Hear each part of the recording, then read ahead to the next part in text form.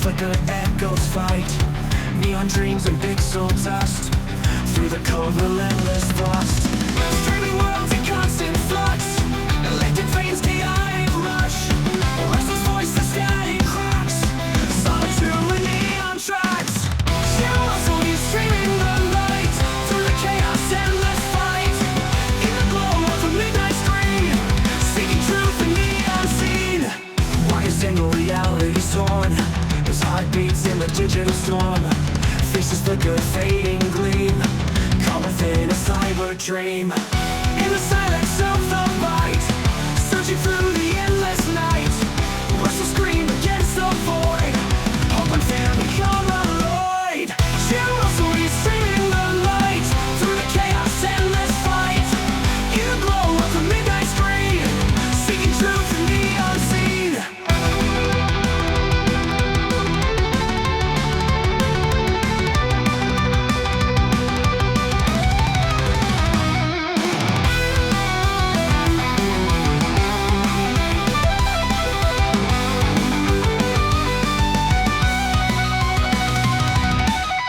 Curiosity streaming the light.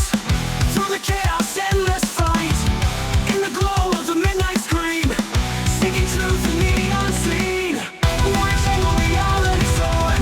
His heart beats in the digital storm. Faces flicker, fading gleam. Caught within a cyber dream.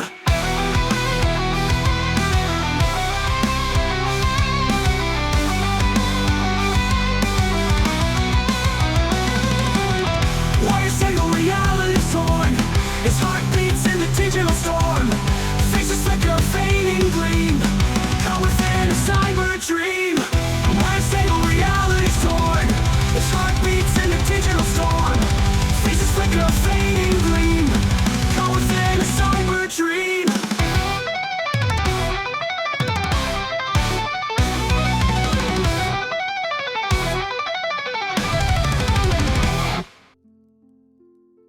Oh, there, I ended the song early. Welcome, everybody. Here we are once again. Yes, to another episode. How has everybody been? Hopefully everyone's weekend was good. Yeah,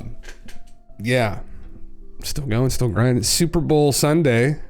I don't watch football. Galen TV does, so he's probably going to be in tomorrow. But yeah, cheers, everybody. Welcome, everybody. Welcome. There you go. I only had one beer last night, so I have my second one right now. Yeah. Yes, sirree. Welcome, everybody. Digibread, Pambo, Blip, Golf, Hendrix. Welcome, everybody. Yeah. Jim's responsible for the infamous Max Headroom broadcast intrusion. Was I actually? I didn't even know. My fucking God, brother. Yeah.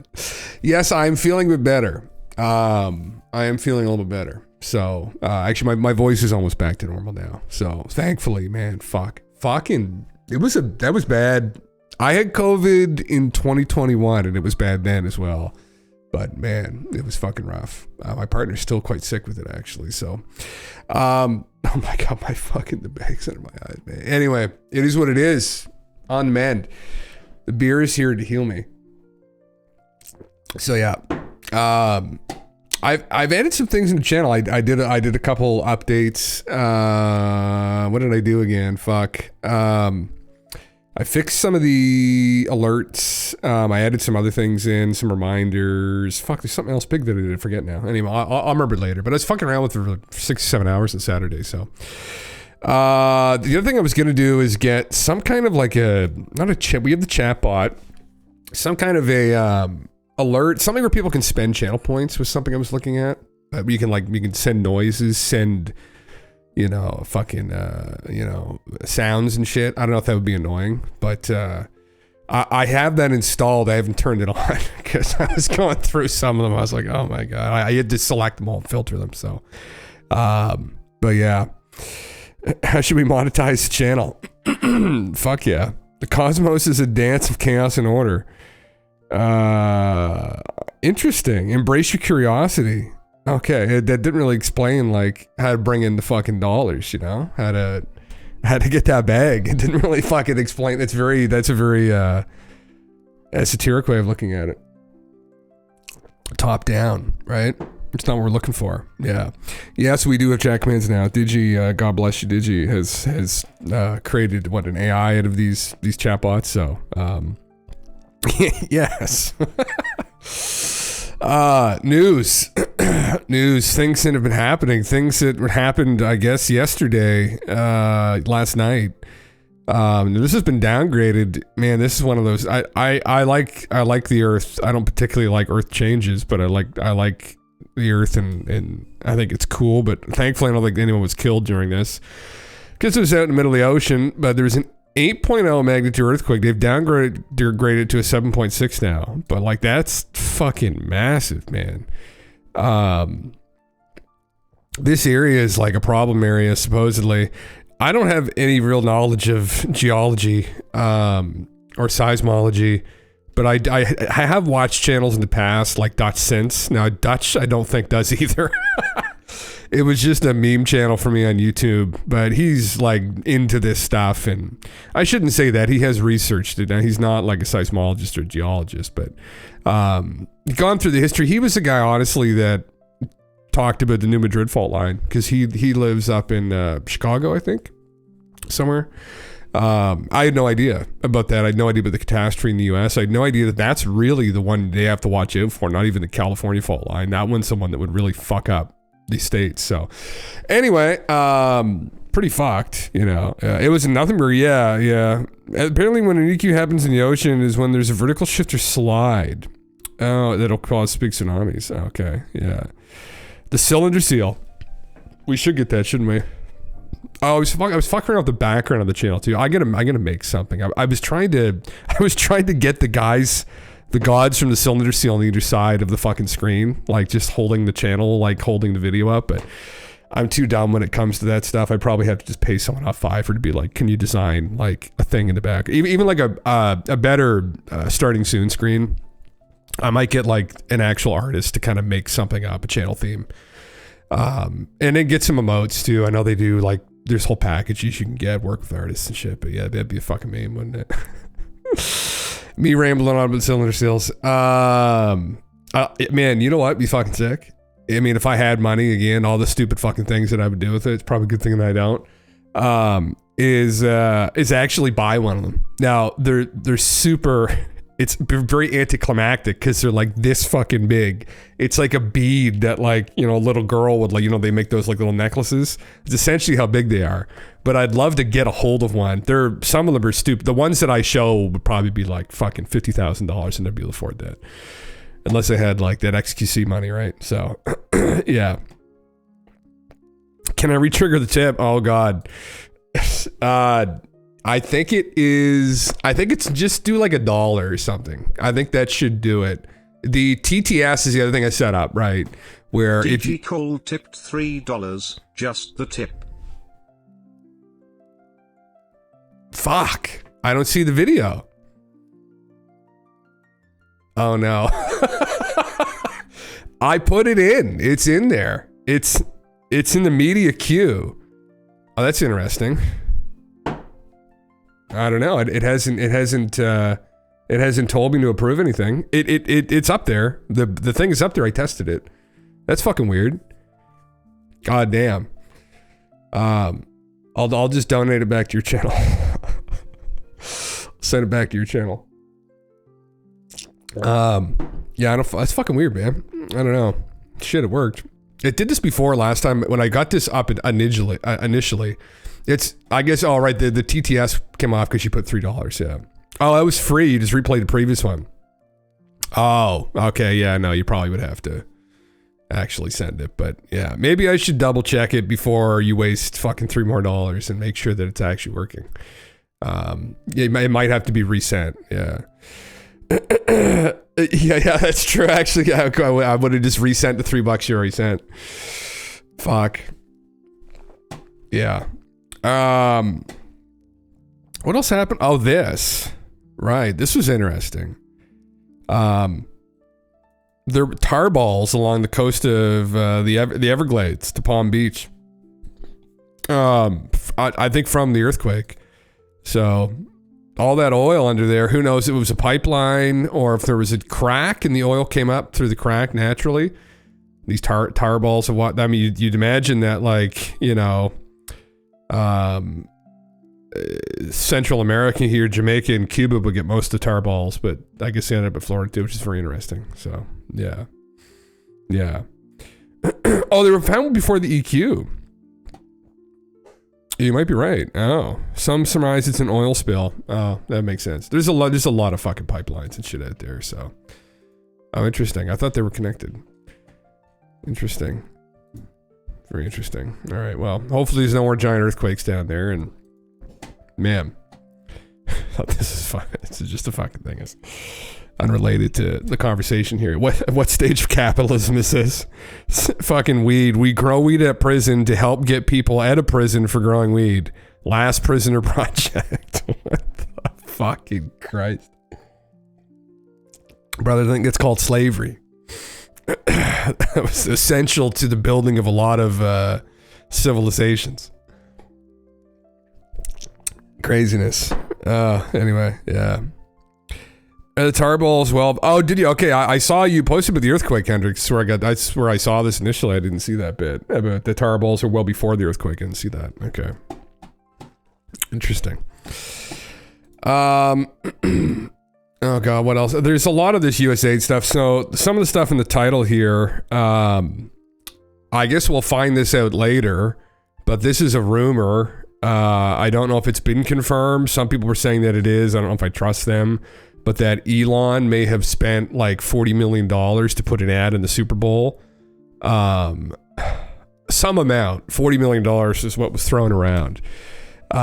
He put an ad in the Super Bowl about the whole USAID drama, just to educate the American people as to like what happened, what's going on, how bad it is really. Because this isn't something that the mainstream media has any fucking interest in covering. It's unfucking believable, man. It's very scary. It just goes to show the level of control that's been exerted here in the West in the media by a lot of corrupt people across the board, that this has still not been brought up. I mean, you know, Drudge, people don't know what Drudge is. It's mainly here in like North America, but it was run by Matt Drudge, but it's a collection of like top news headlines. A lot of people turn to it. And I have not seen one word about this. They were just shitting on Elon and trying to drag his balls through the glass again. That's all I've seen. So anyway, if he does that, that's going to be interesting to run that. I'm curious as to what it's going to be about exactly and how they're going to convey that to the American people. But man, like, fuck. They do need to do something, because there's a lot of people that have no idea what's going on with this and how bad it really fucking is. Oh yes, the other Bledsoe and the grift ufology. I'm gonna go through that a little bit. I don't think I can handle listening to that guy speak again for like an extended period of time. But there is another interview that was done with him by a buddy who does magic, who has a podcast. I think it's more of a documentary, I guess, of their experience in their life. I don't buy him. I don't buy it. I think he's probably just delusional. He could very well have had real experiences, but I've got some more stuff up here, him about, you know, claiming that this is another crafty summit. It's a SpaceX launch. Claiming that this is an orb he's summoned. It's the fucking International Space Station. I think he's just kind of delusional. He's just gone off the deep end with it. Anyway, and everyone's fucking talking about it. It's the other reason. So yeah, Graham, thanks for the follow, man. So, yeah, I might just go through it. I don't really want to watch through it too much. So, but the video I do want to go through a bit. I actually have watched this already. A majority of it, actually. It's not that long. The Whitley Strieber was on Jesse Michaels again over the weekend. I saw someone posted that here in the Discord. I watched it, and a majority of it, some interesting parts out of it, some interesting bits and pieces I'd never heard before. He was involved with Stanton Friedman. Stan Friedman was involved with a lot of people. Stanton Friedman was involved with a lot of contactees or abductees. Stan, as opposed to other people who are maybe more science-based, more materialist, they would stick to just like, you know, the hard data or eyewitness or testimony from military whistleblowers. Stan actually got involved with abductees, which a lot of people were like, but rightly so, because they were subjected to the right protocols. They went and worked with psychiatrists, Harvard-trained psychiatrists, in some instances with Betty and Barney Hill. And Whitley, too, had saw a psychiatrist to regress him through the memories. And anyway, but there's some details in there that were very fucking interesting I'd never heard before, which were a little bit confusing, and I think he may have mixed some things up, is the other reason I wanted to go over it. So, yeah. Yeah, this is the first of a number of Twitch alts I'm going to make. Oh, it's Hendrix. Oh, fuck. Welcome. Fuck yeah. Welcome again. Strieber is out there as Bledsoe, if you ask me. Yeah. I would say, Digi, you're not off base on that now. And that's also why I wanted to go over some of the claims. He's said some things in the last couple of years. He lost his wife. She passed away. And he's convinced that she's still talking to him by like clicking, knocking on his walls and shit. He has this thing in his ear that, I forget what Buddy's name was, but he tried to remove an implant. So Whitley in his left ear there has supposedly an implant from these beings. And when they were trying to take it out, when they're trying to do surgery and take it out, it moved in his ear multiple times. They couldn't grab a hold of it. And he's convinced this implant has given him some kind of like ESP, and it's allowed him to now talk to his dead wife and stuff. And I don't know. It's one of those claims when you hear that, he's been very transparent about all of this. A lot of people probably never even mentioned from the beginning that something weird happened to them. So, one of those you have those weird coincidences in your life. Do you constantly talk about it with people? I mean, I don't know. I mean, we'll go over it. We'll go over it. But anyway, that's gonna be a little bit later. That's kind of what I was gonna go with tonight. But yeah, I literally just saw this. I think it's in German. I don't know. They've got a bug scanner, so you can scan products and it'll tell you is there bugs in it. You're scanning the pasta. What's it gonna say? No. Insekten gefunden. I have any of the German friends in here, I don't know what that means. Contaminated with insects. Coccolets. I can't even call something like that. Cockroach derivatives. Uh-oh. Oh no. Those look like Little Debbie's. German version. Oh my god, they got bugs in them. Holy fuck, huh? Insects found, Pambo, is that what it says? Okay. Fuck yeah. Yeah. I mean, it'd have to give more of a description than that. Is it just saying that's the 120. It's like the coloring is derived from insect. It's like the red or whatever. There's a version of red 40. There's another version of it which it's derived actually from bugs. There's a lot. I mean, this isn't like, listen, I don't want to eat cricket protein. Not just because it's micronutritionally deficient as fuck. And unless it's a powder form, you're not going to be able to fucking eat it. But, like, it's become a bit of a meme. There's been tons of stuff that we've derived from technically like insects. And then this is the thing too. People are like, oh, I'm not eating bugs. I'm not eating bugs. They go to fucking Red Lobster and get like a pound of shrimp. I'm like, you're eating fucking bugs, bud. You've already lost. They've already got you. It's too late, right? Even lobster, they're fucking bottom feeding bugs. That's what they are. They're sea bugs. Fuck that shit. So if you're eating that kind of seafood, crustaceans and shit, you're already eating bug. What the fuck's the difference between a cricket and a shrimp? Or like a spider and a crab? There isn't much. Unfortunately, yeah. There isn't much. So anyway, we will not eat the bugs. Yeah, anyway, I mean, it's not like this had cricket protein in them, yeah. Oh, man, fuck that. Mealworm larva. The regulation in the EU allows the use of powder made from mealworm larva products such as cheese, jams, pasta, and bread. Use of powder from mealworm larvae as an ingredient in food has been approved, including baked goods. They're just sneaking this shit in. I mean, you know, fuck. No thanks, right? Like, Wayne, what's up, man? Yeah. I was not on, Wayne. Yeah, I usually don't. Friday, Saturday night, I usually don't stream. Yeah.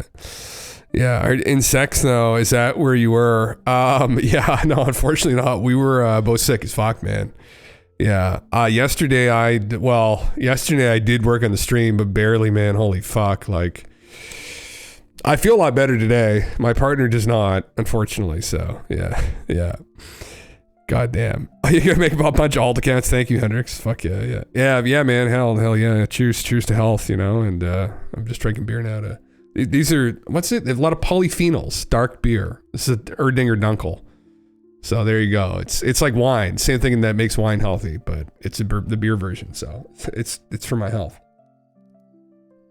I had some grass-fed beef tacos this afternoon, so that'll also hopefully be for my health. But anyway, yeah, fuck bugs. Listen, world ends. If the world ends, we don't have a fucking choice. Yeah, I'll eat the fucking crickets. But, you know, it's not an ideal situation. You know, and in that situation, right? Like, if you're sitting there looking succulent, I mean, you probably should just run because Papa lives off steak. So, although human tastes closer to pork, and I don't like pork, so there you go. Yeah, that's the thing. You just gotta watch yourself. You don't get too juicy. Anyway, oh man. So this is all the USAID shit.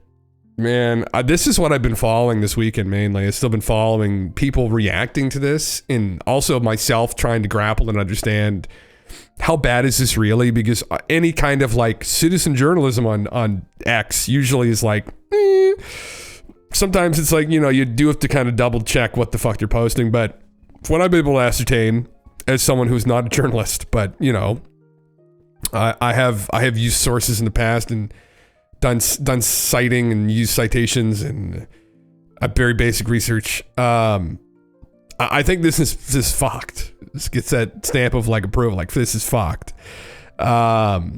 It's very unbelievable. Now, what the problem that I'm seeing with this is that some people are jumping a little bit too far, maybe with how much actual influence there was. Like, so I followed this guy originally because he petitioned to bring Classic WoW back, because he was a WoW dev back in the day during Classic World of Warcraft. So that's when I first came to know of him, but now I saw he was posting about this. Sorry, it's all fake. It's all groupthink training. It's all propaganda. USAID paid nearly $500 million to fund Internews. What do? They trained journalists, 70,000 of them, and implemented the media policies of 21 countries. Then they gave free production equipment to produce 6,200 hours of television and radio programs. They have someone sitting as VP of comms on Reddit. The woke agenda was not organic. Is that what they were pushing? I mean, I don't know if we know. Obviously, that's been a problem, but yeah, that was, there you go. 70,000 of them. It's, man, unpacking this, it's going to be like a couple months, I think, before we get the full top down, like, picture of like, what the fuck. But this is just the initial reactions to, like, people are going to have to dig into further and make sure, okay, well, what were they doing? Maybe they weren't, right? Maybe they weren't promoting this.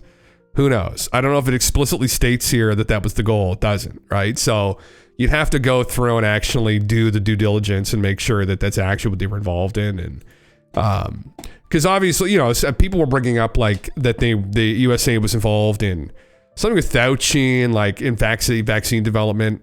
They're like, oh, they're trying to fucking kill everybody. It's like, no, listen, like, you know, I got my qualms with fucking what happened recently with the whole flu solution, but you know, there's a lot of great vaccines that save lives across the globe, especially in third world countries where kids die every year of like diseases that we conquered fucking 100 years ago. So, it's complicated, and that's the thing with this. And there's been a lot of that on Twitter too, where people are just like running off wild with some of this shit. But I'm trying to stick to people who have actually like done the due diligence and dug in. But yeah. Oh man, yeah. People get money for NGOs and they do the most ridiculous shit. Yeah. Oh, it's unfucking believable, man. Like, some of the biggest. I went over this on fucking Thursday. But like the Clintons, and I this was confirmed. I didn't know. So they got like their return of like $84 million. That $84 million was from the $4 billion that supposedly was going to go to Haiti, right? So there was $4 billion allocated to go to Haiti. 2% of that $4 billion ended up going to Haiti. And like 47% went to like other, so they have no fucking idea really where it went. And then 56% went to these companies in DC. And of that 56%, the Clintons pulled in 84 million. Haiti got something along the lines of like, what, 440 million, 2%, 2.2%, like 48 million of the 4 billion. So the Clintons pulled double out of the relief aid supposedly to go to Haiti of what Haiti actually received. Fucking a place that was absolutely fucking annihilated from a massive earthquake. I mean, that's just incomprehensible how unethical that is. But these are the kinds of people who exist on this planet with us, who parade around virtue signaling they're wonderful people. Meanwhile, they're literal fucking shitheads. Yeah. Yeah. They're both educated by the Jesuits at Georgetown University. The only two presidents from there. Were they? Interesting. Oops. Yeah. I didn't know that. I know the Hillary's just like, they're all fucked, man. They're all fucked. It's very disturbing. Yeah. Is that sometimes their supposed effectiveness can be attributed to something else entirely, for instance, polio and sanitation. I have heard that, Golf, yeah. And, there's definitely an issue right now with not just the efficacy, but also the safety of them, and that they weren't really being tested thoroughly enough, recent iterations of them. And because there's a lot that have been implemented in the last... oh my God, 20 years. I mean, since I was a kid, the scheduling now is pretty excessive. And I know people have drawn, this is like very audacious topic here on Twitch, but people have drawn correlations between potentially that schedule for the medicines and maybe things like autism.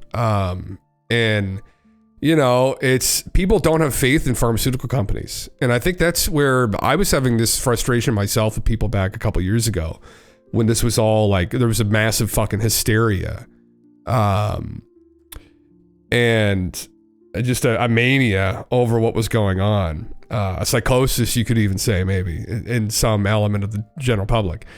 And the issue wasn't necessarily with the science, right? And I remember this argument was thrown around a lot.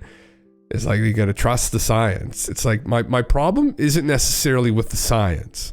My problem is with what funds the science, because ultimately that's who's sailing that ship. My problem is with the business, right? And the business ethics, or lack thereof, any business ethics of some of these pharmaceutical companies, like Pfizer, who have been sued into literal fucking oblivion in the past for just complete negligence.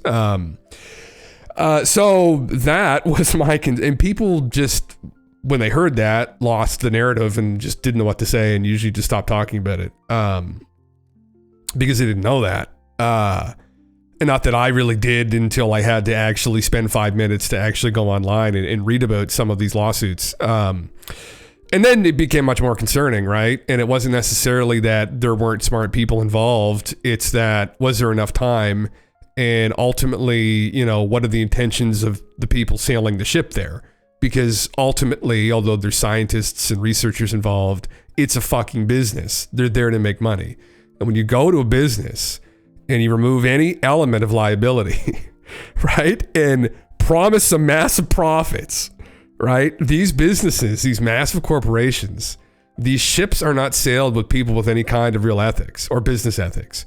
They're run by accountants, right? And that's it. And so when you do something like that, right, it's extremely concerning. And that was just such a lapse in logic from everyone. It's scary. Again, just another reminder of, where we are here on planet Earth and who's sailing this ship. They don't work. Yeah, for instance, in the West, polio was already on a steep decline before the vaccine. I have heard that. Yeah.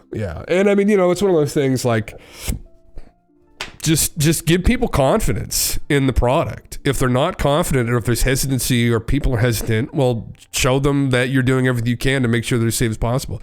There's an unfortunate reality when it comes to some of these solutions, these medicines, that there is always a percentage of people who will be outliers. There are going to be abnormalities. There will be adverse reactions that occur in 0.01% of the population. Now that translates to, if you have fucking 8 billion people, that's a lot of people. That's tens of millions, if not hundreds of millions of people, if I do the math. And so no matter what you do, there's going to be a large population of people who are going to become injured to some degree. And there's no way to get that down, but you could realistically get it down below 0.1% or 5%. But that also, it falls in line, I think, with time and money and also business ethics. And that's what they lack, I think, completely. I had some really good philosophy professors actually at university. Very lucky because we're a very small university here in New Brunswick. But one of the guys, both of them actually were involved in ethics. I mean, usually you're not going to go be hired as a metaphysician at your local fucking business, right? Your tire shop or wherever, but where you can end up is you could get into ethics and be an ethicist, right? And one of my professors was, he was on the healthcare ethics board at the university.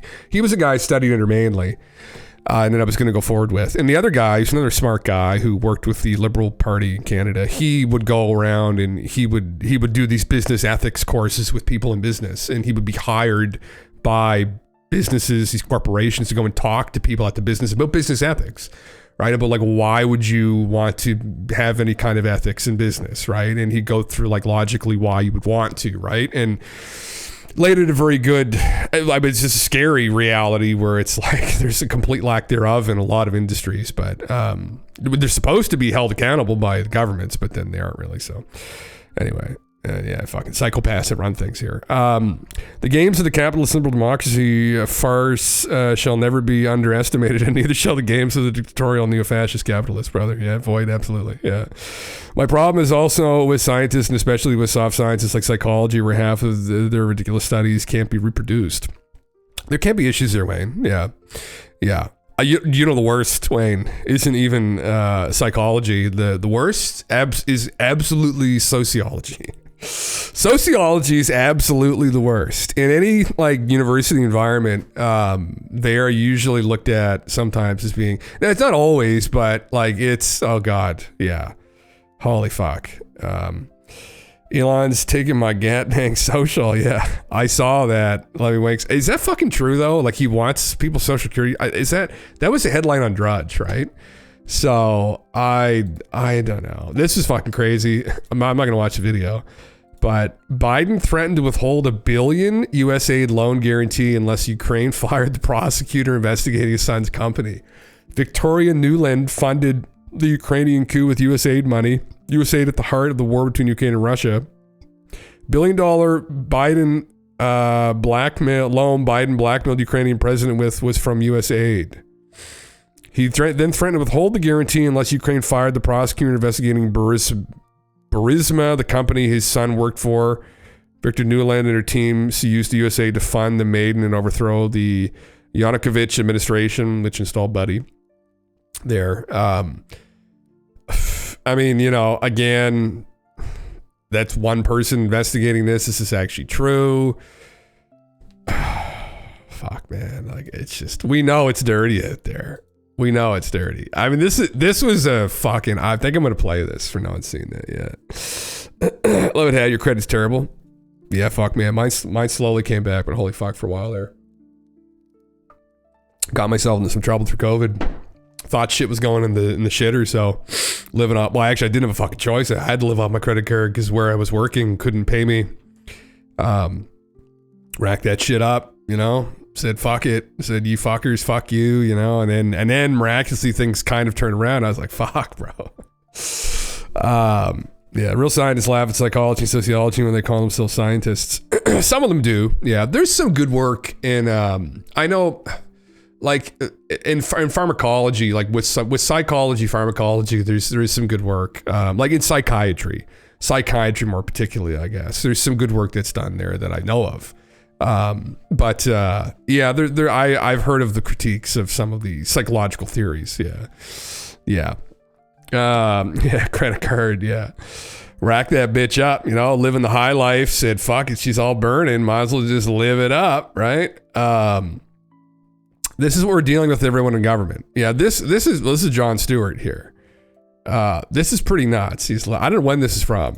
To be doing, like, there is a lot of waste, fraud, and abuse within a system. Audits and waste, fraud, and abuse are not the same thing. So let's decompose these please pieces educate me on Sure. What so an audit the is difference. exactly what you just described, Yes. which is, do I know what was delivered to which place? Right. The ability to pass an audit or the fact that the DoD has not passed an audit is not suggestive of waste, fraud, and abuse.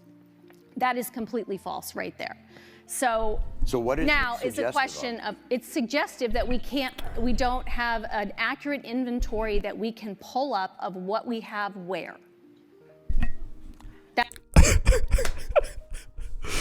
Man, listen, we all find ourselves in these situations at times where we're doing things maybe for a living. We're being like, should we be here? And you're like, whatever, we're here, you know. But to say that with such a straight face is just like. That is not the same as saying we can't do that because waste, fraud, and abuse has occurred. So, in my world, Yeah. that's waste.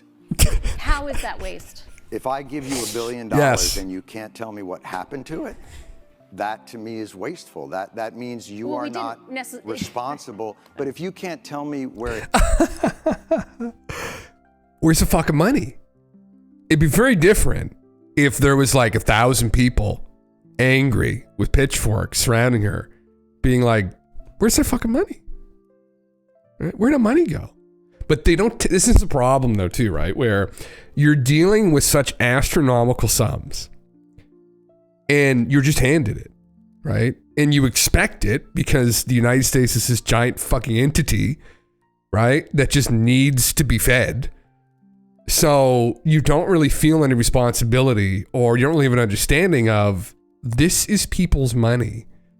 Like, this could have went to pay for this guy's cancer treatment. This could have went to go pay for this guy to remove a brain tumor out of his son's head that he got declined in his insurance. So fall over. Like, you know, like they don't understand. It's so detached from reality that this is a reaction and being like, well, it just fucking, you know, it's just gone. It's somewhere in there. It's like, well, no. But the audit means that you're going to go through and see precisely where did all of it go, right? So that you know none of it got misallocated to like Jim Bob's bank account, or it went through all of these fucking, you know, different with NGOs, or it ended up in some offshore account and then the money just disappeared. Right? It got washed. Like, oh, fuck. Right. Oh, well, isn't he involved with those companies? Oh, shit. Did he just? Oh, my God. Yeah, I did. You know, and that's why you do these audits. It's why if they're failing these audits, it's horrifying because it's like, where's all the money going? And like, this is a reaction. I think, was she the head of the DoD at one point? What was her involvement? I don't know. Then what am I supposed to think? And when there has been reporting, I mean, this is not, look, I'm not saying this is on you and that you caused this, but I think it's a tough argument to I'm pretty make sure I that didn't cause it. an $850 billion budget to an organization that can't pass an audit and tell you where that money went. Man. Like, I think most people would consider that somewhere in the realm of waste, fraud, or abuse, because they would wonder why that money isn't well accounted for. It's abuse. Well, it's all three, really. But ultimately, it's an abuse of the American people because, you know, it's like you're paying someone to do a job right? Let's say you pay someone to build your garage, right? And you just hand them a wad of like fucking 60 grand. And you say, here you go, build my fucking garage, right?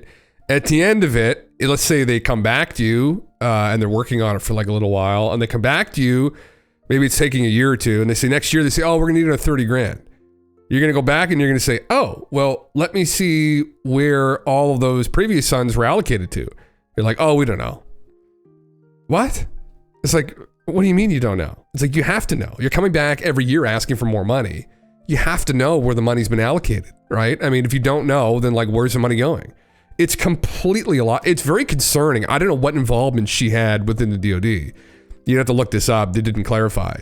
But like, it's alarming you would have someone that just wouldn't even... Now, the question is she actually that illogical, or is she aware of how corrupt things actually are and is just sailing on that ship until the day comes where she jumps off and fucks off into the sunset on some desert island? You know, like, she's not wrong. The money might not have been wasted. It's just impossible to know if you can't account for it.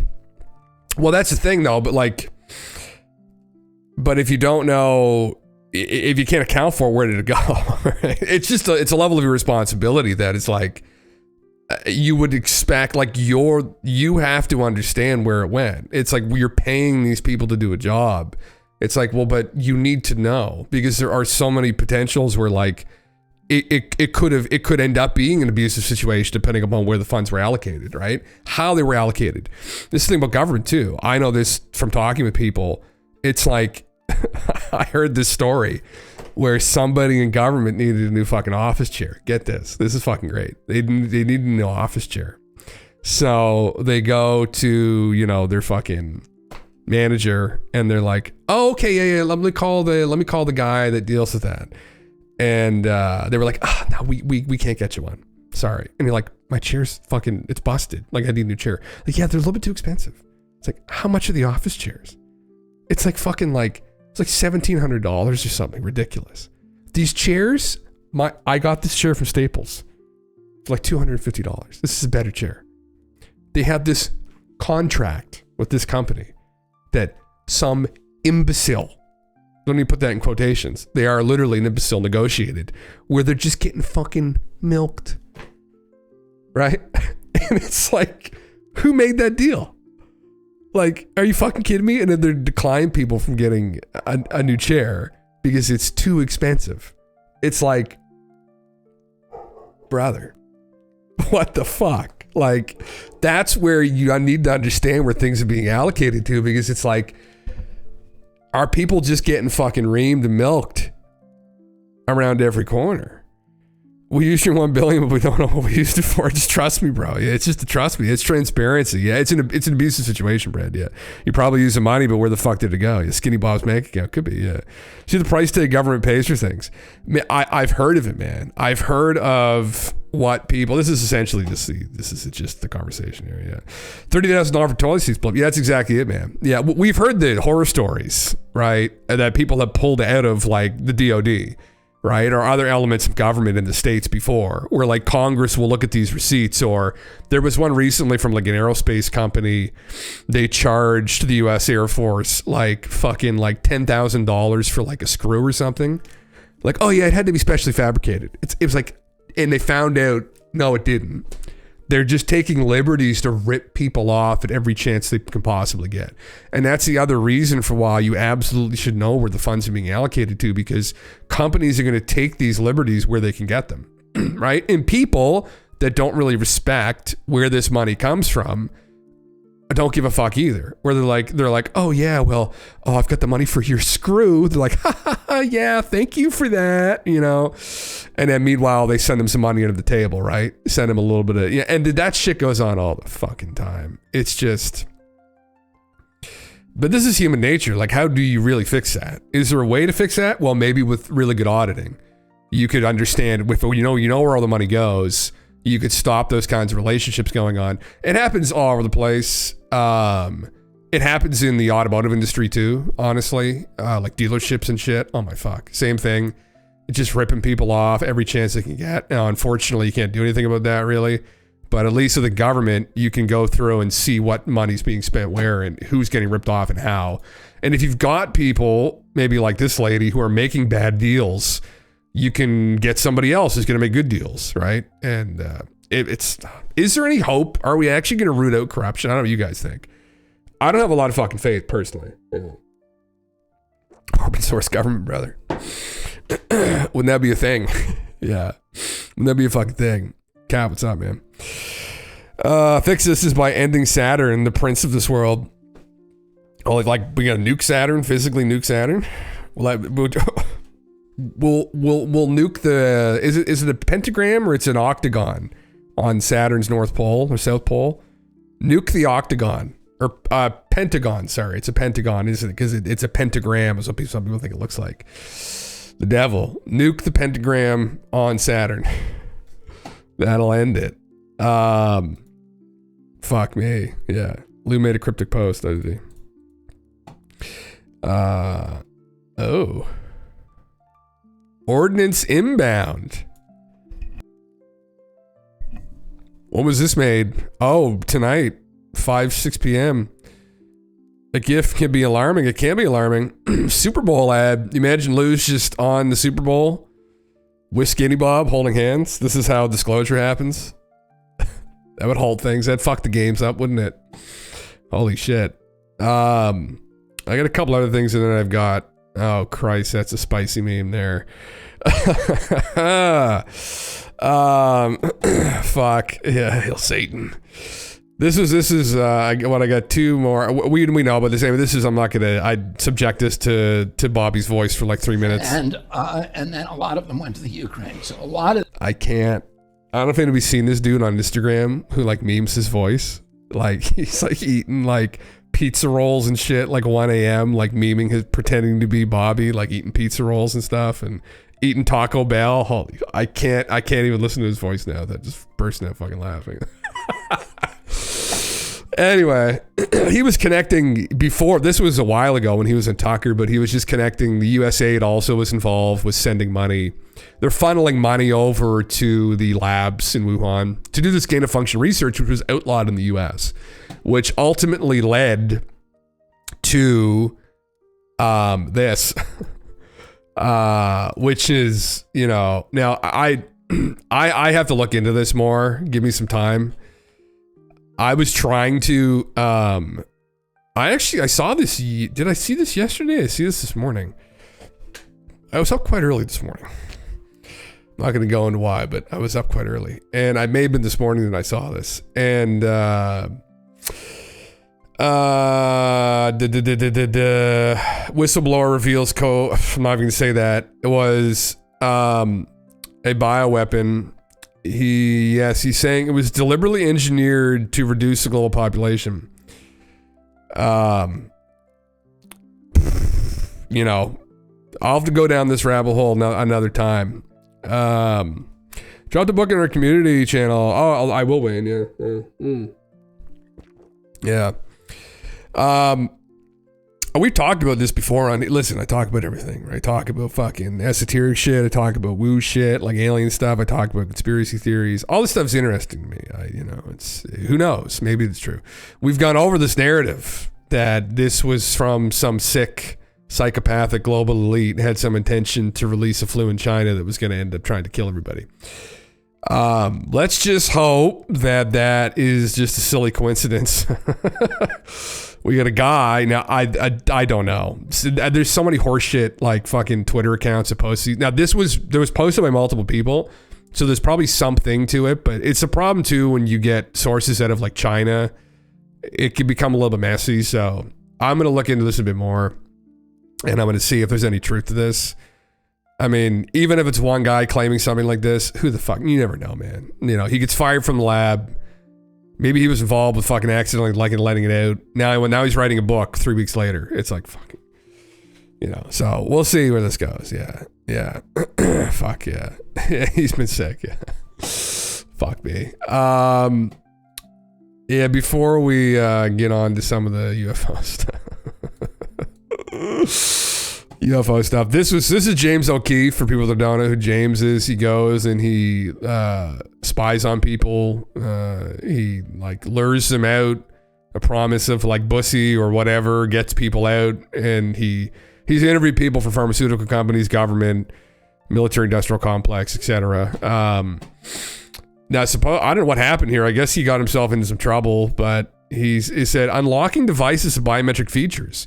During the execution of the warrant, law enforcement personnel are authorized to obtain from James E. O'Keefe the third, oh my heavens, quite a lineage, the display of any physical biometric characteristics such as fingerprints, thumbprint, or facial characteristics necessary to unlock any electronic devices, including one, press or swipe fingers, his fingerprint scanner, his devices. So essentially, they are just going to have everything they need to get into all his stuff. So there you go.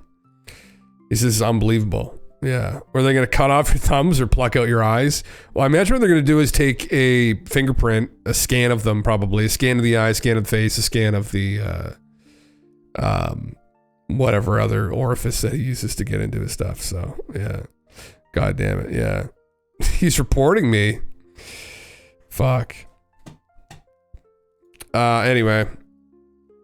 Yeah, I don't know. I just pulled that up. I thought, like, fuck, you know. I mean, but when you really think about it, honestly, for a second, it's like, it's got a lot of traction. They would need to get into that stuff, potentially, but is it kind of an infringement? Maybe, but they've kept fingerprints of people for a long time. So, anyway. USAID is nothing more than the slush fund for the State Department. Whistleblower email circulated to Hillary Clinton, Jake Sullivan, Cheryl Mills, 2010. It's supposed to do basic development. We are overcharged and not served by the department. We are bullied overseas by the department state. You are nothing more than a patsy for Drew Luton, Hillary Clinton, and others in the department. It's WikiLeaks. USAID is nothing more than a slush fund for the State Department to do as they please. No one can take you seriously and help you spend a minute to read before you delete this email. I do care about the USAID. Anyway, there you go. Enough about this. This is all very depressing stuff. Yeah. Everything's corrupt. Everything's rotten through. I don't think anyone's really surprised about that. Speaking of Whitley Strieber, here's a recreation of his experience. I don't think this song was in the original movie. If it wasn't, it definitely fucking should be, bro. That's me, man. Let's go. That's I will be that naked if they pick me up. Oh, like a chud? Oh my god. Holy fuck, huh? It's the fucking vibe here. This is what actually happened. I don't understand that part, but we'll see you next time.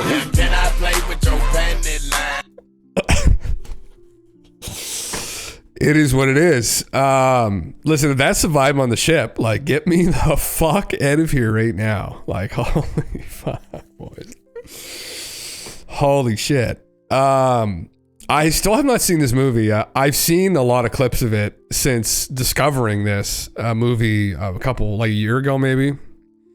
I don't know what I'm doing. We need to just watch it. Yeah. He dances in every movie he's in. I can believe that. Yeah. Now I did read Communion years ago.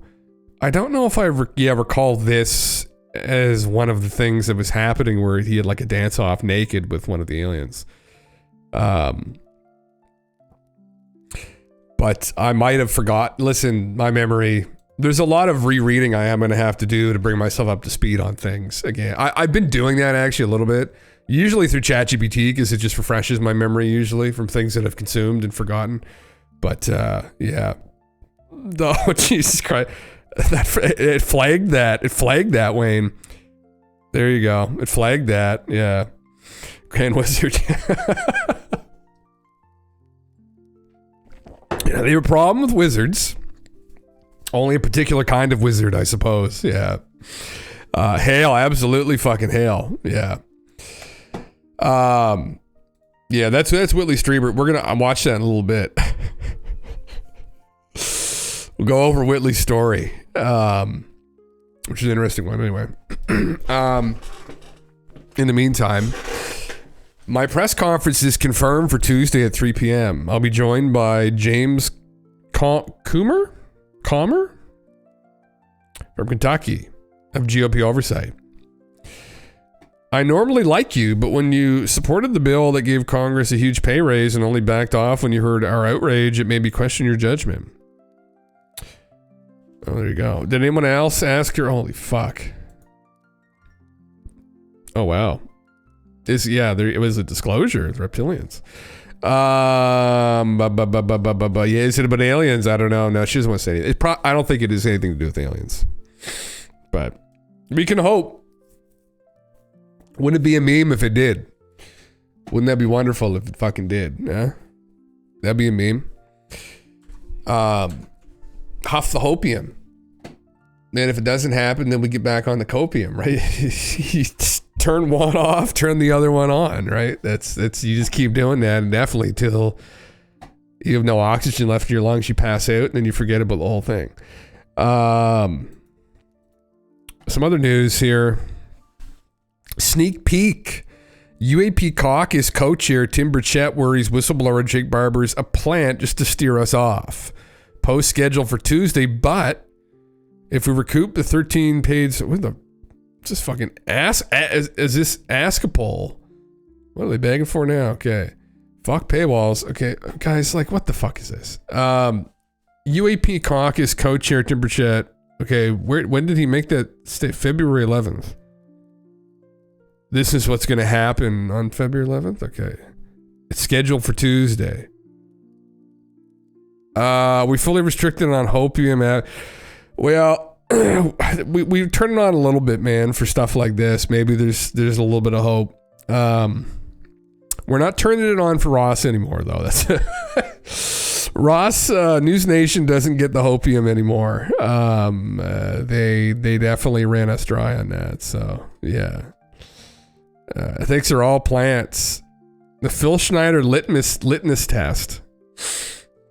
Oh, dear Christ. What is this fucking schizo post here? Oh, my Christ. Have you guys ever questioned whether these UFO alien whistleblowers from the past that were said to be crazy charlatans and fakes by the government were actually the people trying to tell you the deep hidden true scientific knowledge about this planet and other advanced species NHI that inhabit it long before us that were worshipped by the primeval cultures of mankind as gods? How did all this get lost? It was just explained wrong long ago. Well, to piece it back together, he's got reptile, alien, and brain. I've done this dance and I've heard this argument before. It's not a very strong one. Okay. Yeah, again, for people that don't know who Phil is. Lower down the basket of one of these holes. Lower down the basket of one of these holes.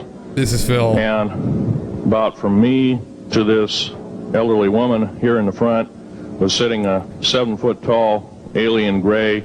The stench was worse than the worst garbage can you can imagine.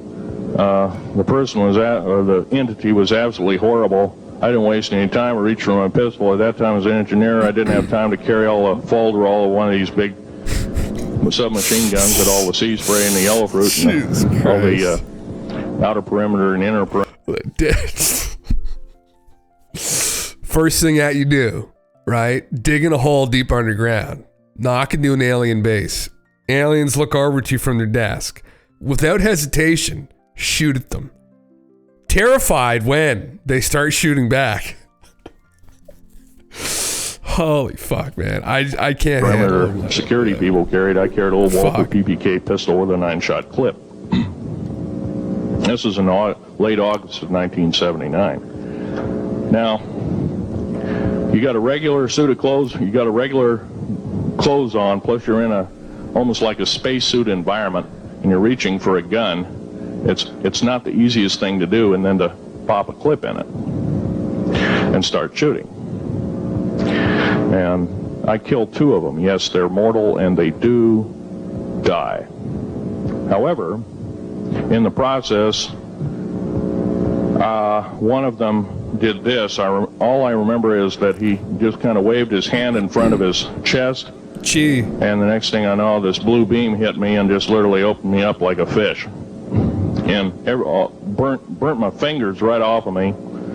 And it was some form of electrical force because the kind of like being hit by a lightning bolt burned all. Yeah. Again, supposedly people say that Phil actually lost his fingers in a lawnmower accident.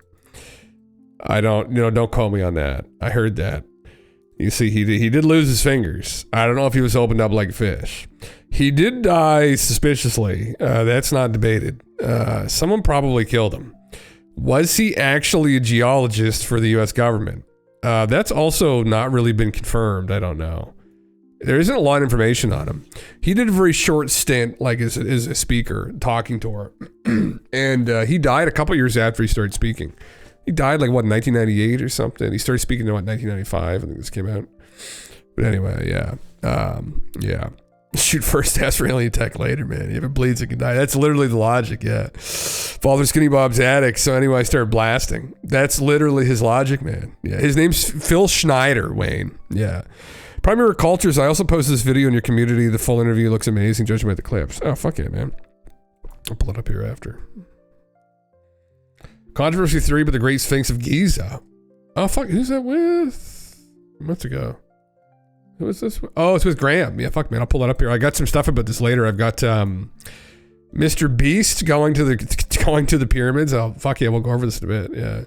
Yeah. Phil Schneider here, for people that are curious. When I watch some videos of him, he's saying this is a litmus test with Phil Schneider, brother. Like, if you're is Lou and some of these guys in it for the money to some degree? Clearly, they want to make a living off what they're doing. All they do is talk about this shit, right? Whatever, does that mean they're lying? I don't know, right? There's a couple different. There's the Phil Schneider we're looking for right here. That was him. I could never really find any definitive proof that he was actually even a geologist.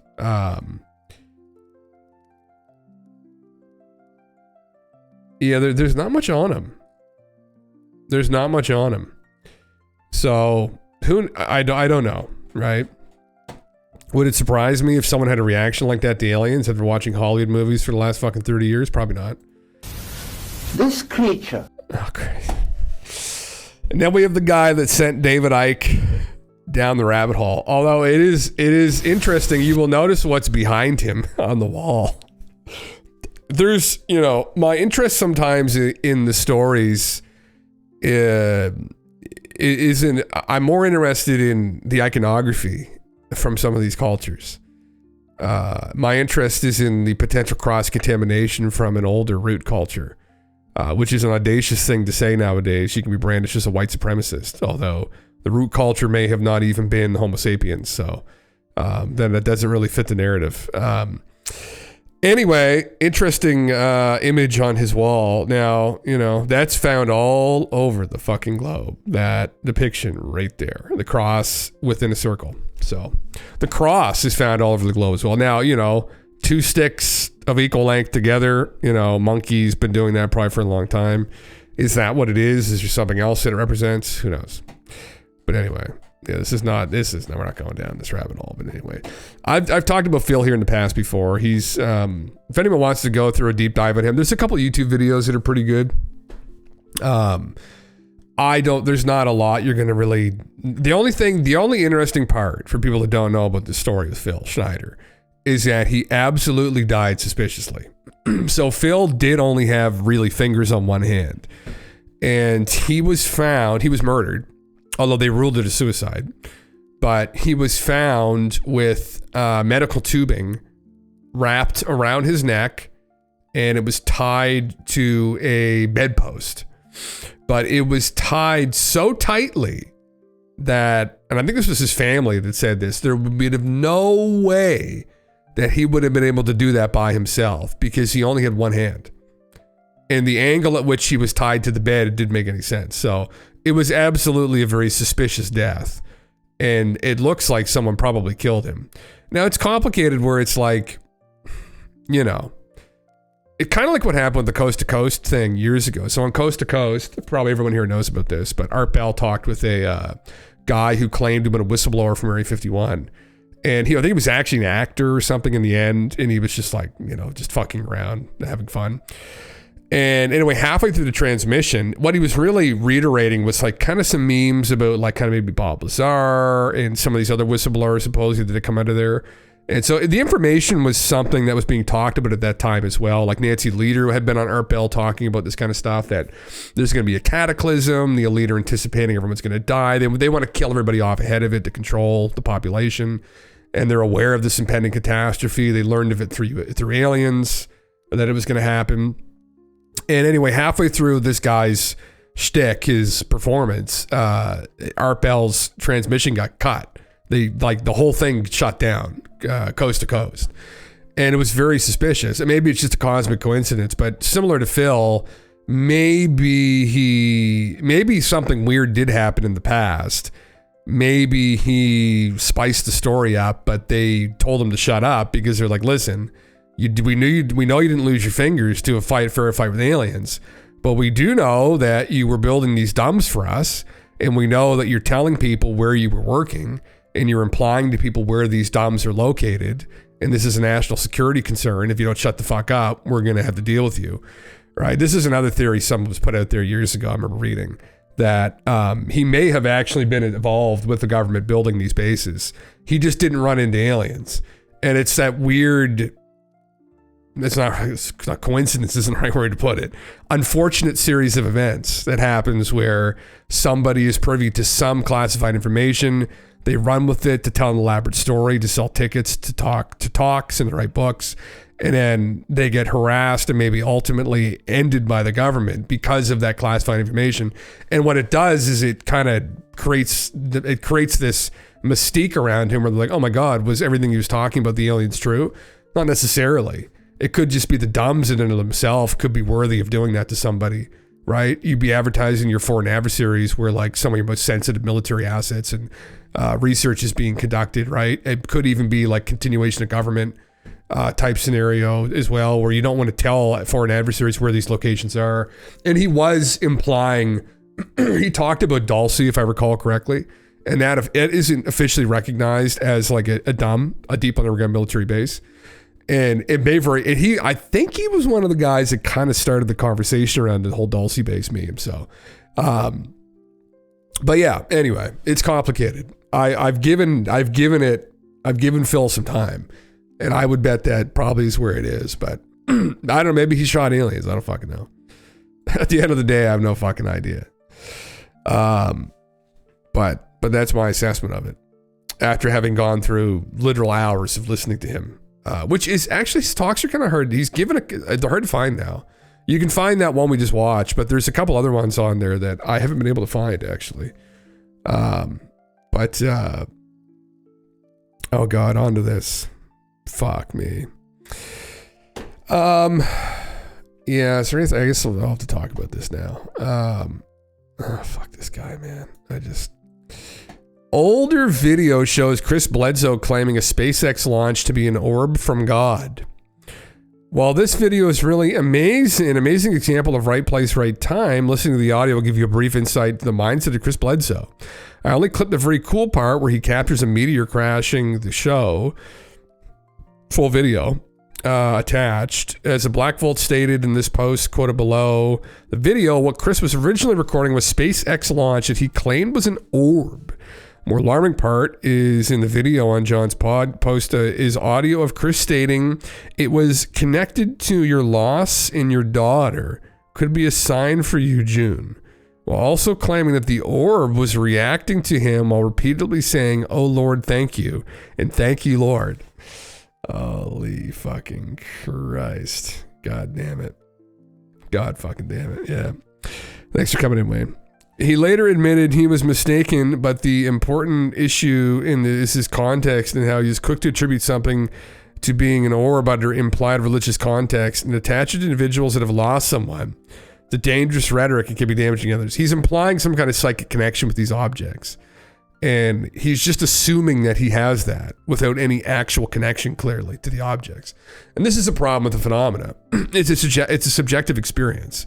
There's no way to prove definitively that he has or has not had a connection with these objects. In this instance, though, we do have insight into what's going on subjectively in his mind, because we know definitively the object he claimed to connect with is just a fucking SpaceX rocket. Unless he was speaking with the fucking astronaut psychically. Yeah, we know it was not responding to his "Oh Lord, thank you," and then it was nothing to do with the loss of this poor lady's daughter. So that unfortunately gives us some insight into all his other interpretations, and probably it should instill not a lot of faith in people going forward following this guy's stuff. It doesn't mean that there isn't something to maybe some of his sightings, but it's just kind of this kind of rhetoric. I've just seen it before. Oh my God, so many fucking times. Like, Christ. Trizzy, what's up? Yeah. What's it? Media request. This is a song, did you? Kamala Harris and Donald Trump. Why can't? That's weird. It shows me right there, huh? Do not come. Oh, yeah. Do not come. Yeah. I'm gonna come. Was this the video you sent? Yeah. Oh, this is from the tip. Oh. Okay. Fuck yeah. Here's the video. It's only 21 seconds long. Explain what I'm looking at right now. But I'm going to show you, Lord willing, this video. Oh, Lord, thank you, my Lord. Wow. Wow. Did you see it? Wow. You want to believe what I just filmed? It came straight at me and dipped down in the woods while I'm filming this huge orb. Explain what I'm looking at right now. Sounds like he's about to come. But I'm going to show you, Lord willing, this video. Oh, Lord, thank you, my Lord. Wow. Wow. Oh, my fucking God, man. Holy fucking Christ.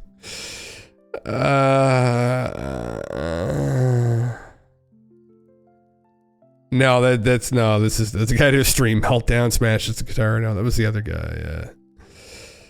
Yeah. Okay. Anyway, oh, thank you, Hendrix. Oh, right here. Fuck yeah. Oh, thank you. Actually. Oh my God. Oh, here's some of them here.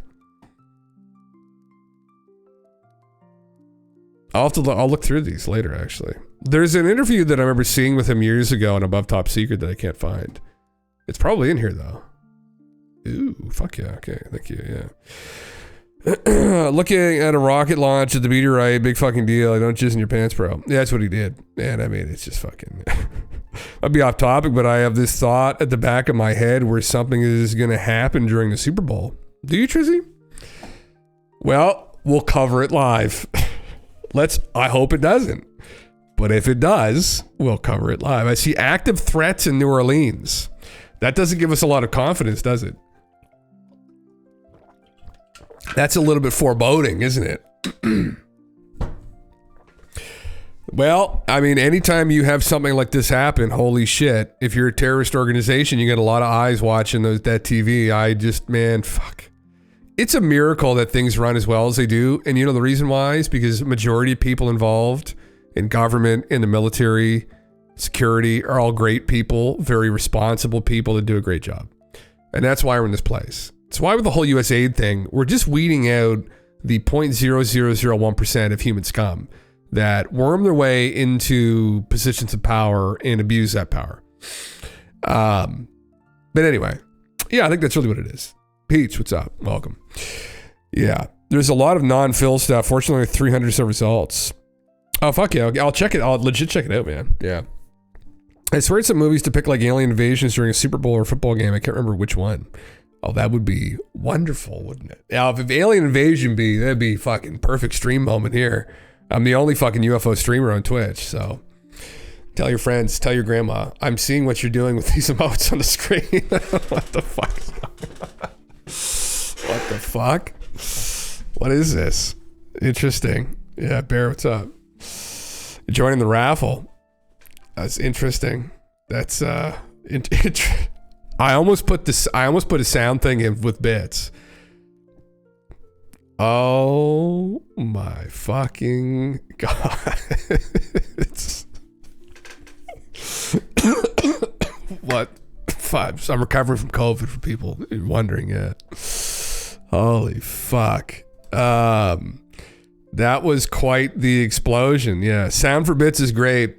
Well, I might put sound for dollars because I don't want it to be like meme to death, because then people just casually watching will just get like literally assaulted with like Alex Jones screaming or something for 10 minutes straight. So, yeah. Song request is now playing. It's just, I don't think it is. Yeah. We'll figure this shit out. That was hell of a, I've never seen a fucking emoji bomb like that of Alex Jones and Pepe's. Yeah. Oh, that's interesting. I might have to turn it on, maybe. Who knows? Yeah. Donald Trump, I'm going to come as requested by Digi. Next song. Oh, so then, okay. Well, as long as it gives me the reminder in the chat, I'll click on it. But there is supposedly, if you do the tip option to the right of the message, the video should play.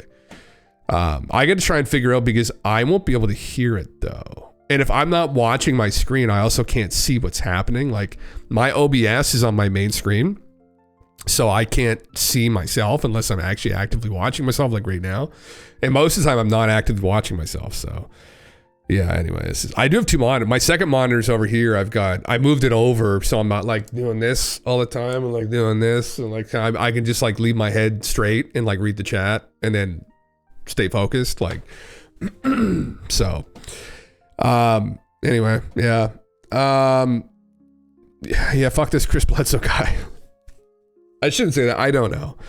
I'm just very wary of these kinds of people. Like, he gives me this like kind of fundamentalist type vibe where, you know, like the Pentecostal type people will go to these like events where they're speaking in tongues and they get healed by the priest, and, you know, they're writhing on the ground or running around clucking like a chicken. And, you know, what's really the problem here is that they haven't come in 3 months, you know, because God told them they can't. And this is some kind of release for them, right? And it's shit that drives me fucking insane, man. I don't know. I don't know that for sure. But I suspect that there's a lot of repression going on within some of these sects of these, you know, different religions, cults, maybe, yeah.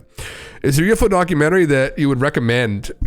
I would say, Peach, anything by James Fox is very good. If you want to watch a UFO documentary that will knock your fucking socks off, and pants and shirt probably, you'll end up like Christopher Walken naked on a fucking alien ship after. That's my goal here. That's my life goal, is to get abducted by them. Is the Varginha account by James Fox. It's called, I'll tell you it here. It's called it's not the Phenomena. James, I'll tell you, James Fox. If I can spell fucking James.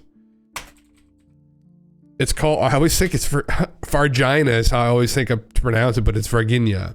Moment of Contact. I highly recommend to everybody they watch Moment of Contact. Oh my God, man. I'm running on like 5 brain cells here. This right here. This is what it looks like. And it's pretty cheap online. Right there. The Roswell of Brazil. Crazy story. Crazy story, yeah. And the director's cut will be out soon, where he's going to, I'll rewatch it. He's going to be interviewing some people, essentially for people, the TLDR on it, because this is an account that happened back in the mid-90s in Brazil. What happened was there was a crash of a UFO craft in this town of Varginha in Brazil back in the mid-90s, like 1996, I think. And they saw, like almost the whole town saw a giant object like fly on fire and crash into a field. And then afterwards, a couple of the aliens got out and were running around the town. It's like something out of a Spielberg movie. It believe it or not, there were so many witnesses to it. Like it kind of made the news here in the West, but not really.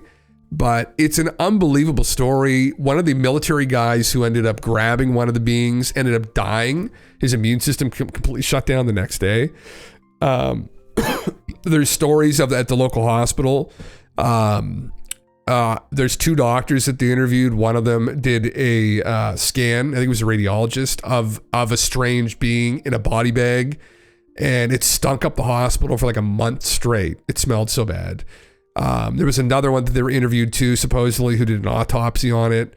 There was another doctor unrelated to anything medical that was with his family and saw these strange red orbs flying through the city. And they thought that they were looking for the beings after. And these are kind of notable in ufology. So absolutely insane story. Anybody who is new to this, that wants to kind of watch something very intriguing to get an idea of what's going on here around the planet, that's a really great one. Moment of Contact's awesome. Yeah. All of James Fox's documentaries, I think, are very good. Even for people that are unfamiliar with what's happened in the last couple of years, his most recent one, I've forgotten the name now, is very good. His most recent documentary is kind of a TLDR for people who haven't really been up to speed the last couple of years, is what's happened with ufology. The program, I just remembered it. But anything from James Fox is great. If you watch through James Fox's entire film catalog, you'll be pretty up to date. He's lots of great interviews over the years. You'll be exposed to a lot of big names in ufology too, like someone who got me as a kid interested in ufology was Stanton Friedman, who happened to live very close nearby to where I grew up, actually. He was known as a local UFO celebrity. He's a nuclear physicist, and a professional ufologist, very good researcher, and he's a very good resource too. His books, some of his books are very good. You could go through his catalog. There's a couple of them out of there that are wonderful. They're hard. You'll go through them here. I'll pull them up here. But all of his interviews too were really great. Just go through the top. Let's see here. I can tell you which ones. Flying Saucers in Science was the most recent one that I read from him. Top Secret Majestic is a bit of a controversial one because he gets into the Majestic 12, but that's about the Roswell incident. Stanton was the guy who dug Roswell up. So for anyone that wants to read about Roswell, Stanton was the guy who dug Roswell out of its secrecy, out of its grave, and brought it back to kind of the forefront back in the late 70s. So he was also very much involved with Betty and Barney Hill. So yeah, the abductees, really.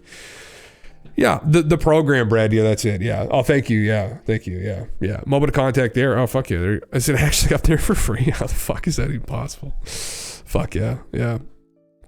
Yeah. Anybody here that hasn't seen Moment of Contact, fucking watch that movie. Unbelievable. I don't think it was kind of like Colares, which was another incident that happened in Brazil back in the 70s. I had heard of it offhand, but I didn't really know about it. I think where I had heard of it from was through reading one of Jacques Vallée's books. It's mentioned, and it was one of those crazy stories. You're like, bro, fucking the stories down in South America and Central America, UFO stuff. But I didn't really look into it after the fact. But that's another insane incident that he covers in one of his more recent documentaries too, I think. But some crazy shit that's happened. It's undeniable we're dealing with some other intelligence here. It's to attribute that to just some mass hysteria is just fucking... And James does a really good job breaking that down, where there's no fucking way a whole town... Because you say a whole town gets subjected to just some kind of hysteria and some mania and some psychosis. There's some very logical, reasonable, rational people that make up that population, right? It's not just Jim Bob the drunk who's like, oh my God, they're fucking here, they're here, they're here, they're here. Yeah, you've got doctors, you got scientists, you got lawyers, you got people who have to think critically for a living, right? And so they're not just going to get on this bandwagon, willy-nilly. So there's tons of people in the military. I mean, so anyway, really good place to start, Peach. Yeah, that's where I would start. Yeah. Don't start with this guy. Fuck me. This is another claim that was made, I think, recently. Well, I've heard plans of 2025 since I met Hal Povenmire in 2008. He told me then that they were going to have disclosure in 2025. That was the plan. There's a whole lot that I haven't talked about, such as NASA. Why was I at NASA? Why did they get me down there? How did I get into astronaut crew quarters? I got to meet the general. I got a special pin that only certain people have. And they wanted to know from me what, in other words, let's just say, They're just now talking about the plasmoid. Those are the orbs that I interact with. They're the angelic beings because they're not just, there's an intelligence there. It's created, some force created it. They were being harassed. They're astronauts and everybody were being harassed by these orbs and stuff. You were told that by Tim? I knew about it way back then. When he briefed you, when he showed up to your house, how did he introduce himself? Like, what agency did he say he was from? Showed us all his credentials. National Reconnaissance Office. He had a necklace with badges, credentials, and they were individual. Wow. Air Force, CIA, NASA, DOD, Area 51, and more. Edge, what's up, man? Yeah, I mean, we just read this recently where these plasmoids, people are thinking there may be some other form of life other than just the kind of life that we find in our Goldilocks zone, that there might be this intelligent plasma that exists. And that maybe that's what we're dealing with when we see some of these UFO sightings, that this isn't just like craft, but there may actually be beings involved with it. Is it some advanced form of consciousness that can just take form at will, right? It can just use plasma to appear as a woman. It can appear as Bigfoot. It can appear as a lizard man, right? Whatever. I have no fucking idea. How crazy do things actually get out there? I mean, probably beyond our comprehension, honestly. Is this one example of that? I have no fucking idea. All I know is that Chris bullshits sometimes when he sees these things and claims that he's in communication with them and receiving messages, when in actual fact it's the space station or a rocket. So that's concerning, but that doesn't necessarily mean all incidents are bullshit. But it's a strong indication that I probably don't want to take this guy seriously. Again, it's like Alex Collier. I get a video up here of Alex Collier too. It's like, if I'm sauteed at 3 a.m. and I just want to like get into a fantasy, maybe I don't feel like watching Lord of the Rings again. Maybe I watched it one too many times. Maybe I just got through rewatching Star Wars. I'm like, what's the next best thing? Alex Collier lecture. 3 a.m., fucking, a couple edibles or fucking a couple joints in, fucking like, fuck, let's just sit down, let's go for it, That's what I used to do. It was my form of fucking entertainment, didn't feel like rereading The Hobbit. Said, no, I'm just going to fucking watch. I'm just going to watch Alex Collier. Chris is maybe in that camp, but Chris is a little bit more cult-like almost. Alex was just more honestly schizophrenic, which I appreciated. He was just like, this is just it. Like, this is just what I'm doing. This is what they're telling me. I'm like, fuck, bro, it is what it is, right? I mean, we have no idea if they're actually real, but if they are, that's fucking crazy, bro, right? This guy just gives me like, I don't know, it kind of creeps me out a bit. That's probably what it is as well. But yes, he did go to NASA. For people that don't know who the fuck this guy is, his name's Chris Bledsoe. He supposedly can summon orbs, aliens at will. He's got some connection with some higher intelligence. He had some incident in the woods. They came to him. He's brought a man back from the dead. He's healed a small boy. And what else did he do? He brought his dog back to life from a grave wound. And this guy, Tim Taylor at NASA, who is maybe into the occult, has a fondness for him. He thinks that he may be the one, the chosen one, kind of like Jesus Christ was chosen by the A's. So too is Chris, and he can summon them at will. And then and he's not off base here with this, where there have been astronauts who have said he saw something organic alien-like in space. This ties in with some things from ufology, from the abduction phenomena, where people have had, I mean, there's the typical encounters people have, like Whitley Strieber, where it's the little gray people in your room that come in the middle of the night and pick you up and probe you. But there's other weirder encounters people have had that are like more metaphysical, but if there is a physical interaction, it's like almost beyond our comprehension. It just appears as some weird inanimate object. Like plasma would be a way to describe it, maybe. And I don't know. I mean, there's a paper out recently from someone, I think he's involved in physics to some degree, it's like a hypothesis, I think, more than anything, that maybe this is something that we should consider. And this gets into like what other forms of life exist. I mean, we're looking out of these star systems, and when we look at these Goldilocks zones, we're looking for life like us, right? I mean, we have no idea, like silicone-based life. I mean, there could be extremes. There are extremophiles that exist in some pretty extreme places. There are extremophiles that exist in like volcanoes and shit. So is there a possibility in some world that evolved into some conscious life? And maybe they're like on Mercury just hanging out, you know, just cooking. 2,000 degrees is just where they hang out. Like that's where you got to get on their level. And then maybe there's some life too, like out by Pluto, right out in the Kuiper Belt. And so the actual Goldilocks zone for life might be like much broader than we think, but who knows? Who the fuck knows? We literally have no idea how strange things are going to get because we haven't done anything yet. He says Christ is going to return Easter 2026. He did, yeah. Buckle up. Get your stale fucking bread ready and your backwashed wine, right? I've been eating your body and drinking your blood for years. You taste so good. Actually, you know you taste terrible. Why couldn't you taste good? Why couldn't they just have sourdough with garlic butter instead, right? And a nice Cabernet, a California Cab Sav, you know? Instead, you made us drink this piss. Is that what your blood tastes? Can I taste your blood? Yeah. Have the experts considered he may be a wizard? They never want to consider that, man. That's the problem. Yeah. So I'm glad I found your channel like a month ago, I think it was. Trizzy, well, welcome. Yeah. Welcome. Yes. I was streaming the News Nation episode that was a massive disappointment. Many of us who've been in here and been following this phenomena, we've come together here. And it was unfortunately disappointing, but yes, I met many other wonderful people that share this in common. So yeah, not a lot of people, and there's no one on Twitch talking about this. So Twitch, and it's funny because there's tons of just chatting categories on Twitch that talk about all kinds of eccentric things. But yeah, Blue Will, what's up? Yeah, but yeah, it's a meme. Yeah. Anyway, I do have this video up. I had a hard time. We watched through too much of the Sean Ryan episode with him, and you know, whatever. He's just a guy living his life, speaking his truth. I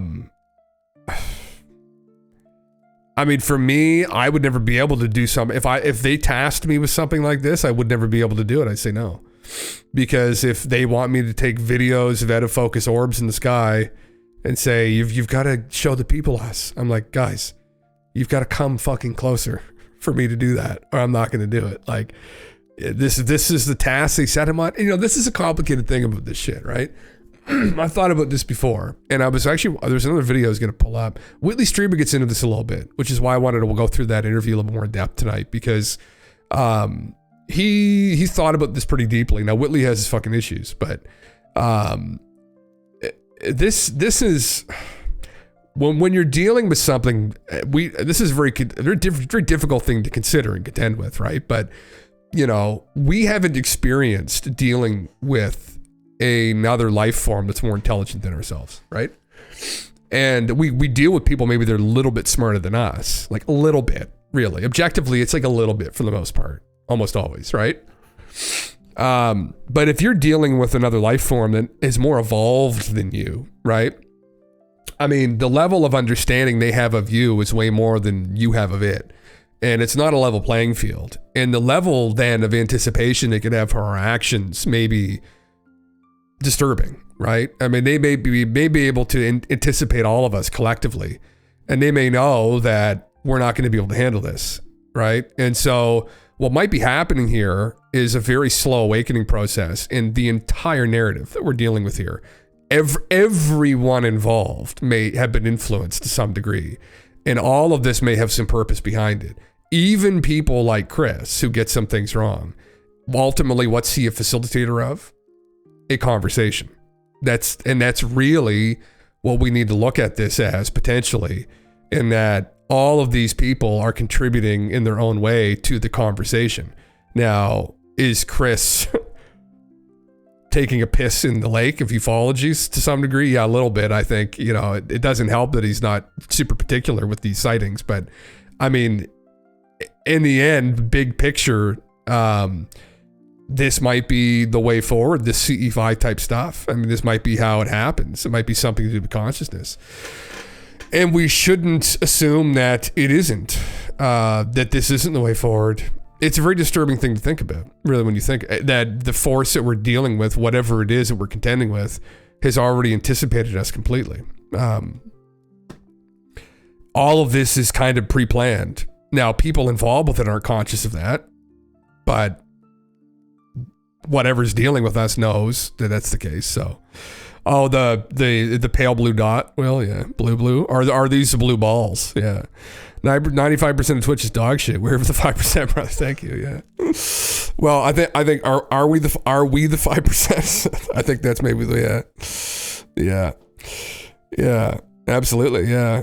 Jerry Fells interests me with things I haven't known before. Hey, listen, Trizzy, that's what I try and do. I mean, my background is in philosophy academically, but I like to ask questions about this stuff because ultimately this is kind of it's modern metaphysical things that people are encountering and dealing with. And I think it's something that, like, the discipline of philosophy, which effectively is just involved with asking questions, should have been asking more questions about it. Anyway, I was frustrated with that side of things academically. Yeah. I think you need to go here and click the green show on stream button on the right hand side. Is this something that's going to dox me, did you? Yes. Show on stream. Do not come. Do not come. I'm gonna come. That did it.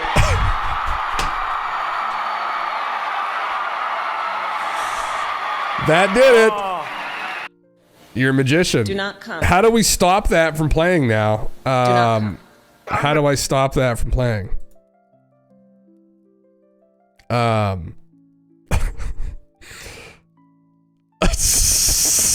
Okay, nice.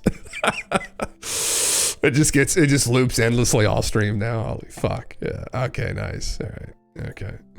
So now if anyone tips, you can tip and you can put a YouTube video in. Holy fuck. Do we have some kind of a filter so people can't just put like something heinous? You can't just get Goatsy up on the screen here? Yeah. That is real. That is that's two clips together. Yeah. Yeah. Yeah.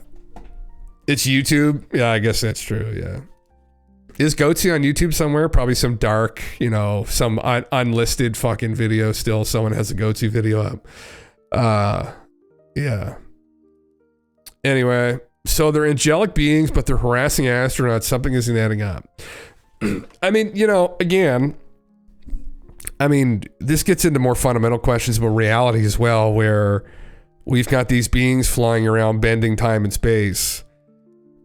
Not a lot of it makes sense. What is reality ultimately? Is it a simulation? I actually have something up here in regards to this. I think I have more on Chris, but I just don't know if I can handle talking about him anymore right now. This guy here. Oh, there, perfect segue. There you go. This British scientist suggests a controversial theory that we may be living 52 million lives in a simulation as one real-world lifetime could feel like 4.2 billion years in simulated time. This sounds like a deeply schizo theory, interpretation of simulation theory. Anyway, I'll read it. But maybe there are beings, maybe if the players are leveled up enough, they can just manifest themselves. You don't need to be born into a body. Maybe they can just come whenever they want. They don't have to wait. Right? Fuck. Melvin Vopson, an associate professor in physics at the University of Portsmouth, suggests that we might be living in a computer simulation, much like in The Matrix. We just watched The Matrix last night. Actually, I hadn't seen it in years. We rewatched it. He believes that certain signs in our daily lives hint that reality might not be what it seems. He explores a question, which is a philosophical query. Interesting. If we are in a simulated world, what is its purpose? We've got the blue people from Avatar at the bottom here doing something. Dr. Vopson makes scientific observations and measurements to support his theory. His theory is considered controversial, which suggests that time can slow down in a simulation. Just like dreams feel long but last only a short time in real life, a whole lifetime in a simulated world could happen in just one real-world minute. This means a person's life life, many lifetime. Oh, could live. Sorry, that was my bad. Critique to the guy. I'm like, this fucking idiot. I'm like, no, I'm the fucking idiot. This means a person could live many lifetimes by repeating these short simulations, potentially experiencing 52 million lifetimes in one human lifespan. Well, brother, I mean, there's a lot of, we can do a lot of crazier thought experiments than that if we want to fucking, which rabbit hole do you want to take yourself down? It's going to get real messy on the way down. Yeah. Do not come. Yeah. What if there are only 52 million actual sentient humans and the rest are just NPCs? Brother, that's the forbidden question. That's the question you don't ask. Who was it? There was somebody that were they a channeler or they a contactee? It may have been like Nancy Leader or somebody I remember, because I'm reading through these people's works and they were asked that question. They're like, oh, so humans effectively just have like souls? You're like, yes, they actually do. Like, you're actually like a player in the game. You're like, oh. It's like, well, do all people's avatars have players? And they were just like, no. And I was like, man, that is not knowledge you want to give to fucking anybody alive here right now. Because we're going to end up in some other kind of dystopian hellhole. Bezos better boof it. Thank you for the follow. I couldn't even imagine. You'd be lining people up being like, this one doesn't have a soul, right? Like there's just, you're going to get a Stefan Molyneux fucking situation. Yeah. Like, that's just a fucking bad one. That's a bad one. Yeah. But, honestly, you go to Walmart at fucking 10 a.m. Saturday morning and you will wonder if some of those people at the McDonald's there are just fucking NPCs. Picking up fries off the fucking floor and eating them. You're like, man, like, fuck. Like, anyway. I try not to think about it, honestly. Yeah. I always have thought, like, if you like crazy thoughts, could it be that in a parallel universe, it could happen there? How you have crazy thoughts. There have been people who've said things like that, Drizzy, who have had very vivid dreams, visions of being in another place, parallel to their own life here.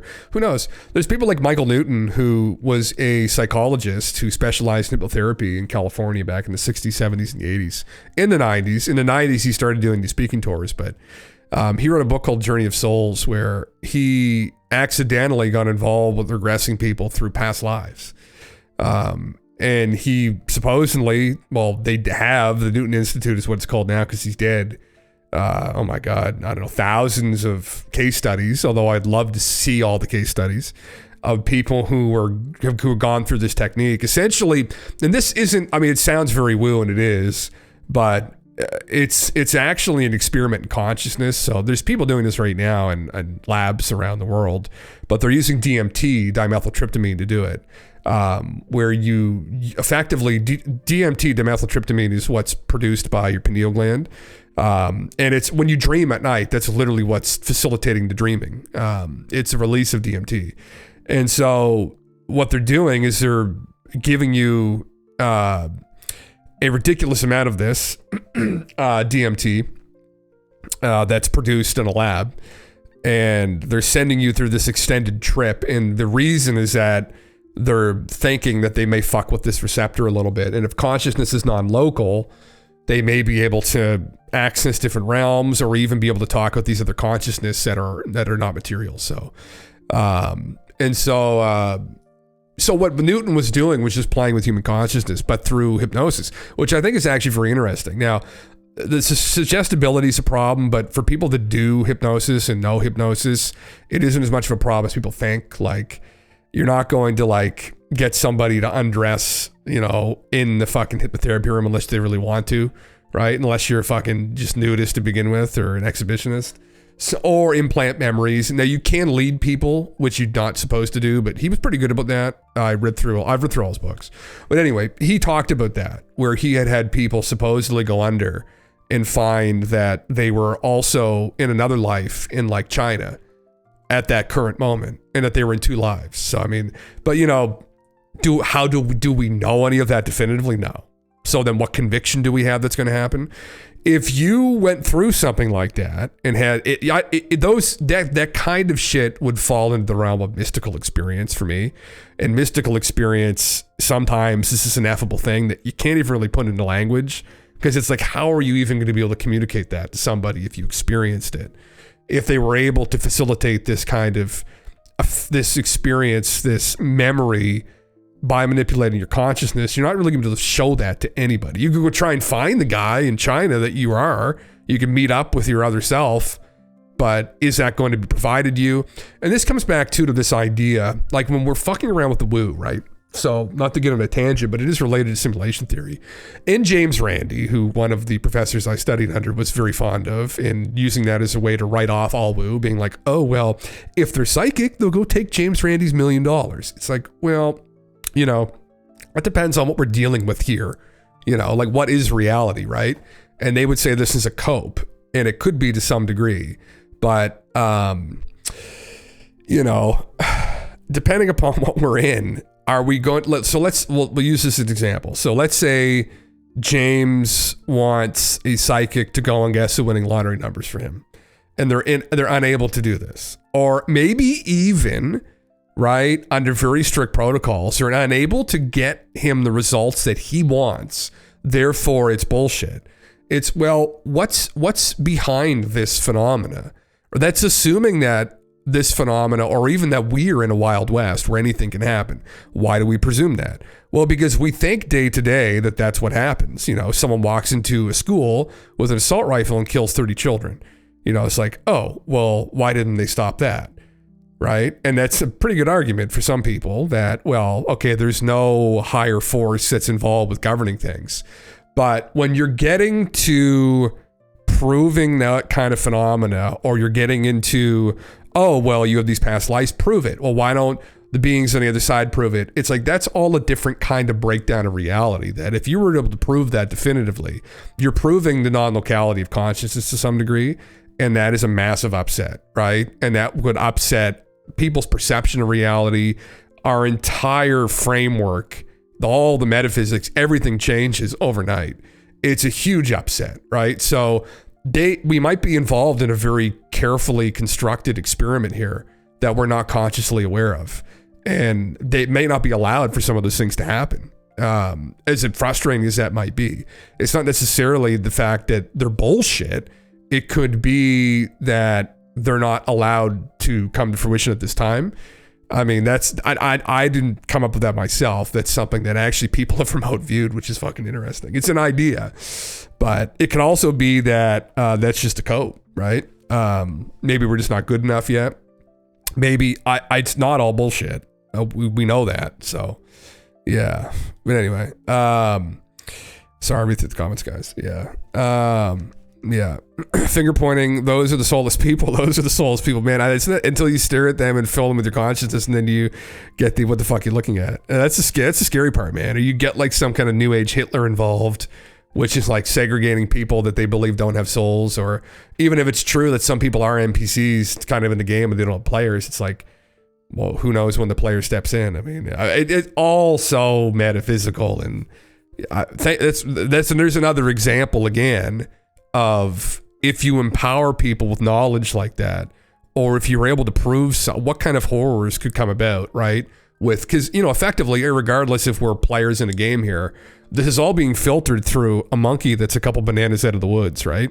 So do you really want to tell the monkey that, right? Do you want the monkeys to be conscious of that reality? You're just in a game, right? And then that's how it's framed. Because for us, you know, games are something we do for fun. We play Grand Theft Auto, right? Like my brother growing up, he gets a baseball bat, starts killing all the fucking, you know, hookers on the street, and everyone gets in a fire truck and drives down the sidewalk.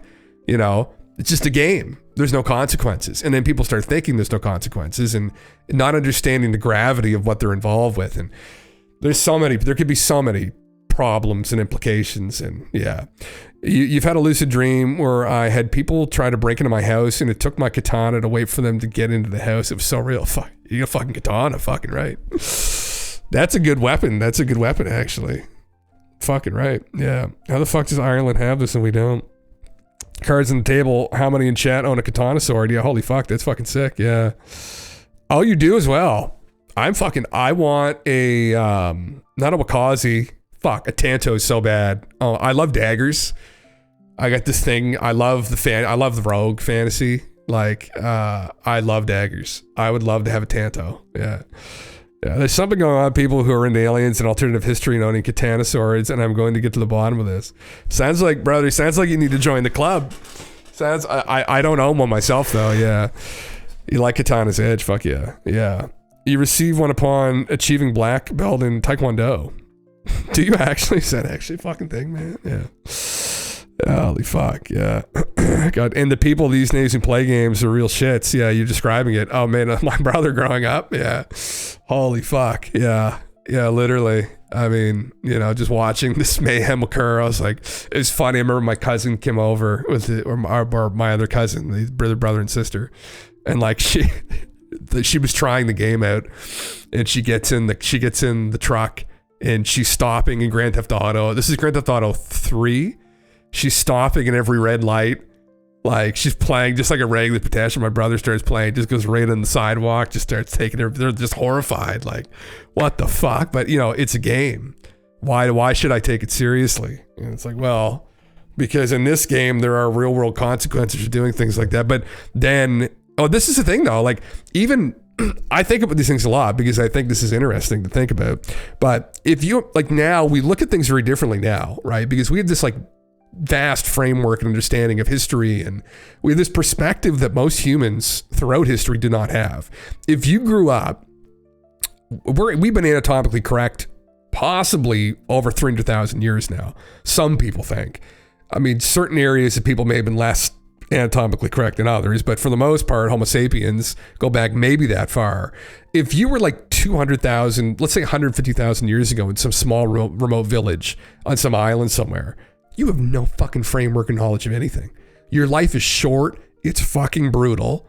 Probably most of your family have died of like the common cold, right? Unfortunately, there's a lot of violence in all forms going on with people young and old. I mean, even go back to the Middle Ages, like the Dark Ages. Life was like a video game. It was brutal. It was short. It was adrenaline filled. It was a rush. It was unbelievable. Like, that's how people probably looked at life back then. It's something we can't really replicate nowadays, and we can only kind of get an idea about. But many of us who've grown up here, we have no idea to wrap our heads around that perspective.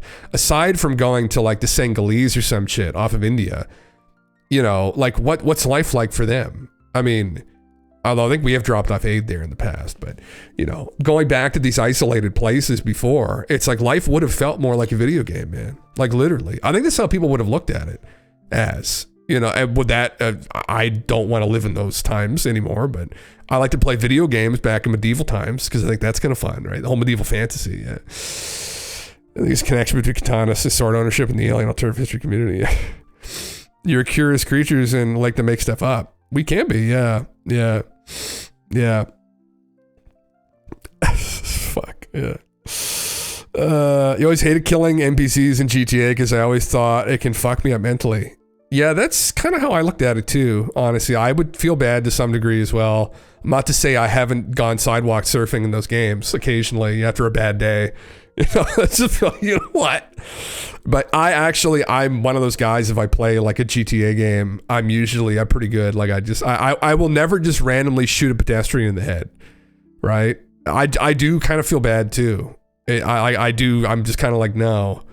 Like, I will now, you know, the police start chasing you and, you know, you get out of control and then you don't have a choice. But yeah, they were always very edgy. There was something about that. I do like the series. I'm looking forward to playing the new one. My cousin's involved with the new GTA. So I'm going to play it, but they're pretty edgy. You know, I've got some friends who are police officers too, and they grew up playing those too, I imagine. But it's like, sometimes I'm like, you know, it's like, sometimes it's like, he's shooting cops and stuff. It's like, okay, yeah. Anyway, yeah. Yeah, I only used it to take monster bumps of Ket now. Holy fuck, brother. I was going to say fight monsters. I just was playing Monster Hunter earlier before I came on. Used to be like a longsword player. Yeah. Fuck. Your quest for a longsword in Kingdom Come Deliverance 2. How is that anyway, man? Or is that 1 or 2 you're playing? Yeah. I usually not recommend this game for you, Jim, because you're total freedom, but you like total freedom, but this game made for you too. Yeah, I saw 2. People were talking about the new one, man. That it's like a straight up like RPG, but it looks really good. Yeah. Heard they're going to use currency like Bitcoin for what's going to be kind of like the same with the movie Ready Player One for GTA 6. Oh God, I don't know. I meant to ask him when he was down. I was talking with him at Christmas, but obviously he can't talk about anything related to it because it's all NDA. His lips are completely sealed. But I was asking him about like when they think they're going to get it done. And I guess they have a date set for what, 2026 in January or something like that. So, yeah. Yes, I do. It is off to the left, but there's a reason for that so that it neatly aligns with the side of the screen. Yeah. I could also just have done that stupidly and yeah. Well, you see that now, do you? You see my sloppiness. Yeah. Here's a delivery drone dropping 5 super fresh pizzas into my garden in Dublin 3 minutes after they left the oven. Oh my God. I don't know how I feel about this. You imagine if like this is what happened at Lakenheath in New Jersey, and I remember somebody posted that. They were like, yeah, it's just Domino's testing out the new fucking pizza delivery service. I was like, I mean, you know, again, private corporations testing out drone tech, you know, yeah, they're impervious to our anti-drone tech. They just won't come down. It's like, there's no pizza drones, for Christ's sake. I would love that. That'd be such a wonderful fucking meme if that was true.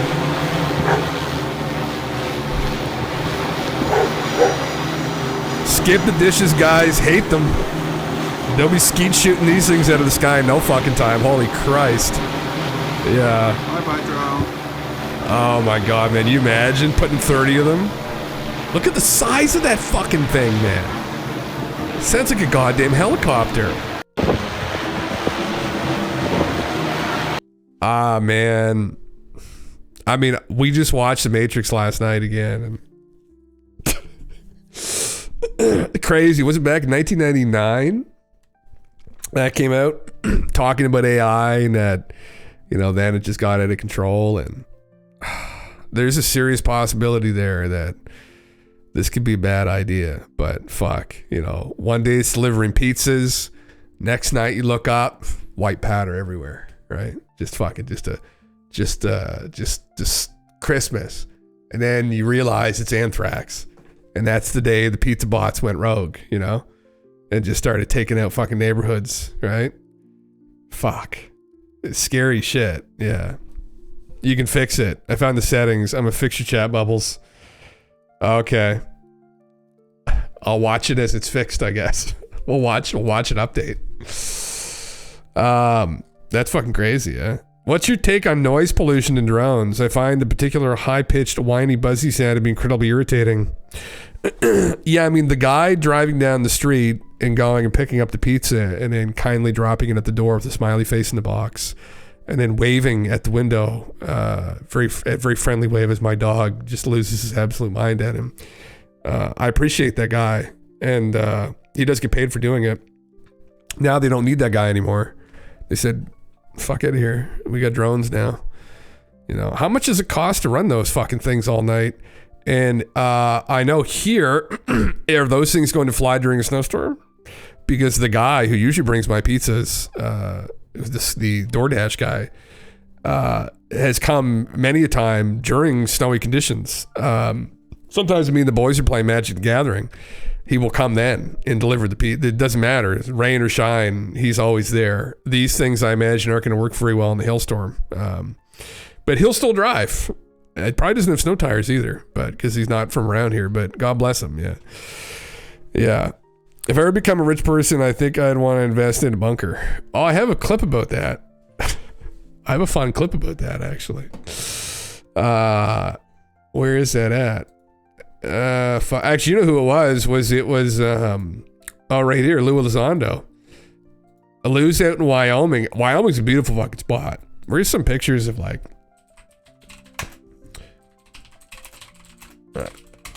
we watched this show. It's like these $1 million properties. I think one of them was in Wyoming, but oh my, it's unbelievably beautiful. Like, holy fuck, $35 million ranch. Yeah, there's some beautiful properties in Wyoming. Oh, so fucking beautiful. God damn it. Colorado too. I love Colorado. I live in New Brunswick, Canada, which is like, northern kind of, not really mountainous, but very, we're in the woods. We're deep in the woods, like very cold. And I love living here. The winter's starting to wear on me a little bit, but I do like the snow. I do like the cold to some degree, and Colorado's the only place on planet Earth I probably would want to live, other than Japan.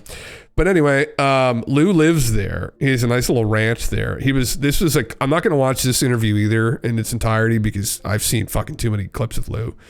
But he was talking about this. It's only 9 minutes. I just want to go through what he's saying here. It says, my doomsday bunker is ready for 2027. And assuming this is a when I say meme? medicine, everything from antibiotics to how to do field expedient surgery, pain medication if you need it, everything you would need to sustain yourself if...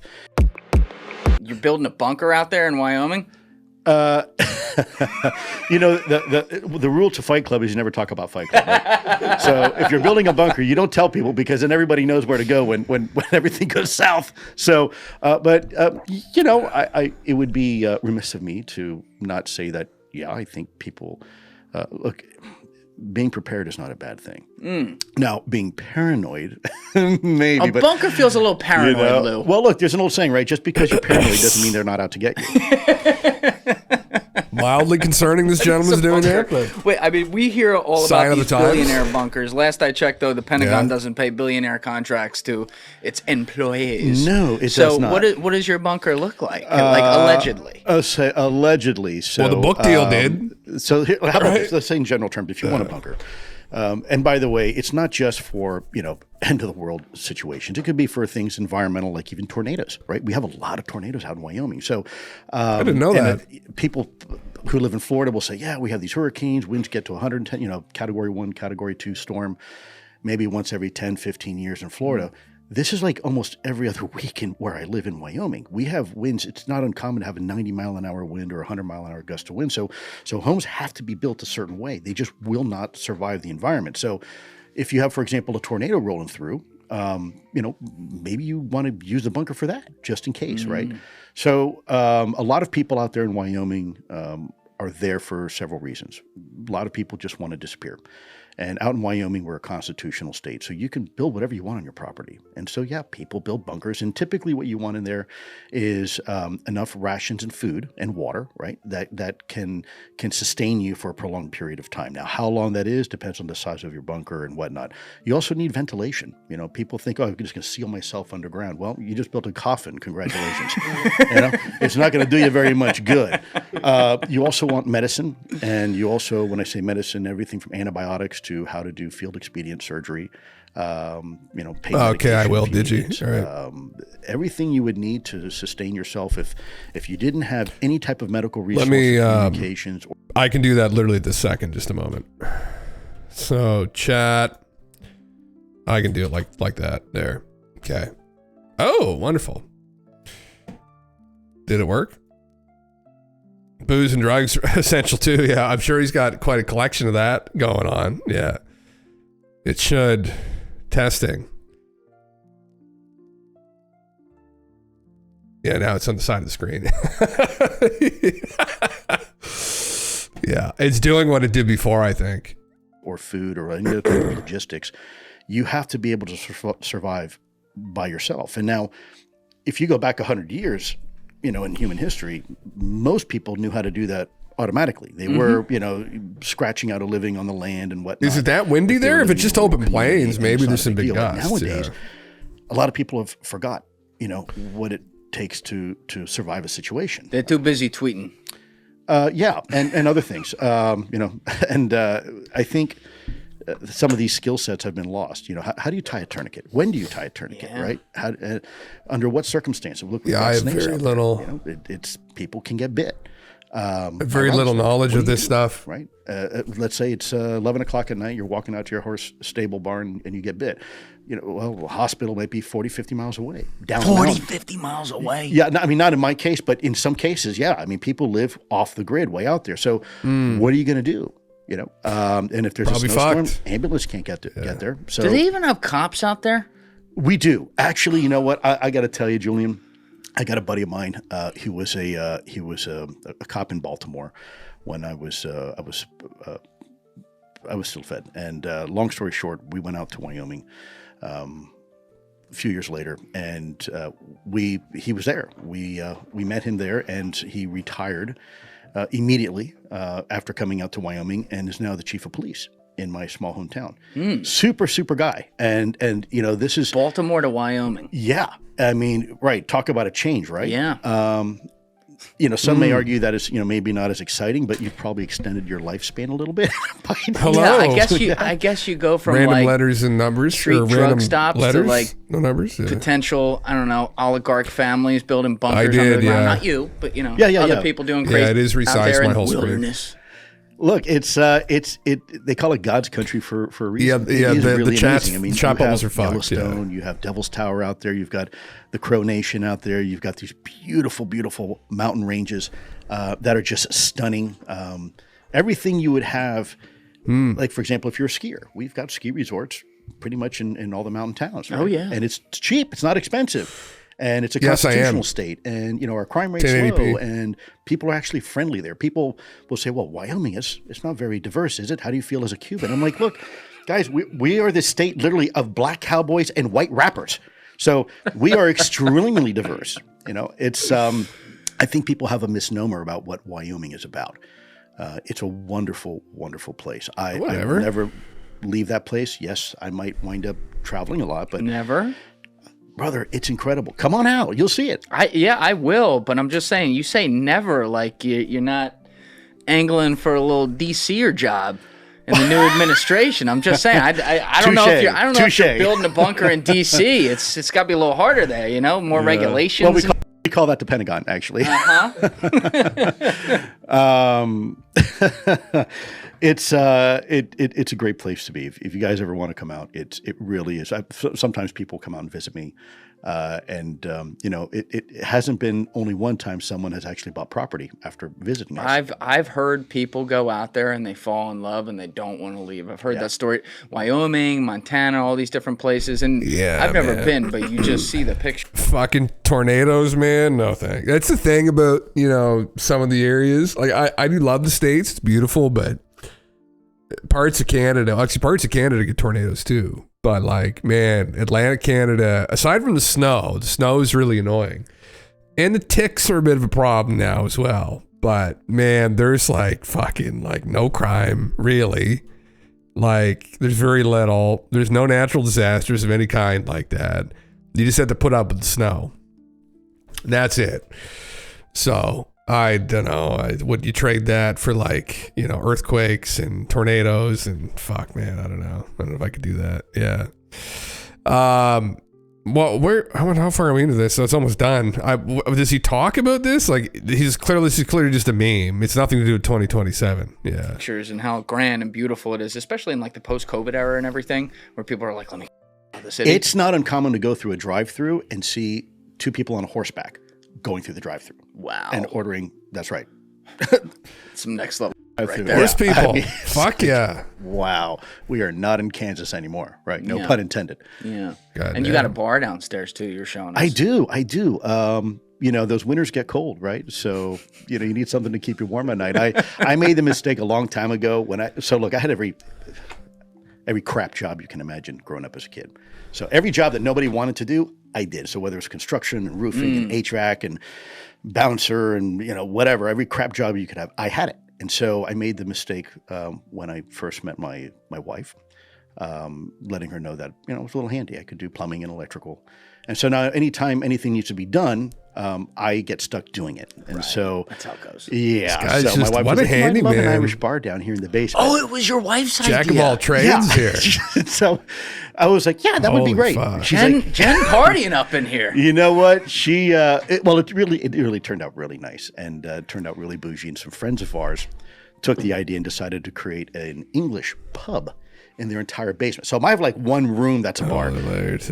A buddy of mine he actually runs security for me, turned the entire half of just the a minute. basement Just a into minute. huge. He's got like a dart alley. He's You're got the secret correct. door, like a speakeasy. It is the coolest thing. that's It's awesome. all done in English Tudor style, and he did it himself, right? So that's the one thing about Wyoming. If you want to get work done out there, unless you live in Jackson, you might have to wait a while to get some talent to come in to do specialized work.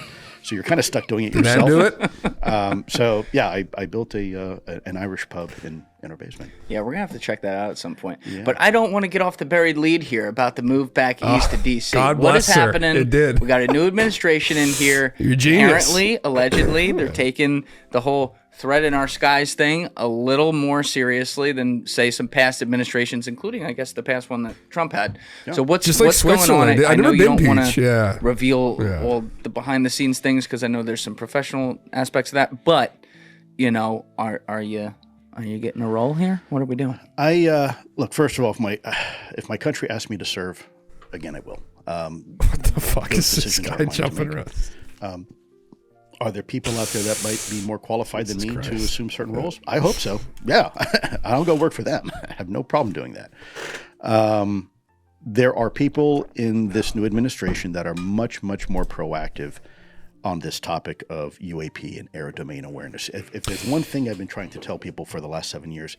Okay, I wanted to see. He's just memeing. He's building a bunker. I mean, listen, Lou's clearly, he's a guy who was in the military. He was some form of an operator. He wants to be prepared. I have first aid, but Jesus Christ, like if you get a compound fracture in your elbow, you're probably going to lose that arm if you're around me. I'm like, let's just be real here for a second, bud. Like I'm no fucking paramedic. Like you're probably losing this. I'm just gonna be real with you if that happens. Like so we're probably gonna have to saw that off. Especially in a survival situation, right? Where we're gonna say, listen, we can't waste all that meat either. We're not eating bugs, all right? Like we'll make good use of this. No, that's fucked. But I mean, it is what it is, right? In those situations, I mean, what do you do? Like. But yeah, I can understand. Yeah, why you want to have a supply of penicillin, things along those lines. Advil, Tylenol, pickles and stuff. What else would you want to have? Other preservatives, jerky, lots of horses around. I mean, God forbid you have to actually make horse jerky. That'd be fucking terrible. But there's elk up there too, is there? Yeah, you'll learn to hunt, but realistically, you're not going to be as good as a Native American with like a bow and times past. And hunting is way more difficult than people think. I've been told, I've not hunted myself, and it's slightly delusional when people think they're just going to go out and just fucking bow hunt shit in an apocalypse. I've seen many clips of people being humbled, so yeah. And you lied bait for bear traps. That's even there you fucking go. That's exactly it. That's what we do with the arm. Yeah.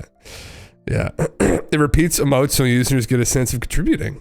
Fuck yeah. Listen, man, you're in the driver's seat here on this. Like fucking whatever it needs to be done. Yeah. I'm gonna work on it. I do have the sound thing installed. It was a panel, but if people wanted to do something like that to redeem, like throwing Alex Jones, I have to pick the sounds. But there's a pretty big library. I think people can pick from them too. I watched a video from like other Twitch streamers who do fun things that people can throw into the mix, and instead of me just endlessly rambling about shit, which obviously probably gets old. But yeah, it is what it is. Yeah, just give me a rock and some sticks. How hard can it be? That's the attitude, man. Fuck, that's literally the fucking attitude. Like, why the fuck not? That's exactly it. Yeah, that's another clip there. There's still quite a bit of other shit I want to go over. I might. So what I do want to get to this Whitley Strieber meme, because there's a bunch of other stuff I'm going to go over later, but the pyramids, we can kind of watch this clip as well. Actually, thank you. I think Wayne went to eat dinner, but this is very interesting conversation too. I meant to go over this too when it came out a couple months ago because I love Graham Hancock. I've read his books. I've read not all of them. I've read Fingerprints of the Gods and Magicians of the Gods are two brilliant works. And I actually just rebought them a couple of years ago. I had Fingerprints of the Gods and I lost it, but I got Fingerprints and Magicians. So anyway, we'll go over that later. I do want to go over this Whitley Strieber interview that Jesse Michaels did a bit because he raises some very interesting points about the phenomena. As much as some people think he's a little bit at lunch now with it, and he may very well be. I don't necessarily disagree with that, but ultimately, I don't know. And I think he's one of the people at the forefront of this discussion with abductees. And I think why is this important? Well, I think it's important because ultimately, one of the reasons I'm betting that they're not telling people about the phenomena is due to the abduction phenomena, right? The abductee phenomena, because that's something that's out of the control of government, military. And that's a very concerning thing for them because if the public finds out that they're completely powerless to stop this, then it could create some kind of mass hysteria, some mass psychosis, maybe some mass formation as well. We went through that recently with something else with people. So Whitley is someone who got abducted and was also a writer, a novelist, and wrote a book called Communion for people that don't know. Way back. When did Communion come out again? Communion. Why is my brain fucking stops? Is that it? Communion. Oh, fucking Jesus Christ. I'm not this bad at spelling normally. I've also been up since 5 a.m. So, when did it release? For Christ's sake, it was back like in the late 80s, wasn't it? Release date. Yeah, 87. It's older than me. 3 years older than me. I'm 34. I'm born in 1990. I'll be 35 actually soon. So, yeah, there it is there. Yeah. And a very interesting account, terrifying account actually for Whitley initially, but it turned out to be a positive interaction in the end, supposedly, where he doesn't believe they're negative, they're actually positive. It's just that the way in which it was going on, it wasn't something that was meant to be remembered either, is the other thing, according to him, I think so. For decade channel points, Jim does the 30-second Alex Jones impression. Oh, Jesus Christ. I just burn out my voice. Just at the end of the stream, just burn out my vocal cords. Just let a guttural, like pig-like squeal, or like something like. Alex says these guttural screams that he does and these snorts, and oh my god, it's so hot. Like, yeah, doesn't like all the emotes. Interesting. Yeah. What was the psychosis that people had recently? Are you talking about what you said earlier about the psychosis? Well, there's something, Trizzy, called mass formation psychosis. There was a guy named Matthias Decima who studied authoritarian governments in the 20th century, like Stalin's like Soviet Union and Hitler's Nazi Germany.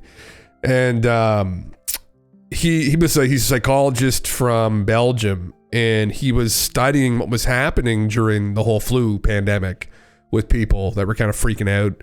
And he looked at it as a form of mass formation that happened with the general public because they were so upset. And that's how people form, because there were some very draconian laws implemented to try and deal with it, and people were acquiescing to it. And it could have been very problematic. Thankfully it wasn't. But in times past, people have acquiesced to very draconian laws and governments. And that process of acquiescing to that control structure, why does it happen? Why do people allow it to happen? And it can get out of control so easily.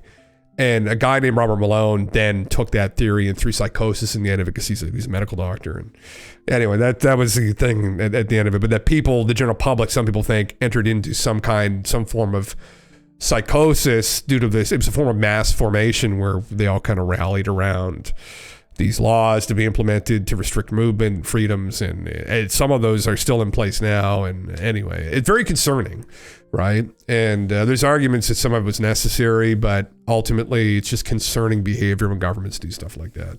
So anyway, that's the mass formation I was referring to. Yeah. But yeah, Yeah, the book is spooky as fuck. Yeah, the cover has traumatized a lot of people over the years. I've kind of covered that here recently. It was an anecdote from the book that I've forgotten that people had mentioned that. People who, because, you know, you've got to think Whitley wouldn't be the only one. And that's kind of why it was such a seminal work, that it's this unspoken thing that's been going on behind the scenes for a percentage of the population, right? And I'm of the opinion, I wouldn't say belief, that there's something to this phenomena. It's not just hysteria, right? Or some mass delusion going on. There's something to it. I think I would bet, let's say, that there's some truth to these accounts. And so there's a lot of people out here, the mass majority, who have never publicly spoken about these memories they've had, maybe when they were younger, of encountering things like this, right, in the room, or maybe they've had very vivid dreams of encounters of beings that look like this. And due to stigma that was intentionally put out there by the Air Force during the Blue Book days, a literal psyop was purported onto the general public, and anyone who talked about this kind of stuff was deemed crazy, because we don't have any evidence of aliens being here, therefore they're not here. This smooth brain logic that was employed by them intentionally to obfuscate the phenomena. So people who had these memories repressed would be walking through a bookstore like Barnes and Noble or somewhere, you know, back in the mid 1990s, and they'd see this fucking book sitting on the shelf staring back at them, and they'd start having flashbacks of these memories they had when they were kids. We just went through one of the whistleblowers that came out on the News Nation special extended edition with Jake Barber. He's actually a psychologist. He was a military psychologist, had that experience himself. But I've heard these anecdotes before of people seeing, this was a painting I believe Whitley himself did. I think he did it himself. Is that, Will, you in here? You knew that. Either he did it himself or he had it commissioned. I can't remember. But he has the actual painting. It's a very little painting that he has in his wall. I thought he did it himself. Maybe not. I thought he did. I might be wrong there. But anyway, it triggered these memories for these people. So people legitimately had, like, you know, incidents just looking at the cover, because they're like, oh my God, that's what I saw when I was a little kid. I was like, is that a fucking dream? And then, you know, they read the book and they're like, oh my fucking God. And then they start to wake up to this actual reality, which is much stranger than a lot of people want you to think that it is, right? Because, you know, for the most part, we want to be grounded, and we should be, but this is important. So, yeah. Grand Wizard added a permitted term by Jim Russell. Holy, who gave us that? That's quite the title. Yeah. For even more customizations, add me as editor role here. Okay, just let me do this quickly. I don't want to dox myself. Okay. How do I editor role? Can I add more? Oh, okay, sorry. Editor, there we go. You're now also an editor. There you go. You have the power. What I was going to do is go throw my sketty in the microwave there, and then I want to kind of go over some of this conversation with him. For no one that's familiar with Whitley, I'm going to jump around a little bit because I'm not going to sit for 30 minutes watching it, but he's an extremely interesting account. Whether he's slowly kind of in his old age started to drift slightly, he absolutely can still speak on the phenomena fairly coherently. And he brings us some very interesting points and musings that I bring up here regularly, because again, he also was one of these characters who kind of influenced me. Listening to him talk over the years at conferences, I was introduced. I don't know when I read Communion. I was a little bit older, probably late teens. I went through it, but I went through his account around then, and I find him to be a fascinating character. I think he's just an example of potentially something very deep in all of us. How deep does it go? We'll find out. Yeah.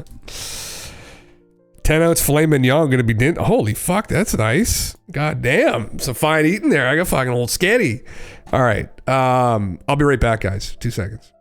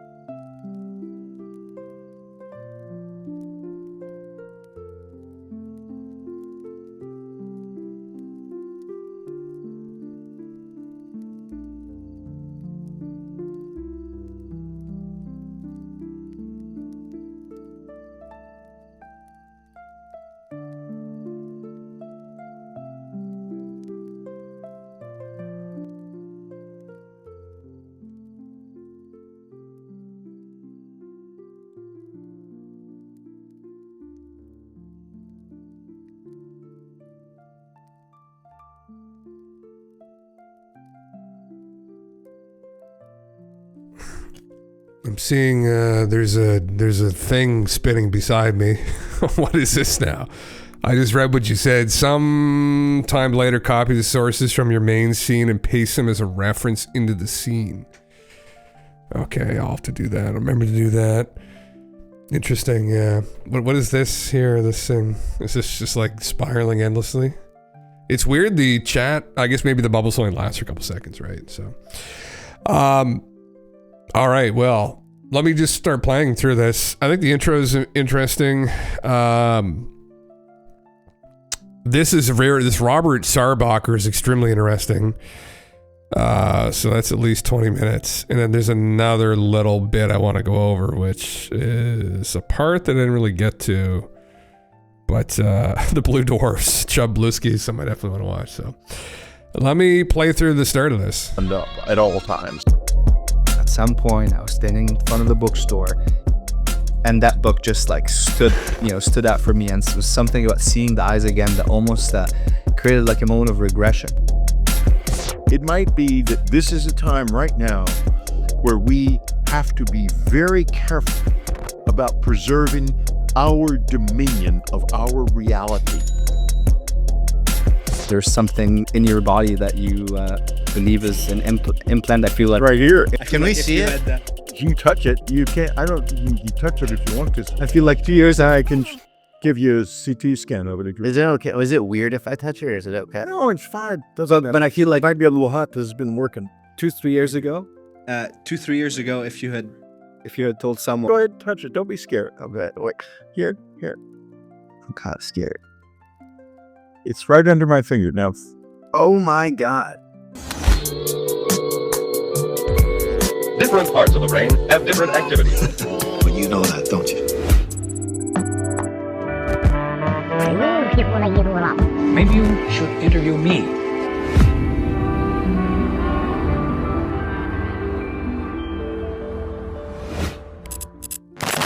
We are here with the legendary Whitley Strieber, outside of writing maybe the archetypal alien abduction book, Communion, in 1987, which sold an incredible amount of copies, inspired a Christopher Walken movie, and has started all sorts of mythological lore and really made it acceptable for other direct experiencers to come out, along with doing so many other things. I mean, I literally just bought a book by Stanton Friedman called Top Secret. It's about, the Majestic 12, and you wrote the foreword to it. And so you seem to kind of pop up everywhere. And I'm also joined by the amazing Amar Kandil, who is the #1 supporter of American Alchemy, is 1/3 or 1/4 of Yes Theory, founder of Yes Theory. And I'm always so honored to be graced by his presence at our very small, humble operation at American Alchemy. It's my favorite operation on YouTube, that's for sure. and it's always an honor to just do this together and meet all the amazing people that you just brought into my life over the past 3 years. Appreciate you, man. Well, you've been really pushing me to do this. Yeah, you and Whitley met. We all met actually at the Soul Conference. We got lunch before that, but we kind of reconvened at the Soul Conference, which was held by Gary Nolan at Stanford last year. And you guys really hit it off. And since then, Amar's been like, you got to interview Whitley. You got to interview Whitley. Yeah, well, I'm glad you're doing it. Adding to Jesse's intro and even emphasizing the title legendary. I mean, I put this on. It's my first time wearing it. And I think about it's just this figure, our modern depiction of the Greys, and how much that was massively influenced by you and the book and Communion, and you being able to have the sketch be so accurate that it just awakened something in millions. It was the eyes mainly that awakened something in people. I have to say, though, if they finally land and come out and they don't look like that, I will experience the most profound embarrassment in human history, in my opinion. Because you think that they will look slightly different? No, I don't think they'll look different. I think they're not going to look exactly like the cover, but they're going to have those big eyes. I'm pretty sure. You're responsible for the emoji we all use while texting. I know it. No, and it's been such a theme over the past 4 years of looking into this topic and meeting people with Jesse and without Jesse. Constantly come back to in the 90s, at some point, I was standing in front of a bookstore, and that book just like stood out for me. And it was something about seeing the eyes again that almost created like a moment of regression for so many experiencers. Yeah, and I guess he was involved with the emoji. This is the end of 2020. I didn't know that, Strieber. That they mentioned that the first time I went through this. Yeah, that he inspired the emoji. Maybe he popularized the look of them. I guess maybe in popular culture, but like Betty and Barney Hill, Betty Hill's account describes them too in great detail. So does Travis Walton. I mean, that's way before Whitley's time. So yeah. Not really, but maybe inadvertently he did. Before the entire country seems to be talking about drones and UFOs, and it's like the most in the zeitgeist that's been in my lifetime.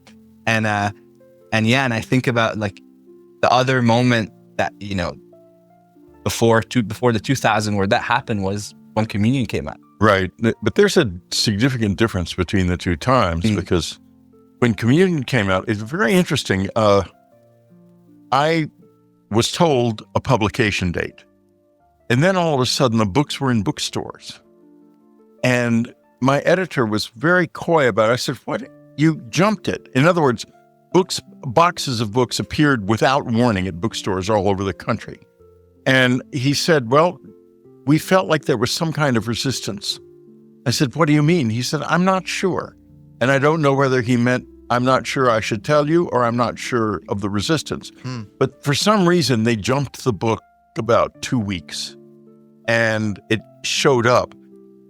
When I was writing that book, it had crossed my mind that it was going to initiate contact for the ordinary people, which is exactly what it did. I don't know. I might have frozen up. We're going to find out soon, aren't we? It never even crossed my mind. I was aware by then that there were people inside the government who had a certain amount of contact because I had met space scientist David W. Webb, who had come into our lives, I think through Stanton Friedman, the UFO researcher, and he was very well connected in the intelligence community and very supportive and very friendly, and he met us for dinner and came and stayed at the cabin and said I was doing a wonderful thing and so forth and so on. He was very sweet. So I knew the government was aware of this whole abduction scenario. And I think now that they've understood the full extent of it, they might not be so willing to say they were aware of it then. But in any case, the fact that this thing that happened in 85 initiated contact still sort of surprises me.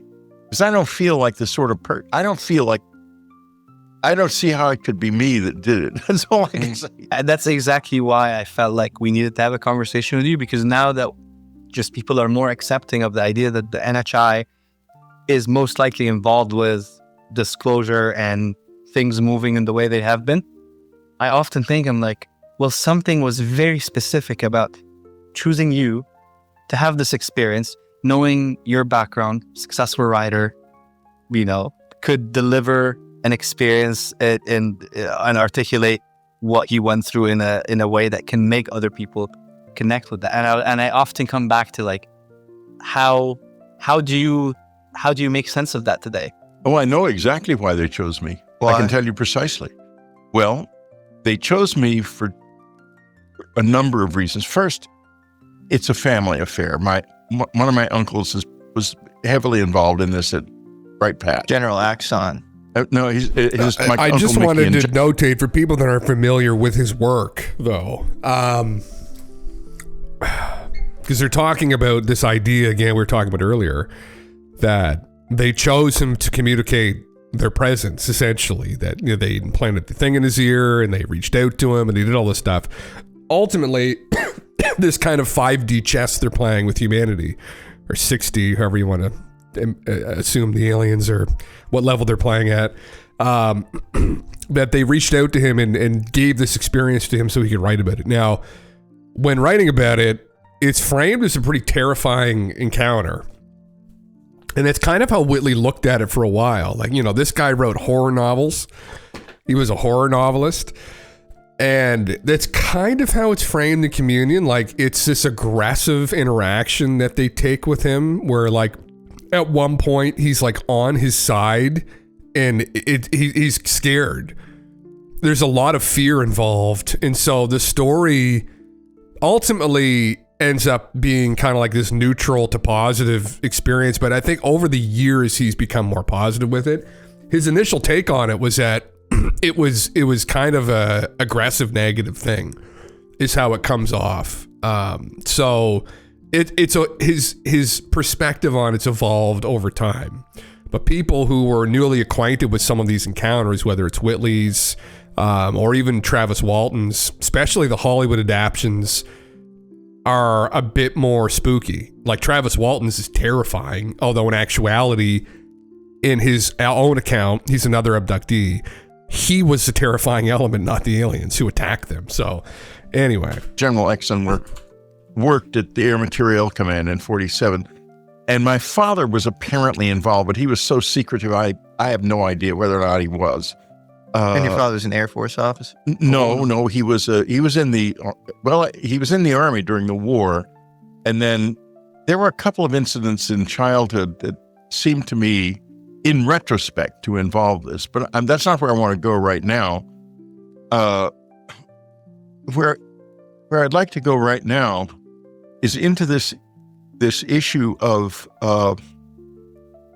why me? And that was part of it. I mean, I don't want to go down the road of the details about the family connection.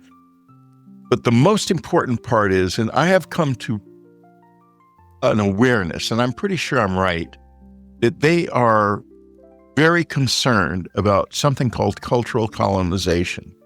In other words, if they show up with this amazing array of being, skills, technology, mind, they're going to overwhelm us and make us feel completely disempowered. And they don't want that. They're not looking for slaves. They're looking for friends. And they don't want us to be running around behind them begging for their cell phones or whatever, their cell phones to the beyond or whatever. Are we sure about that? And so the choice of this guy, I can tell a good story. I'm an efficient writer, but I don't come from authority. I'm not a scientist. I'm not Carl Sagan. I'm not, I can't, you can take my work and you can say, he was a horror novelist. And maybe he wasn't making as much money as he wanted on his horror novel, so he wrote a horror novel and called it real. In other words, you can just opt out if you want to with me. If it was a scientist with a big PhD and a lot of authority, you couldn't opt out. So with me... Not to keep interrupting, I'm not going to, but the element of doubt remains by having him communicate this story, right? Now, even if Carl Sagan told this story, if Carl Sagan had an experience like that, or any other hardline kind of materialist type person, their first assumption wouldn't be, I get abducted by aliens. Their first assumption would be, something weird happened to me. I had some kind of psychological episode. Maybe there was something in the pie we had last night, you know? Even after going and talking to a psychiatrist or psychologist and regressing through the incident, I mean, they might just dismiss it as not being real, right? So Whitley humored the encounter too, which is an important anecdote. I mean, even if Carl had talked about it, the element of doubt would still be there because scientists know that if he doesn't have any kind of physical proof of any of this, what's it going to be objectively worth in the end? And aside from an interesting anecdote.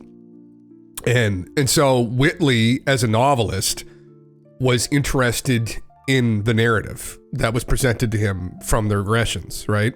So a novelist is interested in that narrative. He's telling stories. It's an interesting story. We're at that stage still with the phenomena, is what Whitley's saying here, where there's the story still being told to us, right? They've sat all the monkeys down by the fire and they're being like, okay, just listen to the story. And over time, as more and more gets revealed, the story gets more and more and more real. And that's what we're going through right now. The last couple of years is it's becoming more and more real. And then at some point when we finally acclimatize to all the evidence and come to realize the story is 100% real, then maybe they make the decision to be like, we can reach out to them. So me, it's take it or leave it. You can take it. It's accurate. The story is real. And especially if it happened to you, you're gonna that's true too. Yeah, Astroman, that's also you're a good gonna point. say, wow, this is deeply empowering to me. And this is what they wanted. And I think that's why I ended up where I was. Wow, that's amazing. So you were kind of chosen as a no. I mean, something that you've talked about as well is the great John von Neumann, who is known for being an absolute genius in his time, smarter than all of the other incredibly smart scientists in the U.S., Hungarian, and studied at a very, actually notorious school in Hungary along with his colleague Jonathan Wigner, and was just known as, laid the mathematical foundations for quantum mechanics, a lot of modern computational principles. He has said, and you've cited, 10 mukbang. He's written a paper on the aliens possibly needing to be believed into existence. And if they do exist in some sort of parallel timeline or dimension, that human consensus belief needs to shift into kind of actually manifesting them. And so you would be an incredibly important kind of first node of creating that sort of belief. Well, yeah, and that has been the source of a lot of friction for me in my life. Internal friction and friction with people on the inside who are aware of what you just said. Now, as far as this goes, let's go back and let's explore von Neumann a little bit. Very interesting. He was involved in this. I think that we're past the point of saying, these scientists who were supposedly in the Majestic 12 group, if that was even its real name, that's all nonsense. It's just Stan Friedman made the whole thing up. That's not true. They were involved. A couple of data points to support you before you go on is Robert Sarbacher said John von Neumann was directly involved. Right. And von Neumann died of a really kind of gnarly form of cancer, and he had Secret Service outside of the naval hospital that he was in. Because they were afraid of what he might say. That's exactly right. Yeah. Well, I knew Robert Sarbacher. You knew Sarbacher? Oh, absolutely. No way. Stan Friedman was a catalyst, and he introduced me to Robert Sarbacher and to other people. Do you think Sarbacher was involved? And then we'll get back to von Neumann. I knew Sarbacher was involved. In fact, I'll tell you a fairly weird story here. Stan gave me Sarbacher's number, and then he called me back and he said, Sarbacher is waiting for you to call him. He's very eager to talk to you. So I call Sarbacher. Sarbacher proceeds to tell me all kinds of detail about the materials that he was working on at the Battelle Memorial Institute, about how when this is a crazy electron story. Microscopes became operative, they understood that there was a molecular grid, a designed grid inside this very thin material, and that was what made it so strong. And I think that's probably been extrapolated out into our military technology in many different ways, and possibly civilian as well. And he asked me, I narrated my experience to him. This is before Communion was even written. How'd you meet him?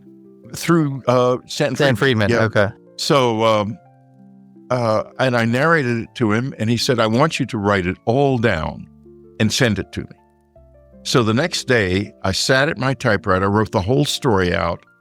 I put it in an envelope, and we weren't near. I was at my cabin in upstate New York, and we were not near FedEx, but UPS had just started overnighting, and so they were willing to come pick it up.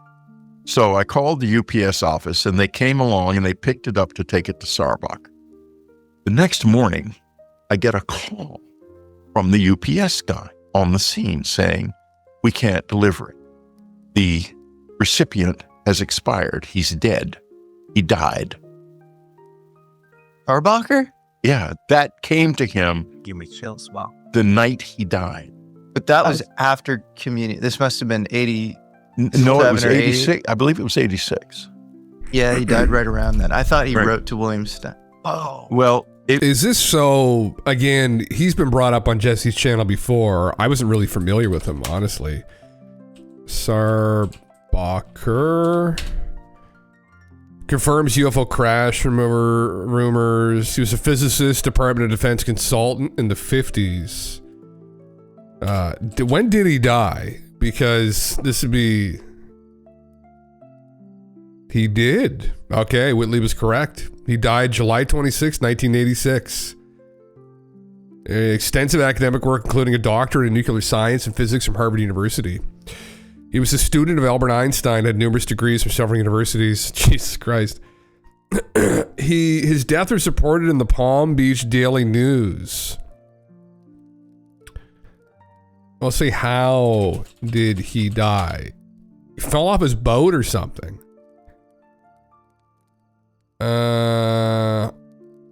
He died at Palm Beach Gardens Hospital in Florida after an extended illness.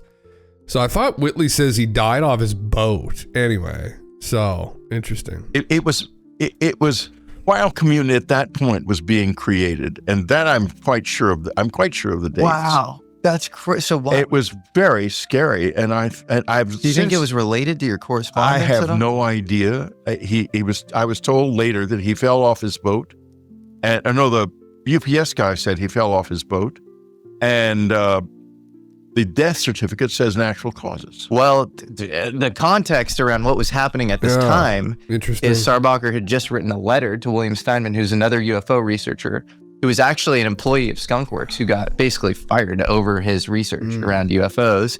And he was saying, yes, there was a program, and von Neumann, Vannevar Bush, Oppenheimer were all involved. And he says these beings are like insects, they're very lightweight, and he talks about crafts and stuff. So maybe he was killed for running his mouth or something. Well, he was head of Washington National Labs, and David Grush has said on record that he set up UFO secrecy in 1954. And I know he was very close with Thomas Townsend Brown, who was a mid-century anti-gravity. Who set up UFO secrecy? Sarbacher, along with Oppenheimer. Well, what's so fascinating about that is Sarbacher he talked about it very openly. Well, that's the thing. I didn't realize he died like that. He was scrubbed from the internet. There is nothing on Sarbacher now. All you can see is a little memorial from, I think it's some Florida local magazine. I know other people who are deep inside who are like that, who were had extraordinary lives, and now you can barely find them on the internet. Like who? Well, we're not going to go down that path. Let's keep talking about Sarbacher. Do you think? Well, maybe talking to me was a mistake. I was very frightened. Did they just bleep that out? I was going to say, I remember listening to this and I said, what the fuck? Maybe his mic cut out, or he mentioned someone's name and they had it redacted. Right, I'll tell you that. And if you read Communion, you'll see my references to this, but I don't mention his name in Communion because I was scared to. That was Sarbacher. Well, Sarbacher's son has now gone on record saying, my father told me that he used to put cameras on, modified versions of V2 rockets in order to chase UFOs.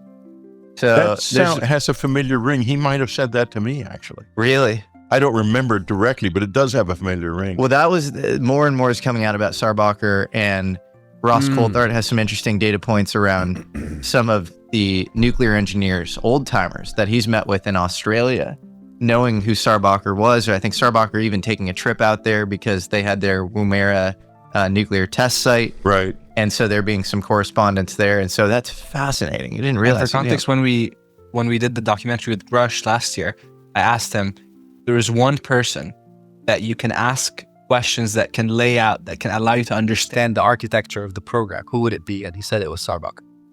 How fascinating. Because Sarbacher spent a couple hours on the phone with me. So they knew what was happening to me. They had to have known, or he wouldn't have done that. Well, when Townsend Brown... That's extremely interesting to think about, right?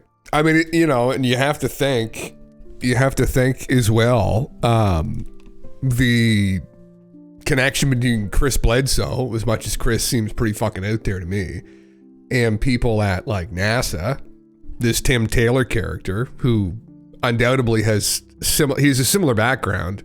I think he might have a background in physics. He's a PhD. And what they know about behind the scenes in regards to documentation that might lead them to take some of these more woo-woo accounts seriously, right? Again, we don't have the evidence. Again, like we don't know with complete conviction that they're here. It's kind of this metaphysical thing. There's lots of anecdotes. I would bet that they are, but it'd be a very different thing to know definitively that they are. You would look at some of these incidents a little bit differently, right? And you would probably take them much more fucking seriously, especially if they're going and selecting a famous horror novelist. You're like, oh, they have an agenda. They want this guy to tell the story, right? So, although it seems like it was Sarbacher who in the end convinced Whitley to write the story down and tell the story, but still interesting, you know, just the idea is interesting that they know and that these people know. And are we ever going to know with any conviction that they actually do? Not until we get some kind of official disclosure from people within government, right? That they go down the long list of people who are now deceased who were involved in this cover up and whatever, et cetera, et cetera. I would love to know what kind of documents actually exist, though, that might be leading some of them to take like really woo-woo stuff like Chris Bledsoe's account seriously. It does call to mind, and I do have a little video later from some remote viewing people who remote view Bob Lazar, of Bob's story. Now, the most schizo part of Bob's story, which a lot of people don't know about if they don't go deep enough into Bob's story, is an interview that him and George Knapp did way back in the early 90s, like I think right after it happened, where Bob was shown documents. So the first day that he was at S4, if he was there, but in Bob's story, we'll say, one of the preface every time, if it's true, in Bob's story, he was shown documents at S4 that got into things like religion, and it got very woo. And it got woo to the point where supposedly the ETs were involved with human prophets here, that the prophets were working with the ETs and came down to Earth in concert with them. Like, you're getting into like incarnating into these lives of these beings, and like you're going like full blown like crystal shop owner fucking level woo here, right? And now there's only one way they get that information, which is to talk to the fucking entities, honestly. There's no other way they're getting that level of detail. They would have had to have conversations with the beings themselves, right? The beings themselves would have had to have told the military or someone within the military industrial complex that that's happening for that to be true. That's the level of woo. If they knew for sure, although if the beings just told you this, you would not know for sure. But you would maybe take these accounts like Chris Bledsoe and some of these other kind of woo-woo people more seriously, because you'd be saying, oh shit, they might be reaching out to these people in this way. Oh my God, right? And that might explain the correlation. Now, we don't know that any of that stuff's true. Bob himself in all the interviews didn't want to talk about it because he said, my story's already fucking crazy enough. I don't really need to go on about these accounts of Jesus being like in bed with the ETs and he's down here to like on some legit spiritual mission with the aliens. Like, it's like, holy fucking Christ. You know, I'm glad Bob said it though, because if it's actually something that was true and it's actually in the document, again, that reframes the entire phenomena for everybody. It's like it's a whole different way to look at it. So anyway, finally achieved a positive result with his anti-gravity experiments. This was in Paris. He flies back to the U.S. and Robert Sarbacher picks him up in his big Cadillac, and that's a noted by his daughter Linda and his historian Paul Shatskin, and so I think he seemed deeply involved in all this stuff, and he's written big textbooks. He was known for having an IQ of 200 plus, and I think having some correspondence with Einstein. Sarbacher. Oh yeah, he was obviously extremely smart, very quick. Yeah, and full of insight, by the way. And said he was a student of Einstein's. Really, I think he did a lot of good. That must have been encouraging for you before communion was made, to just know that you were. Well, the first time I wrote it down was for him. Wow. Oh, and the UPS said we'll send the thing back to you, but I never received it. I mean, it said he died of that. Maybe he fell off his boat. He was sick. He died. I mean, who knows? I mean, maybe they did fucking hit him though. Maybe they did shut him up. He was talking to people. According to Grush, that's happened. Now, he didn't mention any specific names, but that there have been people killed to keep the cover up going. So, I don't know. Yeah. There's some interesting bits and pieces here. I mean, he kind of gets into what was the conversation we were just having a minute ago about, you know, the nature of reality and, you know, what are we really dealing with here? What are we in? What role do they play in this? We're living in some kind of simulated reality. Maybe they're aware of that. Maybe they're involved with, to some degree, the simulating. Some people think maybe they're entirely involved with it. Who knows, right? We have no idea, ultimately. But there's definitely this awakening process that's happening. He goes into some childhood experience. I'm not going to spoil it if people want to watch it, but he goes into some childhood experiences that he had where maybe he was subjected to some experiments back in the day with like Skinner boxes, and it seems like he was from a fairly well-to-do, wealthy family growing up in a very wealthy area, and he had a history of people in his family who were high up in the military, and he thinks that maybe they subjected him as a child to some of these tests in the 50s that supposedly were going on. Not necessarily like mind control, but kind of like the MK Ultra-esque kind of shit that was potentially going on up through the 60s and whatnot.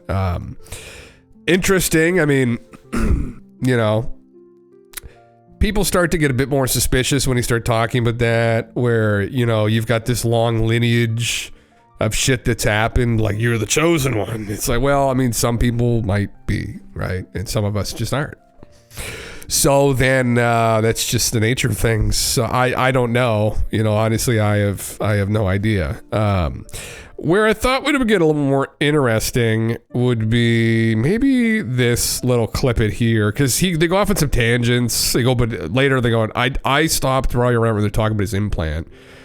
So, Meaning Ann, which was his wife, Chud Bluesky, the Inquisition, Galileo. This is an interesting part to probably start at here,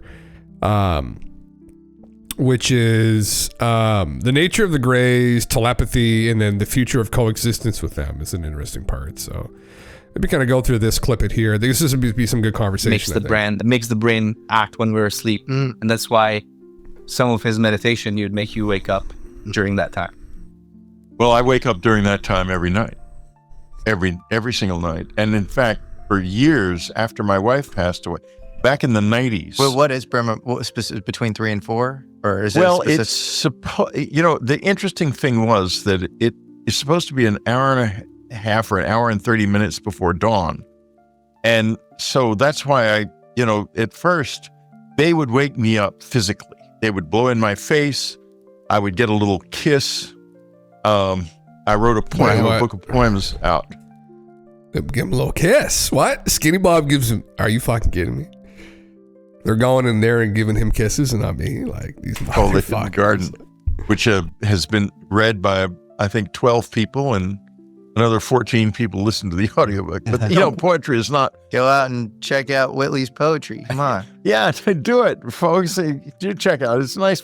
Anyway, I wrote a poem about this experience, and it was not an unpleasant experience. You know, you get to the point where you have to learn something about sleep, healthy sleep, or you're going to go crazy getting waked up at that hour every night. And, you know, they do not stop. So after she passes, back in the 90s, there was a period of time where they were waking me up at that hour. Then we lost the cabin. We leave the cabin. And that doesn't happen. Then she gets ill and she passes on. And a few days after she passes on, it starts again. They start waking me up at 3 o'clock around that time. And it becomes a very big part of my life. Very important, because I can feel the communing going on. I can feel it really intensely, and part of it seems to be involved with my wife and other dead people, and the dead and the aliens. It kind of all. Do you think, you know, we talk about the communion of the saints in Christianity. Do you think that it's somewhat similar, where you're communing with? It feels incredibly sacred. It's something I would not. I every once in a while, I don't do it, because what happened. At first, for the first 5 years, from 2015 until 2020, they woke me up religiously every night. Then they began to not necessarily wake me up every night, but I was expected to wake myself up. And I found that out the hard way, as I decided, well, they're not waking me up so I can sleep all night. That wasn't the idea. Do you get any messages from them Oh God, I've written all my books since 2015 have been written based on this. What are some big recurring themes as far as messages you're supposed to get out to humanity from them? Well, if you look across the books, what you see are two things. One is we are more than physical creatures. And two is we have value, more value than we ourselves recognize. We are very, very valuable and extraordinary beings. That's true across not just his books, but from a lot of people who supposedly have had interactions with him. Yeah. That they're not necessarily as interested in the containers here as so much as they're interested in the players, right? They found other players in the game. Like, not the lesser. We are in our own way, we are another masterpiece of the universe. And you can see that. That's the arc. If there's any arc in those books, that's the arc. And it comes up very strongly in the new book, which is basically about empowerment. Do you, because I've read your book on Jesus, actually. You did? Yeah. Oh, thank you. Yeah, of course. I thought it was great. And it had one. Definitely has like Gnostic underpinnings around your view of Jesus, that he ascended to, in traditional Christianity, he was the son of God. He was also God-like. But I think you view him as possibly one of many. And so going to your point about humans, generically speaking, being more special or more godlike, would that be your sort of worldview, that we're capable of coming to deity? That because we're not like the angels and perhaps the demons, we don't have to be anything. We can take a journey. We have that freedom to take a journey, and the Greys do not have that freedom. They know too much to have that kind of freedom, but they see too far ahead in time and too far back in time too clearly to really have free will. They don't have free will.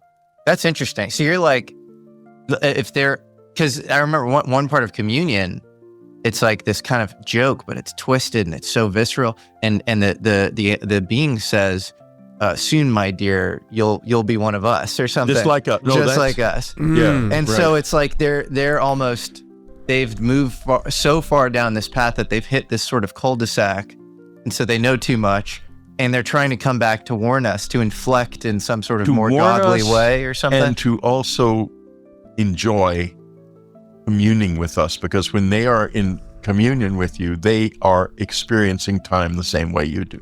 Everything is new. How do you discern between good and bad in that scenario, where if you do think that this is some sort of parallel or alternate timeline, what if it's bad entities and they're trying to ensure that their own sustenance and through trickery and deception? You have to be your own best counsel, your own wisest counsel. You have to live a good life. Kindness and not lying are two very important things. Of course, we're all lying, we're all unkind, and everyone says that, easily say that, and they immediately go to all the things they did, all the unkind things they did, and all the lies they've told, and so do I, the same thing. But we have these choices. Human beings can make choices that they can't make. It's too late for the Greys. They know too much. They can't make choices. Do you think they do exist on? I mean, they can't.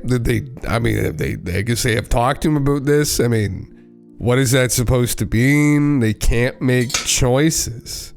They lost their free will. I mean, what's he talking about? They can see forward into the future, we can see into the past to some degree. Now, can anything see into the future? I mean, I guess we're getting into like, are these beings fourth dimensional? Like, does time just work differently for them? I mean, I don't know. In some sort of timeline where something happened, like the classic speculation about the Greys would be like, they are the victims of some sort of nuclear holocaust or cataclysm. They've lost the melanin in their skin because the atmosphere is sort of, blocking the sun, due to nuclear debris or whatever. Do you believe that, or any sort of specific version of who they are, where they're coming from?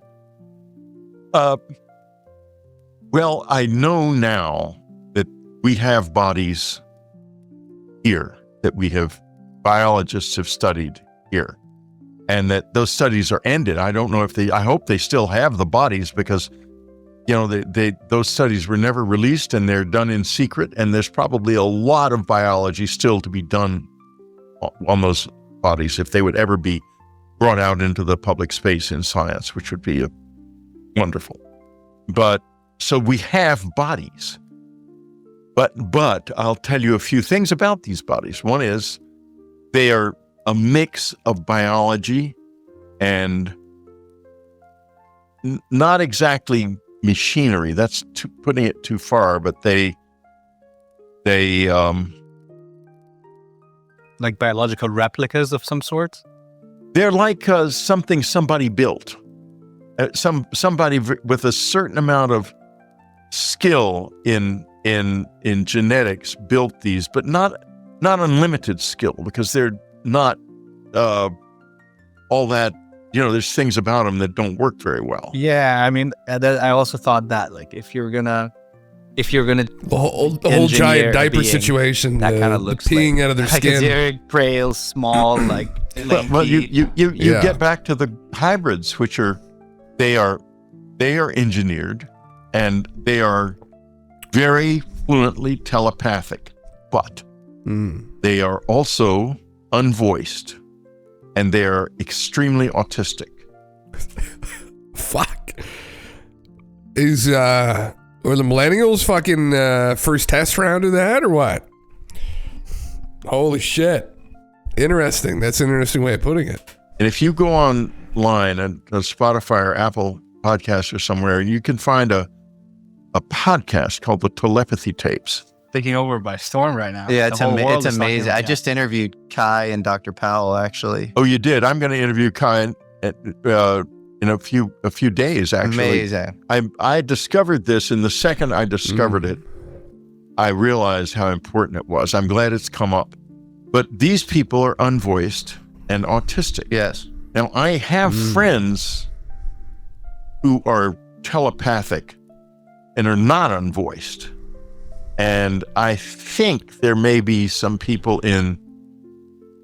working in the IC and probably other intelligence communities around the world who are telepathic and not voiced. Yeah. But in any case, one of my friends who's telepathic recently had a contact with an unvoiced person who was shocked because he wasn't used to having another telepath around, and she had to really calm him down. And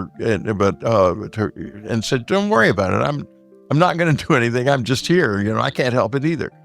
So, but Kai is a lovely person. Yeah, she's awesome. Yeah, and I think really in this for the right reasons. And for context for the audience, the number 4 podcast in the country right now, which is absolutely wild. Currently number 1. Kai Dickens is this amazing filmmaker. She was rejected by all these, production houses as far as making this into a larger documentary, and just kind of DIY style recorded this.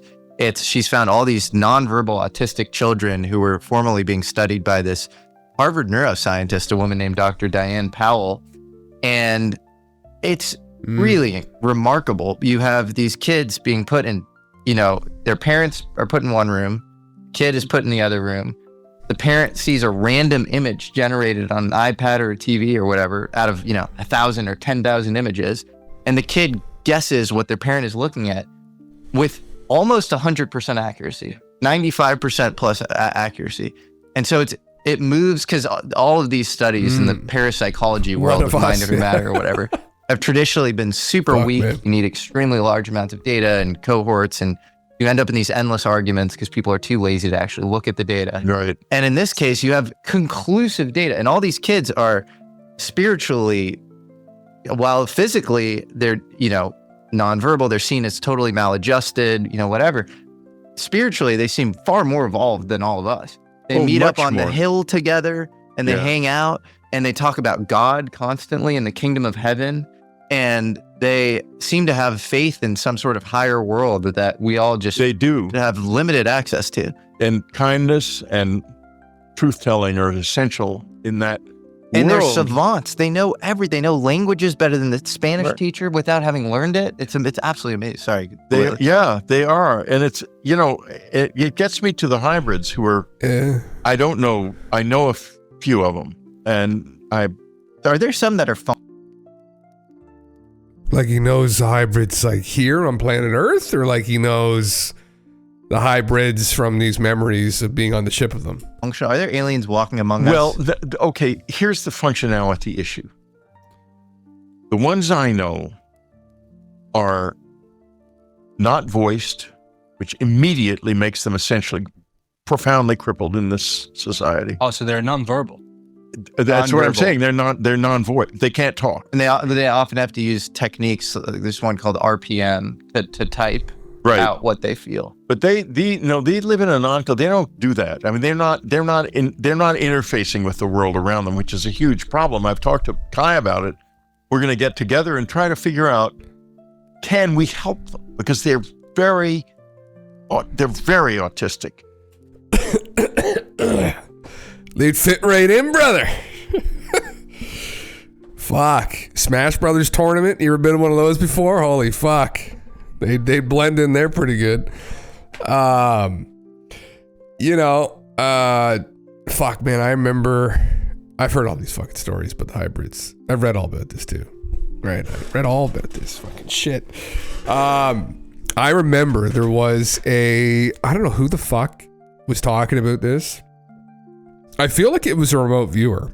It may have been John Vivanco. I can't remember. But somebody had some kind of recollection of an encounter, like an abduction encounter. And during the abduction encounter, he may have been telling it as this dream that he had, but it was incredibly vivid. I think this may be the incident. And there were a bunch of other personalities from Ufology there in this dream. And they had come together and they essentially were just bringing everyone together to be like, hey, listen, thank you everyone for coming. We're just kind of going to be talking to you in this space here and just kind of giving you a rundown of everything that's happening, that's going to be happening, our plans, etc. And after they had this talk and kind of updated everybody subconsciously as to like the plan going forward with disclosure, they brought out this hybrid being, because that was ultimately what they were involved with doing here in some of these, encounters. Is the whole narrative is that they fucked themselves up. They genetically engineered themselves into a wall where, they can't go any further with it. They hate what they've done. So what they're doing is they're mixing their DNA with ours. We are due to kind of level up a bit because we've reached this wall cognitively where we're not going to really go much beyond where our IQ's at right now. And so the decision was made by some higher power that they're going to mesh with us and they're going to live with us. And so the new form, right, from fucking the old form, like, Homo erectus, like fucking ape man to Homo sapien, was the first upgrade. This will kind of be an upgrade for us and a way for them to kind of re-experience actual life again. This is the narrative goes on in some of these accounts, right? In the abduction phenomena. And in this particular story with this gentleman, it may have been John Vivanco that told this story, who's a remote viewer. They brought out one of the hybrid beings to show everyone. And he just remembers in the dream being fucking horrified that this fucking thing just looked like old Greg. If no one knows what old Greg looks like, it was a meme from like another time for some people. Way back in the year of 2006 probably. But this is old Greg here. Where is old Greg? Oh, these are cosplays of old Greg. This is old Greg. Yeah. Kind of looked like old Greg. Didn't really look the greatest. Was kind of a catastrophe to look at. Oh, that is not what we're looking for. Yeah, kind of like that. Scraggly, skin was like a green, giant lips, the hair was like almost non-existent, but just enough to where it looked incredibly creepy. Hi, can you ask a remote viewer to search for reptilian cryptids in Ohio? I could put you in contact with someone and you could pay them to ask them that design if you'd like. You'd have to pay them though.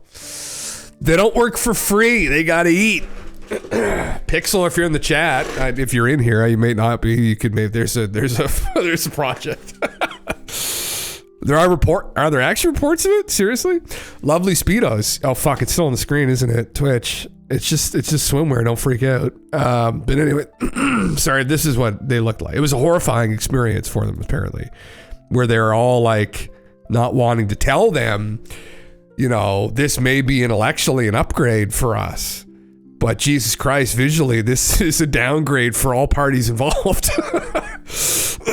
So might want to keep working there, boys and girls, on the behind the scenes, because you haven't quite got the soup quite right yet. Work out some of the kinks. Anyway, I thought that was a funny, just like woo story. I was like, holy fuck, can you imagine though? Like, they're like, and here's the next stage in evolution for humanity. And it's just some scraggly motherfucker. And you're like, guys, I'll take being dumb and looking somewhat aesthetic over like trying to understand the universe. It's the vanity of humanity. They're not ready for it. Yeah. They wear skirts. Apparently. Yeah. No, the fucking, he's not here tonight. Thanks, Hendrix. Yeah, no, minus the skirt and the lipstick, but the description, they showed a picture in the interview and I thought it looked just like old Greg. But anyway, that's my comparison. So yeah. Where are these reports at, Grand Design? Reptilian cryptids in Ohio. You could probably find some people that have already done this. Actually, John does a lot of this schizo remote viewing. I don't know John personally. I've emailed him a couple times, but he's probably done something on that. He has a show on, what the fuck is it called? Some channel, some website, Rise TV. John has a remote viewing show. He has two of them. You know, he does like, he goes off a deep end that even I don't go off usually. But I think he's the guy I told that story where he's also obsessed with cataclysms, comet planets, and giant people.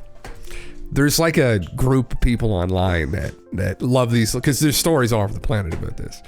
And he did this remote viewing session, or he tasked it, where they looked into pigs and that they found that the modern domesticated pig maybe wasn't always like that. It may have, and I shouldn't even say may because it's so far out there. In this show, let's put it this way, in the show, the remote viewers found that the pigs were genetically engineered by another group of people because they liked the taste of this group of people here, us on the planet. And so it goes into stories of cannibalist giants that were cannibals and shit, and then explains why pigs are so genetically similar to us. Now, there's a lot of other reasons logically for why they are, which is they're another mammal, right? And, you know, a banana has a lot of genetic similarity to us as well. When you look at, depends how deeply you look. So just saying that, you know, but pigs are very close. Anyway, that's some of the stuff that John gets into. So if you really like the woo-woo stories, he's not afraid to go that deep into them. A frogman in Ohio. Oh, is this a real thing? What the fuck? Okay. We'll watch this in a second, Grant. Let me just finish up with this one here. That sounds fucking interesting. This is essentially it, I guess. I mean, the future of comic, they kind of talk about this a little bit. Like, when I was living in London, he was also an American. And he was a very good artist. And in those days, the English were easily fooled by fake credentials. So he made some fake credentials for a paper called the Chicago Citizen, which didn't even exist. And we used to use these credentials to get into places we didn't belong, like Ask at Opening Day and the premiere of which one is 2001? Was Space Odyssey, yeah. Yeah. Arthur C. Clarke's movie, The Earth. Okay. Yeah, Arthur C. Clarke, Stanley Kubrick, based on actually a novel by Arthur C. Clarke called The Sentinel. Right. So Arthur C. Clarke is there. I end up sitting beside Arthur C. Clarke in the movie. No way. I'm telling you the truth. That's crazy. And so, I'm very quiet, of course, because I don't want to get thrown out, and I don't think it'd be too long before another American's going to realize that I'm there based on complete bullshit. And so I'm sitting there. Or you were meant to be there. Maybe.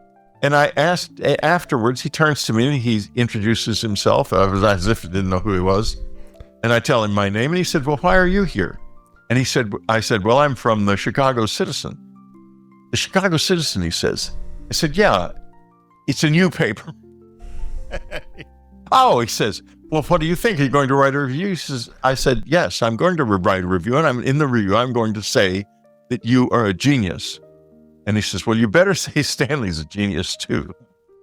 Oh, wow. So that was my contact with Arthur C. Clarke. Both of those guys were truly geniuses. They were great geniuses. And maybe this is a little bit. Anyway, I was just going to go over getting into, because obviously, if you ever have an opportunity, or I ever have an opportunity to talk with someone, supposedly talk with these beings, I'd want to get into the nitty gritty of what's happening, what's going on? Like, is there a timeline? Are they giving people a timeline? Is there any kind of indication? Like, when are we going to know? When are they going to integrate with human society? Is that ever going to happen? In some people's accounts, it never happens, and they've been told that at some point in the future, and probably responsible people don't give out a date, but there's going to be just a collapse of society for humans. The human society is going to collapse. And after the collapse happens, they will then reach out to groups of people that they feel are worthy, and they'll help restart things, but the restart will be an amalgamation of like the two worlds, essentially. But it's not going to happen. It won't be facilitated until after the collapse. And so then people get obsessed with reading, well, myself as well, about what is the collapse? What is the event? And there are people who there's names for it in ufology. The big event is one thing that I know some remote viewers have heard. People who've had experiences too, supposedly doctor experiences have heard. It's referred to as the big event. Whatever that really means, some of these people have remote viewed this. They say it's some kind of atmospheric phenomena. I mean, that could literally be fucking anything. That could be nuclear bombs going off. That could be a comet hitting the planet, asteroid. Could be a solar flare. So it's purposely pretty, like, it's like an ambiguous. It's not something that I think anybody's going to be able to infer a lot off of. So, and then who the fuck knows if any of that's actually true and is actually worth listening to. So, yeah. The rapture. Yeah, Hendrix would be, yeah, that's exactly it. Yeah. So that'd be like our equivalent. Yeah, the rapture happens and everybody goes off to heaven, and then people that are left on the ground maybe get reached out to. And, it's in the past. Now, not that I don't think this group has ever reached out in the past, although maybe you look at the one Gina, right?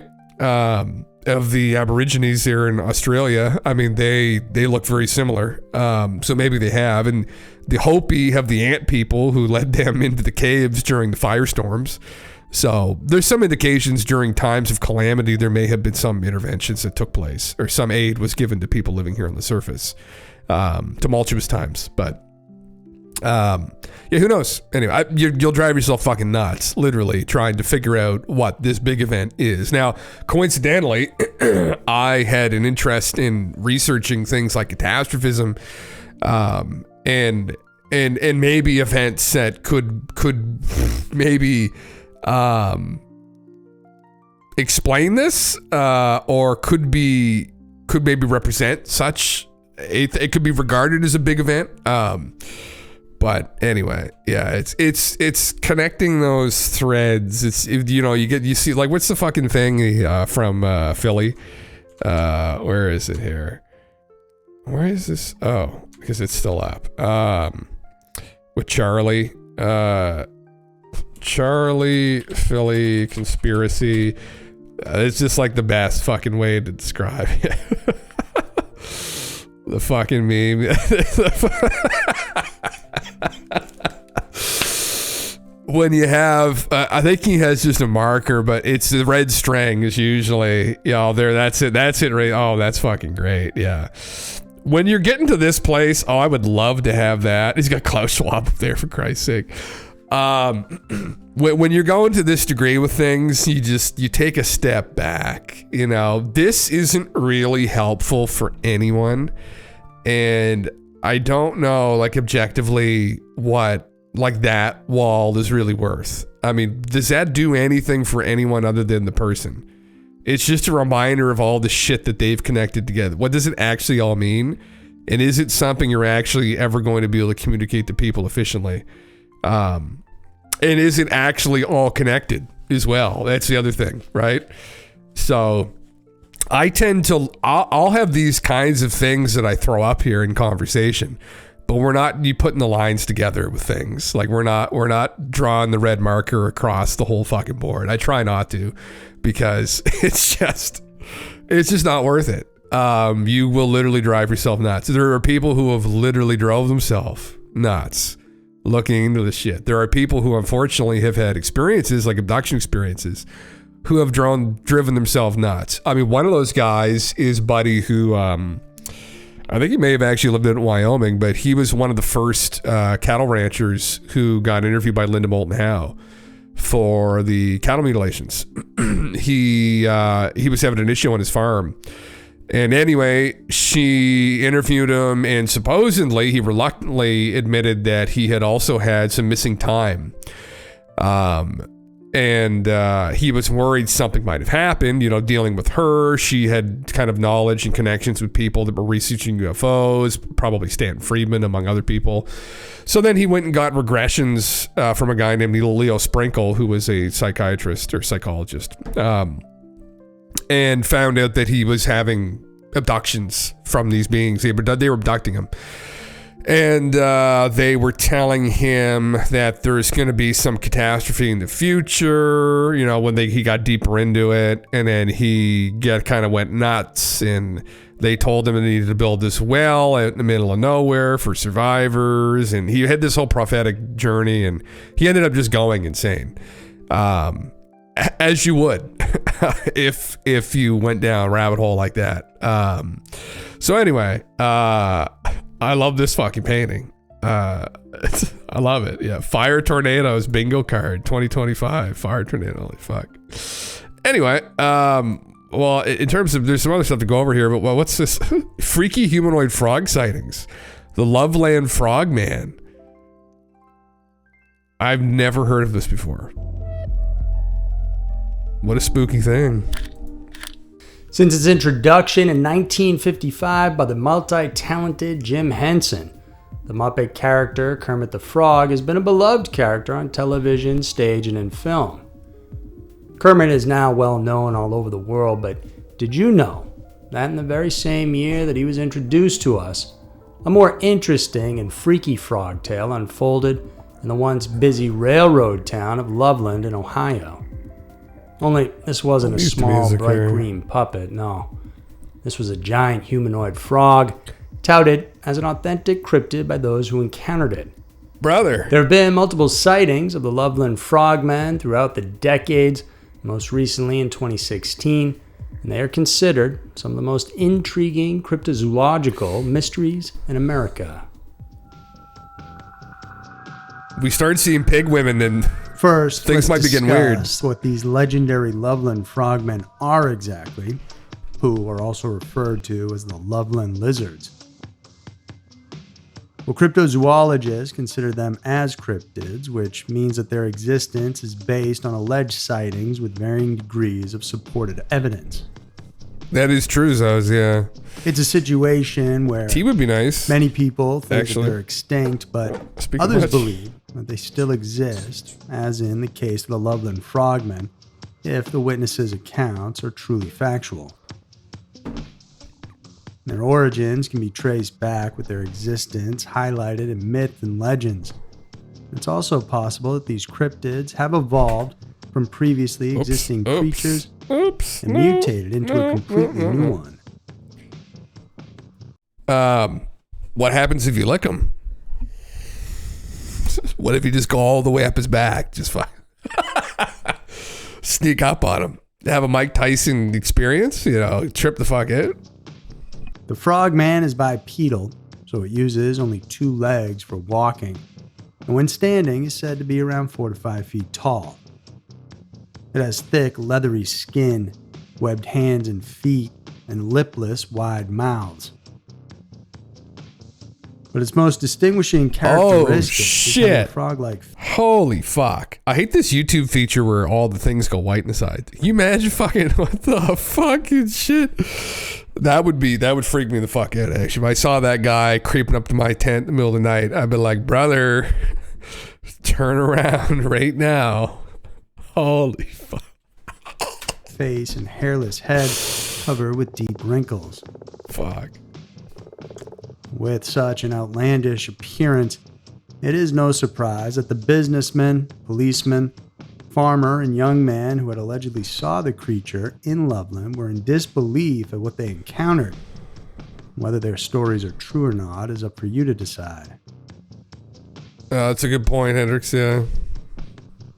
The Loveland Frogmen are known to live in Ohio's Clermont County, part of which is the town of Loveland where the sightings have taken place.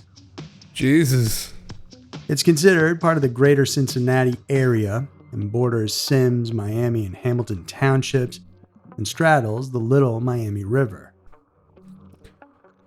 And that river and the Loveland Bridge have figured prominently in the sightings of the Loveland Frogmen, and they've become the setting for this baffling mystery.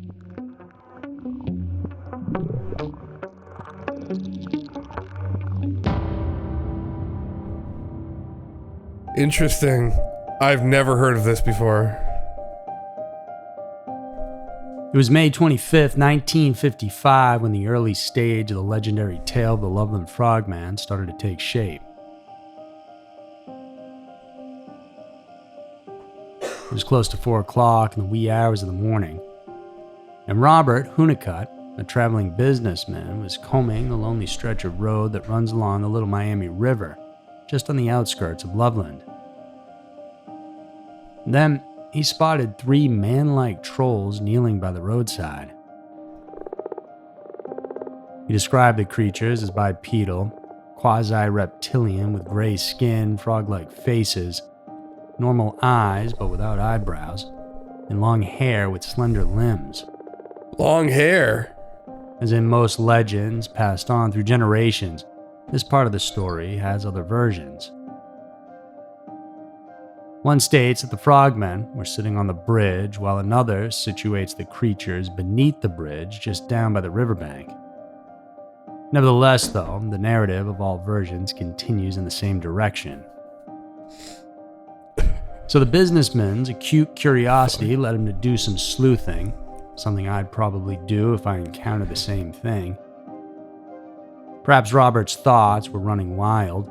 Are they ghostly entities? Are they highway robbers disguised as hideous reptiles?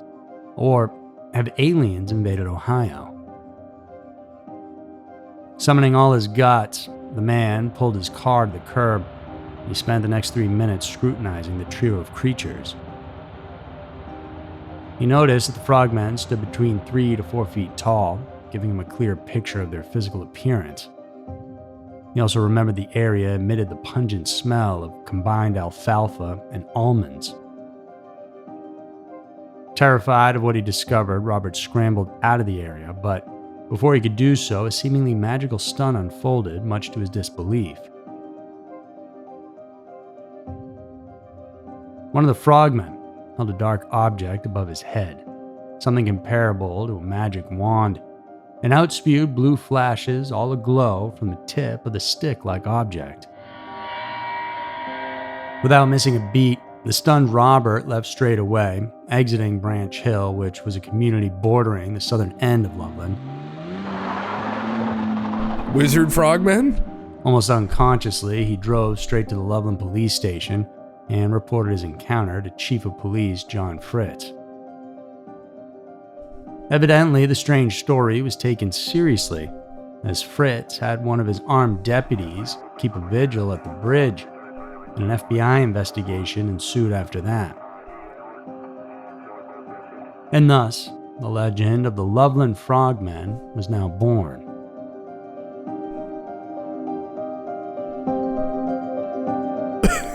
That's fucking what a head trip. Interesting. For 17 years, there was silence about the stories of these alleged humanoid frogs. The people of Loveland, at least those who believed in the story, thought that the frogman had probably disappeared or retreated and shied away from getting any more exposure.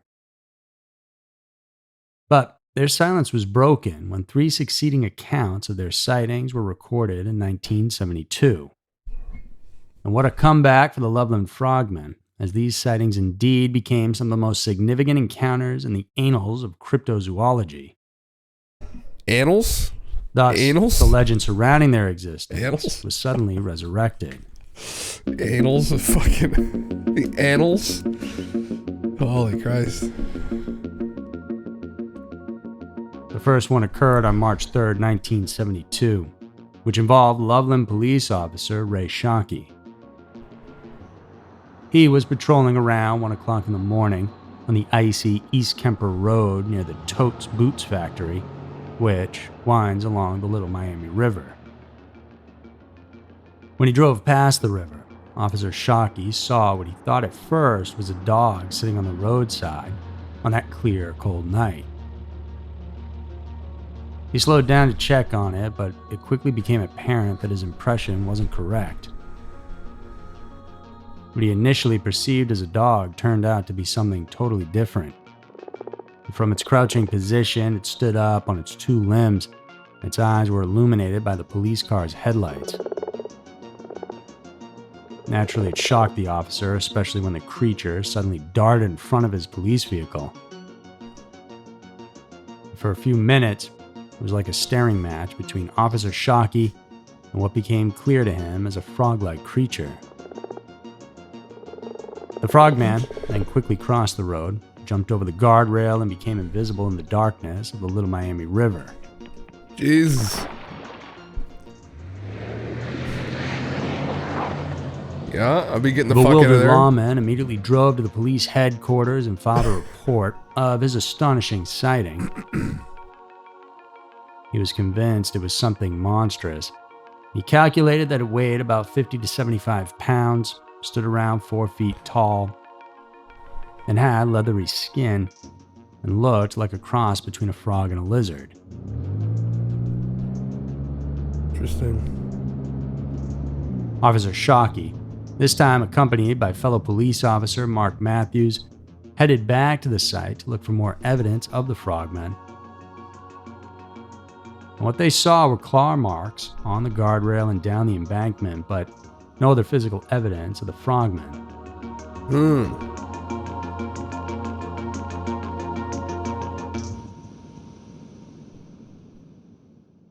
2 weeks later, then, police officer Matthews had his own taste of the Loveland Frogman encounter, the 3rd sighting of the legendary cryptid. His experience was quite parallel with that of Officer Shockey's, but with a strange twist.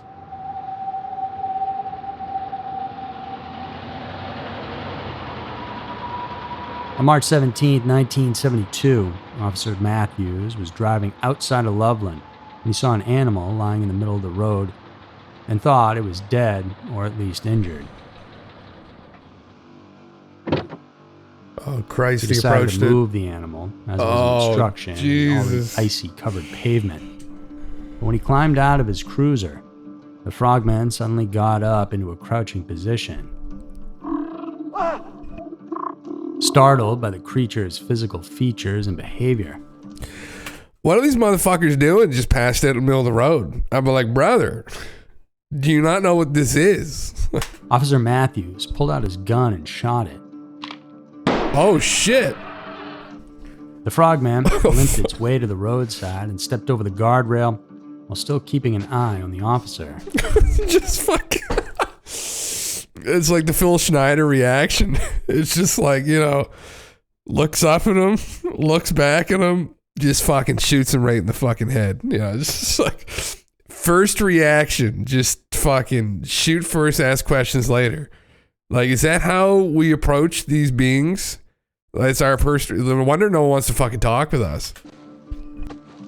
His depiction of the frogman matched Officer Shockey's description up to the last detail, with the exception of the tail.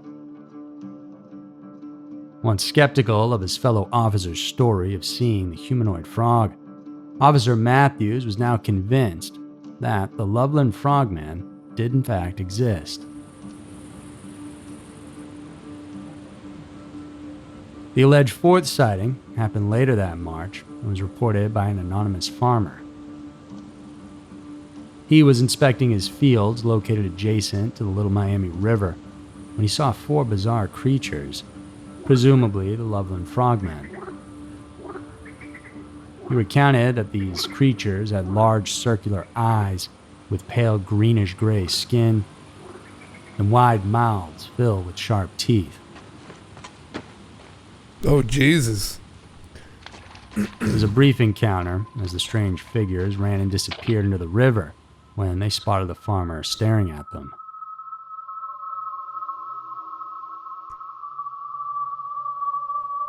Very spooky.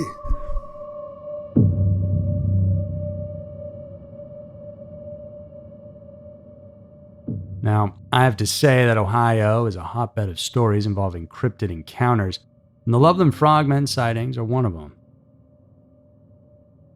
On March 28, 1959, a terrifying sighting of a huge monster-like creature happened in Charles Mills Lake, located in central Ohio, specifically in both Richland and Ashland counties, about 100 miles away from Loveland. The lake is a quiet place where people can have a relaxing time fishing, boating, hunting, or hiking. But that all changed after an incident happened, which was only documented once. 3 teenage buddies, Denny Patterson, Wayne Armstrong, and Michael Lane, were frolicking near the shores of the lake when they came face to face with a monstrous creature that emerged from the seaweed-strewn waters. They were petrified as the beast towered over them, a 7-foot-tall, armless humanoid with luminous green eyes and large webbed feet. Armless? Oh, sounds like he had another encounter with us. This one was armless. Sounds like someone wanted to try some frog legs. Fucking took his arms. Holy shit. Who the fuck knows, right? Needless to say, the friends wasted no time running away, and then they reported their unusual encounter.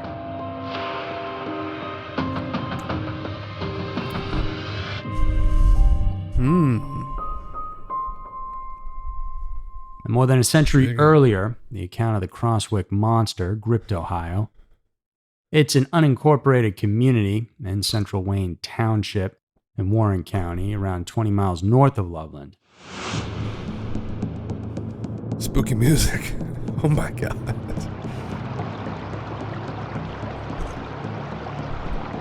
In May of 1882, 13 and 11-year-old brothers Ed and Joe Lynch were out fishing in Satterthwaite's Run, a stream that passes through Crosswick. They then heard a loud, unknown sound coming from the tall grass behind them and approached the area to find out what it was. And suddenly there, a gigantic, 4-legged lizard sprung from the small trees and shrubs and ran after the scared boys. Jesus. Alas, the creature caught Ed in its mouth and pulled him down to the ground as Joe screamed like crazy for help. But helpless Joe saw his brother being dragged by the giant reptile along the stream towards a large, hollowed-out sycamore tree, which was apparently the creature's den. When 3 men arrived at the scene, Ed was still in the monster's mouth and almost completely pulled into the tree. But the men retrieved Ed after being dropped by the creature before it climbed further up into its hollowed-out home. Jesus. 3 men summoned 60 villagers to destroy the beast, but after chasing it for over a mile over fences, through streams, up hills, and around trees. Their efforts proved futile. The description of this creature would surely create an image of a monster in your mind. 30 to 40 feet long and could stand up to 12 to 14 feet. It was 16 inches in diameter with 4-foot-long legs and a 16-inch wide head. What the? It was covered with black and white scales with large yellow spots like a lizard's. It had a long forked tongue. The inner mouth was in deep red. Interesting. The Crosswick Monster was never seen again, but it's remembered as one of the most believed cryptid experiences in all of Ohio, as more than 60 men claim to have witnessed it. Jesus Christ, huh? What a fucking meme.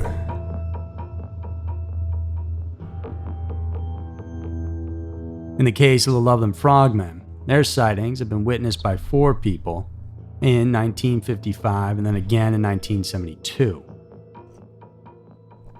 In 2001, now retired Loveland police officer Mark Matthews surfaced after nearly 3 decades since he witnessed the alleged humanoid frogs. In an email interview, he wanted to set the record straight about that incident back in March of '72. Fuck. And he stated, "There's absolutely nothing to the incident that relates to monsters or the paranormal. This entire thing has been habitually blown out of proportion." Obviously, he retracted his original claims. Matthews further clarified, "It was and is no monster. It was not leathery or had wet matted fur. It was not 3 to 5 feet tall. It did not stand erect. The animal I saw was obviously some type of lizard that someone had as a pet that either got too large for its aquarium, escaped by accident, or they simply got tired of it. It was less than 3 feet in length, ran across the road, and was probably blinded by my headlights. Well, there you go. It presented no aggressive action. Is this just a cope, though? So then, why did he shoot the creature? Well, yeah. Memory can be a funny thing, as well as being afraid to be ridiculed by your community. Matthews apparently attempted to fire a bullet at the reptile in order to support the account of then Officer Shockey's prior sighting, but it didn't kill the lizard and they escaped. Most likely died from its injury or from the bitter freezing cold. Matthews' retraction gave rise to speculations that he did it due to the ridicule he and Shockey suffered, or it could have been a cover-up for a larger mystery. Matthews' statement should have settled the Loveland Frogmen mystery, but a 2016 report of another sighting, supposedly pertaining to it, put the spotlight once again on the humanoid frogs. Oh, so there's a more recent one. Interesting.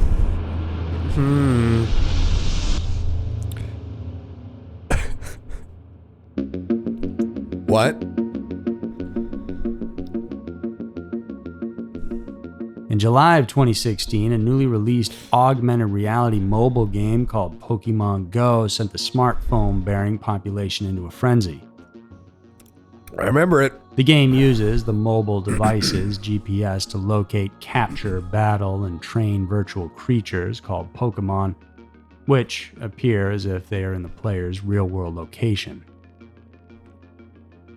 So on August 3rd, 2016, Sam Jacobs and his girlfriend were playing the game between Loveland, Madera Road, and Lake Isabella when their night of fun turned into terror.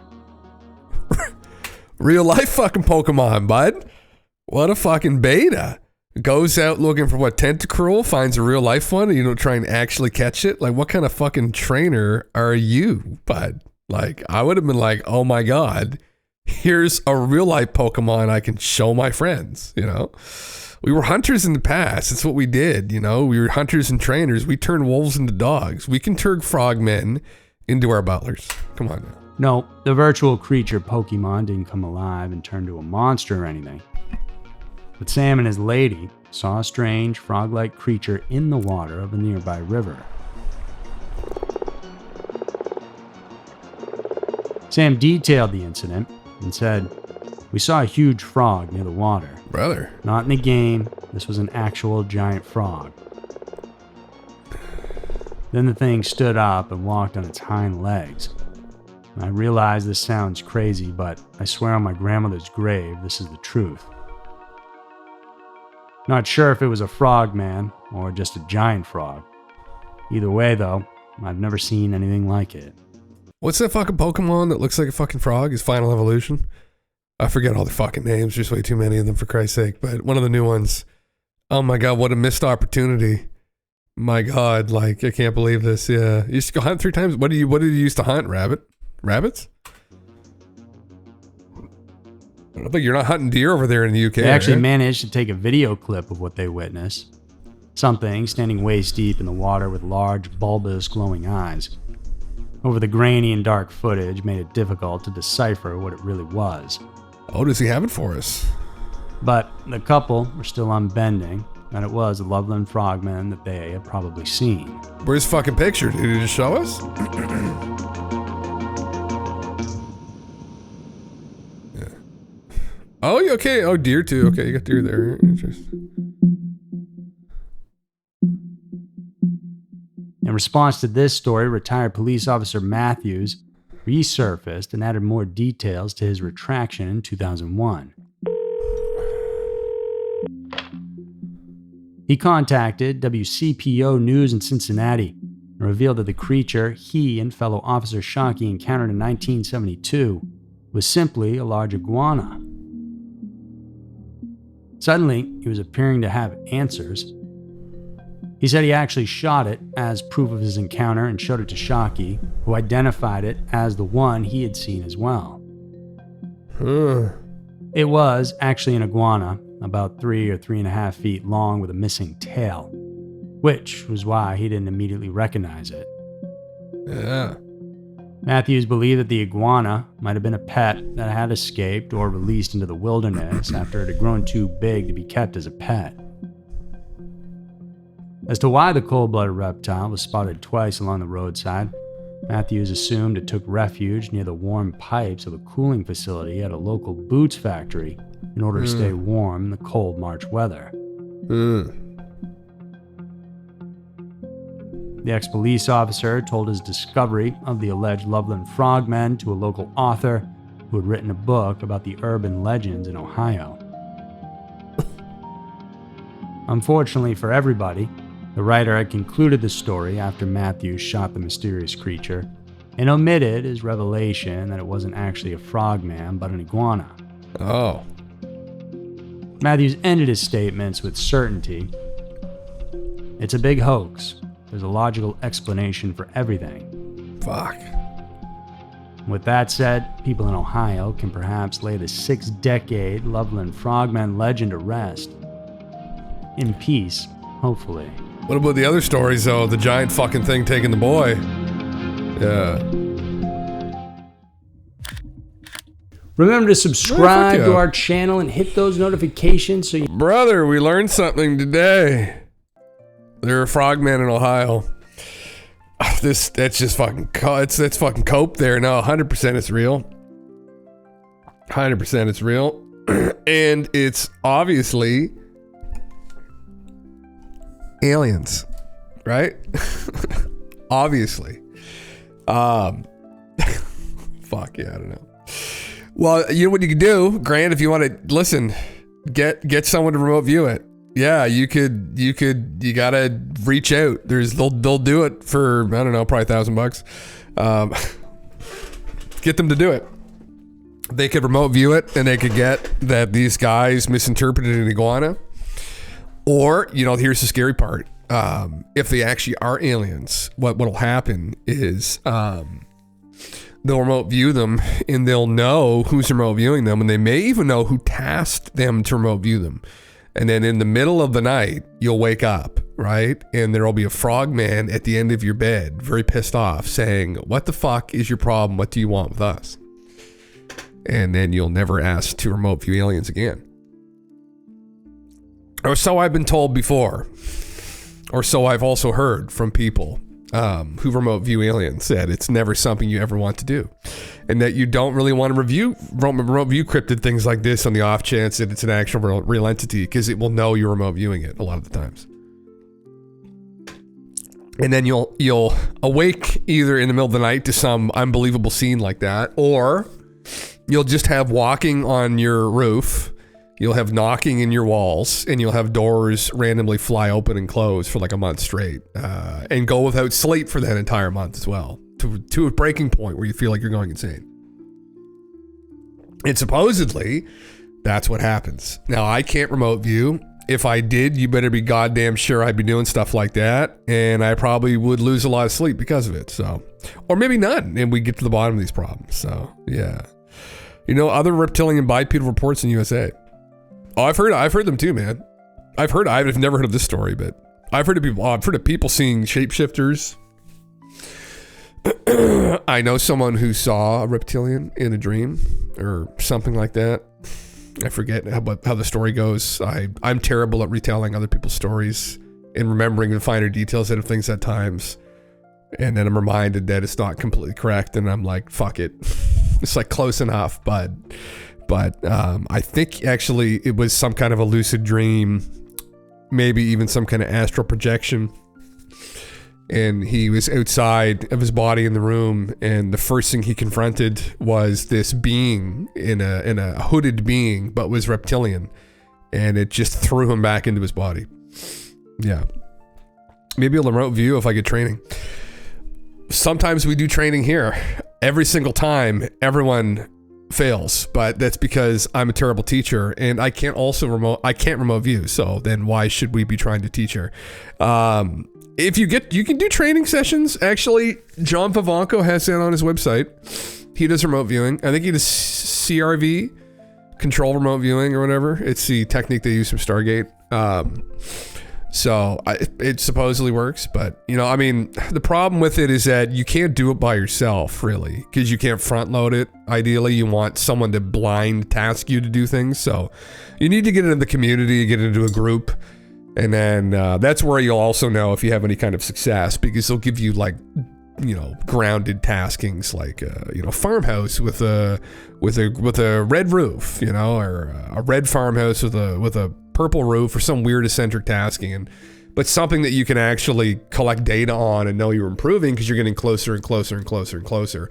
And then once you get really good at doing those kinds of taskings, or have some success rate, whatever it might be, 50, 60, 70%, then you can move on to more woo taskings, and you could, but you would have to have someone task it for you, is the problem. So the best scenario would be to find a group of people who do this semi-professionally, and talk to their taskers who you would deal with, and then they would task it and see what they come back with. And if they come back with this alien that is hanging around the area because it loves Earth, and it happens to look like a frog, then it's like, that's pretty interesting. That doesn't necessarily mean that that's what it is 100%, but that's a hell of a coincidence if you had like 5 people come back with like fucking alien in this part of the woods fucking with people. Oh my God.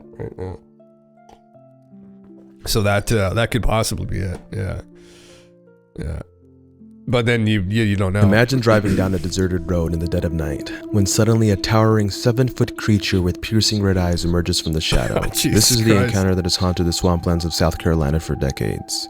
The South Carolina lizard man is a creature that has been reported by various eyewitnesses in the rural areas of Lee County, South Carolina. It is typically described as a large reptilian that stands approximately 7 foot tall, possesses green scaly skin, glowing red eyes, and 3 fingers on each hand. Witnesses claim that the creature displays aggressive behavior and has been known to damage vehicles, attempting to grab individuals, or engaging in confrontations. The first sighting of the lizard man occurred in 1988 when Christopher Davis claimed to have encountered the creature late at night. Since then, there have been sporadic reports and alleged sightings around the area's escape or swamp. The existence of the lizard man remains a mystery, but some believe it to be a remnant of a prehistoric creature, while others argue that the sightings are a product of local folklore and imagination. Well, again, not something that you really want to think about if you're about to go away on a camping trip to a national park, but there's a lot of people that go missing in national parks. have gone missing in national parks over the last couple of decades in North America. Why is that? Well, that's complicated, I guess. Is it something to do with this shit? I don't know. All I know is there's enough that it officially freaked me the fuck out. Dave Politis, you freaked me out enough that I probably will not be going into a national park again to camp.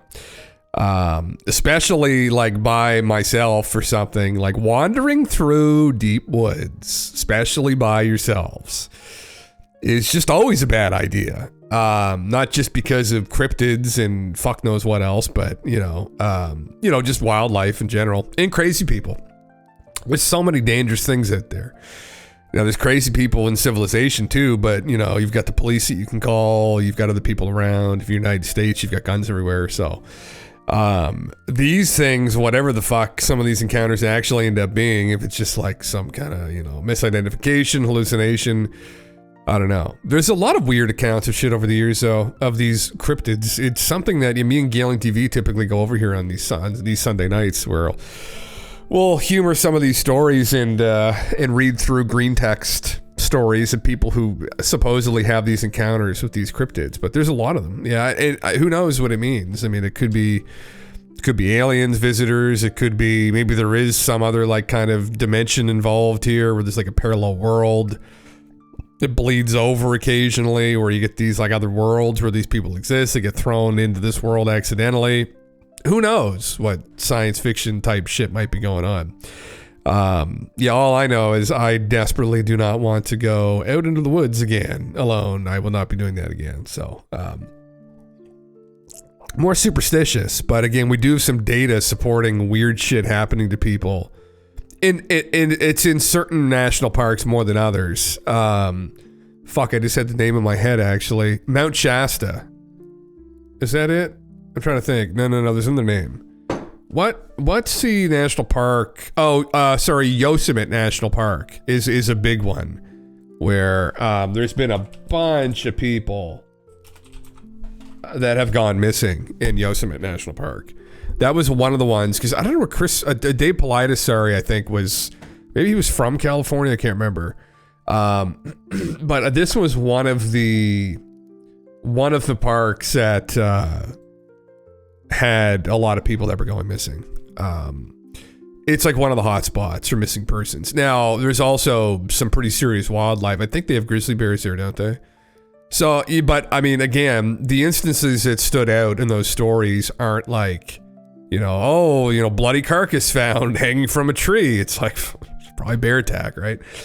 Shit happens. It's like the weird ones where the footprints in the scent just stops mid trail.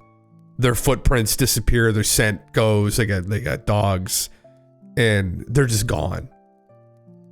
Like those are the weird, and there's a lot of those encounters too that search and rescue people have had, which is what makes up some of his stranger stories where, there's one incident, and one of his, I watched one of them not that long ago. It may have been the Hunter special.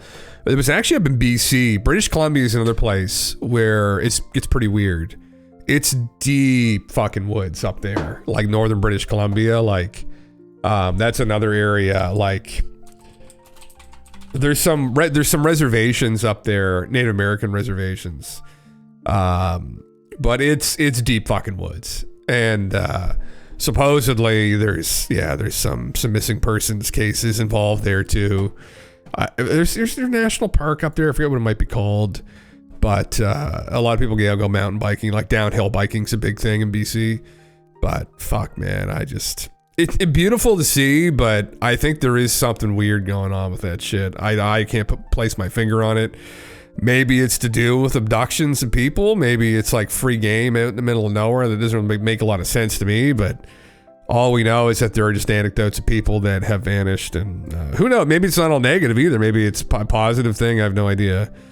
Although they just like left everything, their families, pretended to come right back. Probably doesn't really sound very positive, never to be seen again. So, it's just really sketchy shit. Honestly, really disturbing shit, yeah. The Lizard Man is South. Oh, this is it here. Unraveling the mystery. I think all right. This is the one we just saw. Yeah. Assuming media attention prompted many reports of the beast, and as soon as the area was a hotspot, hunters attempted to catch the elusive cryptid. This is the story of the guy here. Holy shit, did he had fucking like... Oh, okay. I just saw like... What the fuck? He's in leather too. Oh, that's fucking hot. Maybe we'll come back to this man in a minute. I'm gonna go through, I'll get some other shit pulled up here. Relevant to the discussion, I suppose, about some incidents and whatnot. Do I? That was that was another. I meant to pull that up here. Well, I'm just seeing what else I got up here, guys. I got a bunch of shit. There's a couple other videos that's gonna go over too. Just a second. Oh god, we're not watching that. Fuck that. I said Alex Collier lecture. Holy fuck. The moon was brought here 12,000 years ago. No, it wasn't Alex.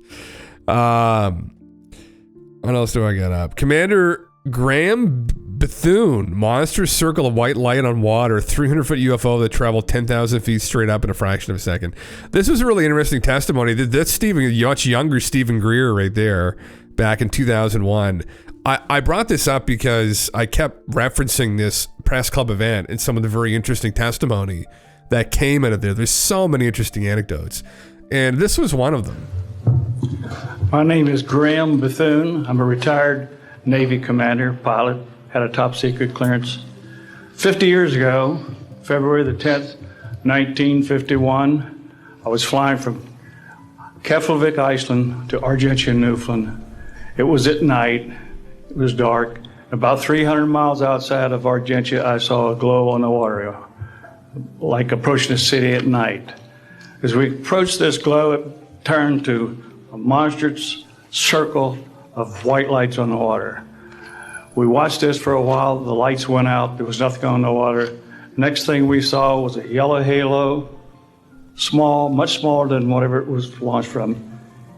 And that was 15 miles away, up to our altitude. Because of the trajectory, I disengaged the autopilot, shoved the nose over to try to go under this thing. And at that time, I heard a noise underneath. I thought maybe it hit us. It was actually some of the crew members ducking, and they collided, and a couple of them were injured. Then it appeared over to the right and moved out slowly and flew with us. It was still not at our altitude, but we could see the shape of it. It had a dome. We could see the coronal discharge. I went back aft, let the other pilot, Al Jones, take my seat to see what the passenger's reaction was. Came back to the cockpit, told him not to report anything, simply because what the psychiatrist had said to me, maybe they would lock us up. So basically, the instruments in the cockpit, we had 4 or 5 failures. In the area of magnetic compass, the electromagnetic effect, an area of directional finders, and this type of thing. The craft was tracked by radar in excess of 1,800 miles an hour. It never did get to our altitude. We had 31 passengers, plus the psychiatrist and the crew members that all cited this at different areas. When we landed at Argentia, Newfoundland, we were interrogated by the Air Force, an excellent interrogation, Captain Paulson. When we landed at the Naval Air Test Center here at Patuxent River, we were required by Navy intelligence to make out individual reports. Out of the National Archives, I have the 18-page official Navy and Air Force report.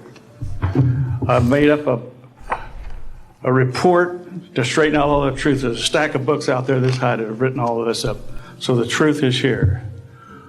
I will testify under oath before Congress that everything that I have said is true. Should have flown into Dildo. But flew into Dildo, we'd never had that problem. It's unfortunate. Yeah, it's a real place in Newfoundland. People that don't know, it's called Dildo. And when there's a place down the street called, what the fuck was it? Some other kind of, was it euphemism? Some other eccentric name. All those new, I don't know what the fuck's in, whatever the newbies are drinking over there, and eating probably mushrooms, moose. Yeah, crazy though. Again, there were tons of people like that showed up. I mean, it was a big deal.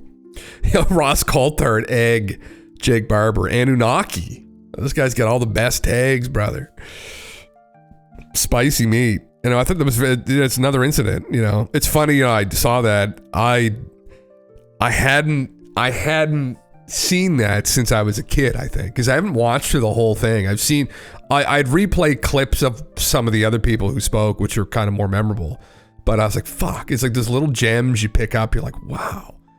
Like it's so many people. Such a big deal. And you can see all the press that were there. I mean, it was a pretty big deal. That was Stephen Greer's like launching event for himself officially, you know. But about these strange cryptids, I think there's definitely a connection between cryptids and UFOs. There's a known connection between what Bigfoot, Sasquatch, and UFOs and shit. I mean, who knows? Wouldn't it be a crazy thing? It's like, is there just a disclosure of Skinny Bob, or does it open up all these other doorways into cryptids and the paranormal, and does it all kind of get unraveled all at once? And we're like, oh my God, it was all connected. Through remote viewing, maybe we can kind of get an inkling as to like what's behind it. This is kind of not somewhat unrelated. I was going to mention this earlier though, but this is they remote view. This is a future forecasting group, which is led by Daz Smith and some of his other guys. But he's a long-time remote viewer, and they did Bob Lazar. So again, they did this blind, and they got a guy who encountered technology at some secure facility, blind. So, you know, I mean, on top of passing the lie detector tests, going through hypnosis, being harassed, I mean, was Bob telling the truth about at least what he encountered, you know? So, yeah.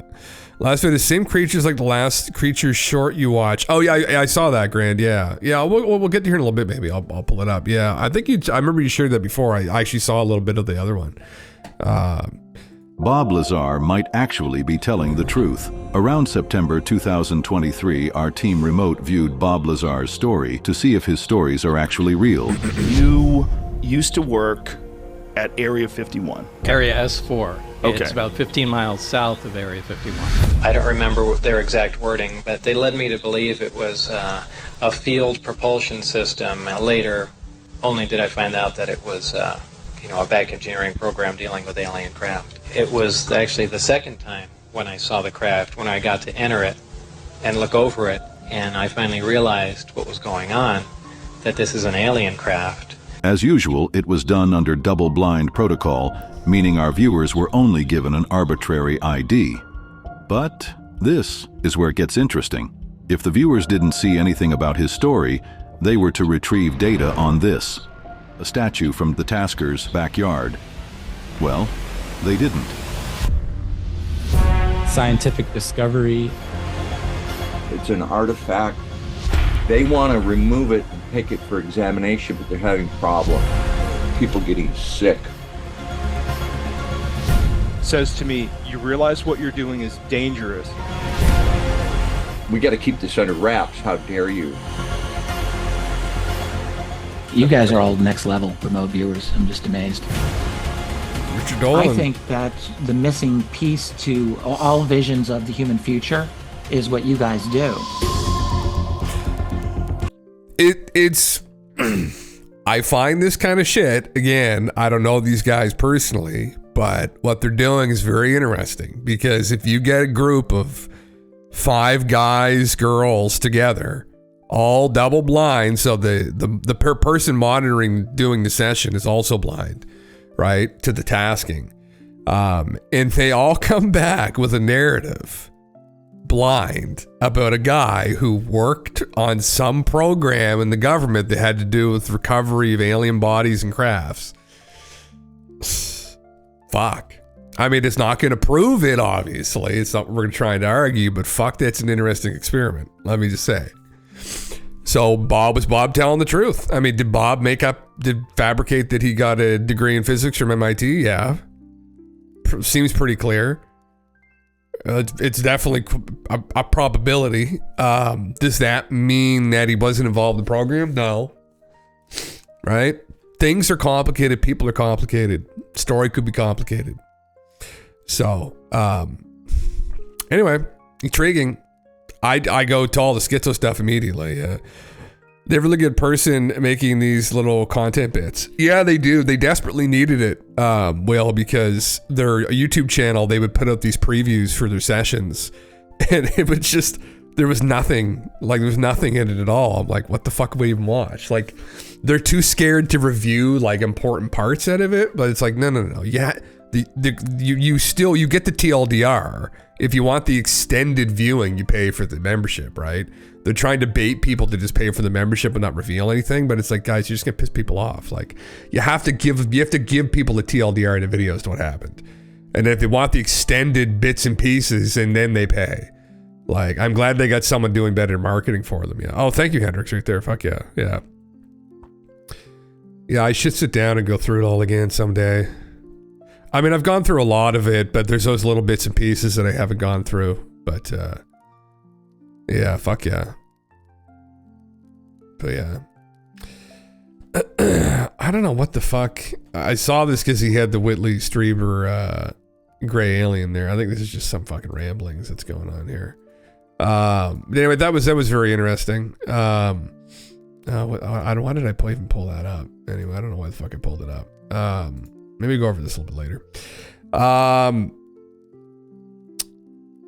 Yeah. Well, this is the other part that I thought would be kind of interesting to go over. So shift gears slightly to some of this kind of ancient history, alternative ancient history kind of meme here.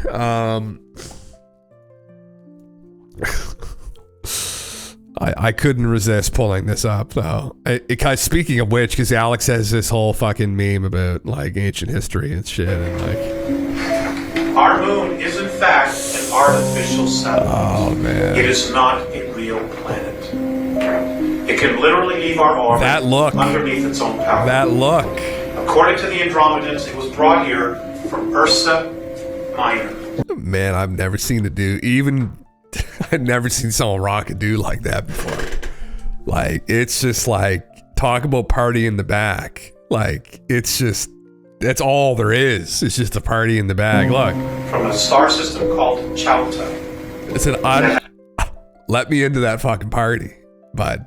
It had 21 planets in it. It belonged to the 17th planet and was one of 4 moons. Now, there are ruins all over it. I love it. The map is there. If my hairline ever starts receding, like, that's what we're going for. Like, buckle up, right? I'll tell Man of Misery, he's like, buckle up, bud. This is how it's going down now. I'm gonna get those glasses and everything. There's some pictures there. There's a lot more. Anyway, I'm not gonna subject anyone to this that doesn't want to be subjected to it.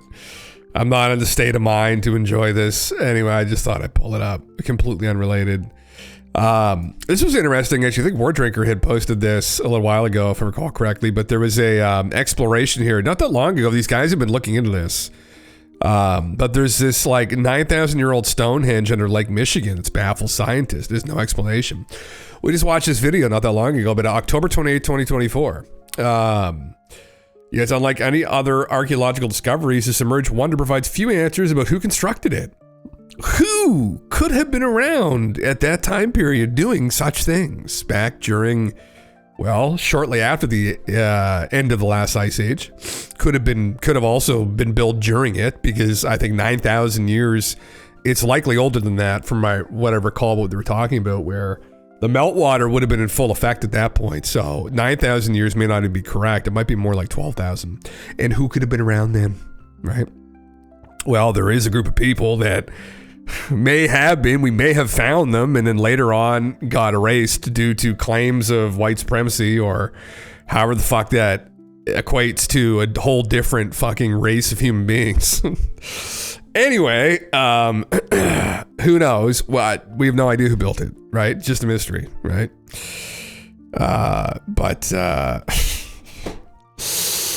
fuck me. Pretty crazy shit. Yeah. It's how they grew crops. I don't know if I know that. Anyway, what we do know is that Stonehenge in the UK was said to be built by giants. So, but don't tell that to the anthropologists. They will literally cut your balls off. Now, probably not all of them, but sounds like a majority of them. Anyway, I thought I'd pull that up again. I thought it's a fucking meme because we're going to go over and talk about some of this other stuff here. We talk about that in a minute, as well as this, because it's Göbekli Tepe. This is Göbekli Tepe, which I've covered here before. And this is maybe what they were warning us about during Göbekli Tepe. I thought I'd start with this, because, you know, now I don't ever watch 359 million subscribers. Holy fuck, this guy. Yeah. 2.5 million likes. Mr. Beast. Oh God. He went to the pyramids, I guess. Unfettered access. I don't know if he climbed to the top. Probably not, because it's technically illegal now, but I thought I'd watch his reaction. I mean, I don't know. Does anyone else watch Mr. Beast? I don't really know him. I know he just has like a blank stare he gives the camera that I'm like, you know, like, this is interesting, but, you know, who knows? I don't want to judge people too much, because, like, I give all kinds of stares to the camera, and they're definitely not blank. Pyramids of Egypt! Whoa. No, this is the coolest thing I've ever seen. We'll be going into the tombs of ancient pharaohs, places that are literally illegal to... Oh, my fucking brain. This is cut for Zoomers already. The fucking attention span here. What are these fucking TikTok cuts on this? Like, to enter because they're incredibly dangerous. What if we fall? Oh yeah, you'll definitely die. We'll better watch your through a secret underground tomb beneath the pyramids. Oh my God. We've only been granted 100 hours to explore, and we're gonna start right now. Follow me, boys. It's about to be fun. This is so beautiful. Someone 4,500 years ago put this rock right here. Correct. This pyramid. Oh, it's got Buddy there. What the fuck's his name again? I know his name. He's an Egyptologist. Dates back to about 4,500 years old. The passageway we're in leads to what Egyptologists say is King Khufu's tomb, the pharaoh who may have ordered the pyramids to be built. Whoa! Hey! This room is called the Grand Gallery. What percentage of this pyramid do you think we've seen so far? We might never know the answer to that question. That's the coolest way he could have answered that. This next room was the king's final resting spot. As far as we believe, yeah. Let's do it. Oh, I don't know if I can even watch this. Like, is this what things are cut for kids now? Like, is this how segments are cut for kids? This is fucking painful, man. Whoa! Holy crap, boys! What is this? 4,600 years ago, this chamber may have contained the king's mummified body. This is where the pharaoh was buried. This is what we believe is the final resting place. Believe? How do we not know? I think somewhere inside this pyramid, there's another chamber that we have not found yet. There was never any remains found. There's never fucking anything found here. Maybe they cleaned it out. There's no inscriptions anywhere. Typically, that's also found during burials. So, yeah, man, yeah. No, Mr. Beast. I watched a streamer scroll through YouTube shorts, and I swear I can feel they're trying to worm into my brain. Oh, man. This is what this feels like, man. Well, yeah, golf. See, I thought I would give this a try. Yeah. Did he lose weight? Did he? That might have the body of the king. You know what? In this video, we're gonna find it. Because we will literally be exploring from hundreds of feet below the pyramids up to the highest point in the largest ancient pyramid on Earth. Woo! That was awesome! Before we go explore the other giant pyramids, I want to show you guys base camp. Yeah. This is nice. We got a dinner table, some tents to sleep in, and... Whoa! Wow. Okay. We even brought lights so you could see the pyramids from camp. That's got to be the most expensive nightlight that's ever existed. This is the pyramid we're going to explore tomorrow. I want to start at 5 a.m. Everyone get some sleep. These pyramids were so technologically advanced for their time that some credit them to a pre-Egyptian civilization, while some point to even crazier theories like aliens. But Egyptologists are sure that they were built by the first Egyptians as tombs for their kings. And by the end of this video, we're gonna find out which of these theories is true. All right, boys, I hope you're ready to explore the next pyramid on our list, the Pyramid of Khafra. What is special about this monstrosity? Well, this pyramid is how we learned how the casings of each pyramid look like. This is how they all look like at some point. That was right after the aliens built them. No aliens.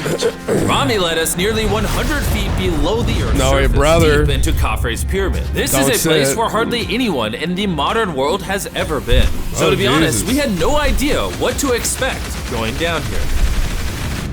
The ancient Egyptians had cardboard. We believed that this was the burial chamber for King Khafre for the longest time. And now they're using it to store stuff. Well, they're restoring the pyramid, Jimmy. They gotta use tools. So that means there's a real burial chamber. Yes, Rami actually took us to the real resting place, thought to have once held the body of King Khafre. I see a big ceiling. Whoa. Dude, we're deep in this pyramid. Here we are. The final burial chamber of King Khafre. No, this is the coolest thing I've ever seen. What? It's kind of strangely constructed, doesn't it, on the inside for a burial chamber? Looks more like some kind of machine to me, but fucking don't ask me who built it though. What the heck, bro?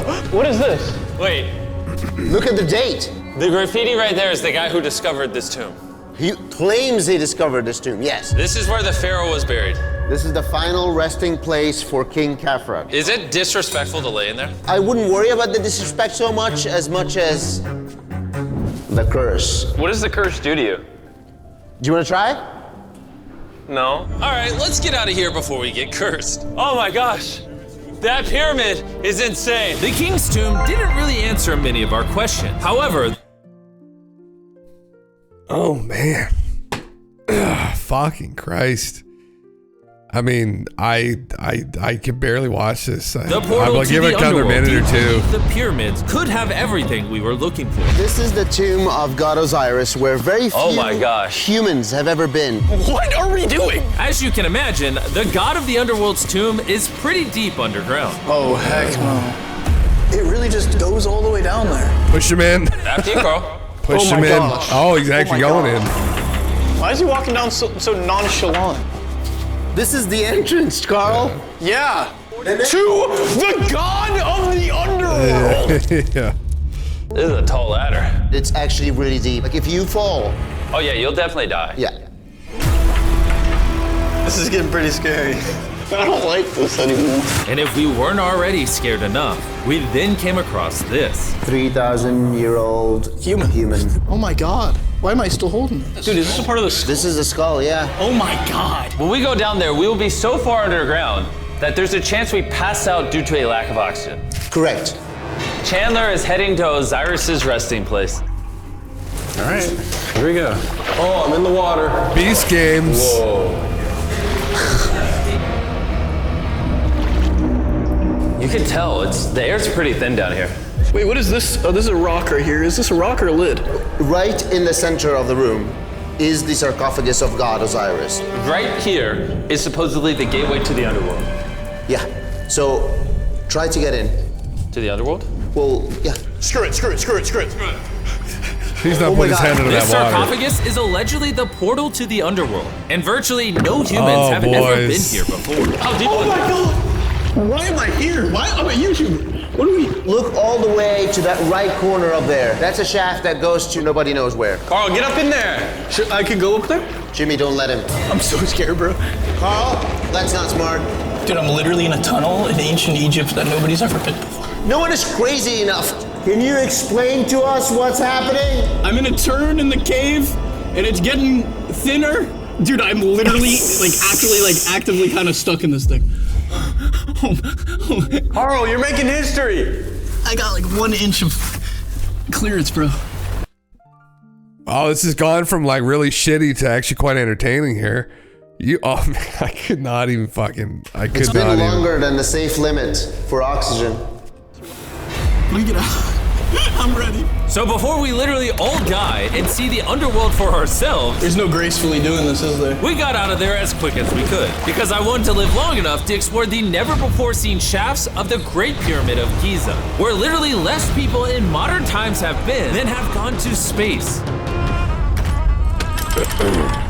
Who wants to ride a camel with me? Let's do it! Pet him. Pet him. He doesn't want it. Have you ever been bit by a camel? Yes. What? Yeah. Does it hurt? Yes. Oh. I told you. Another big day of exploring ahead. This is unbelievable. Oh, Taylor, you good? man, I know. The boy's going to have some kind of disease coming home. I can't. Give me off this thing, bro. Oh, Jesus. Dude, it looks so good.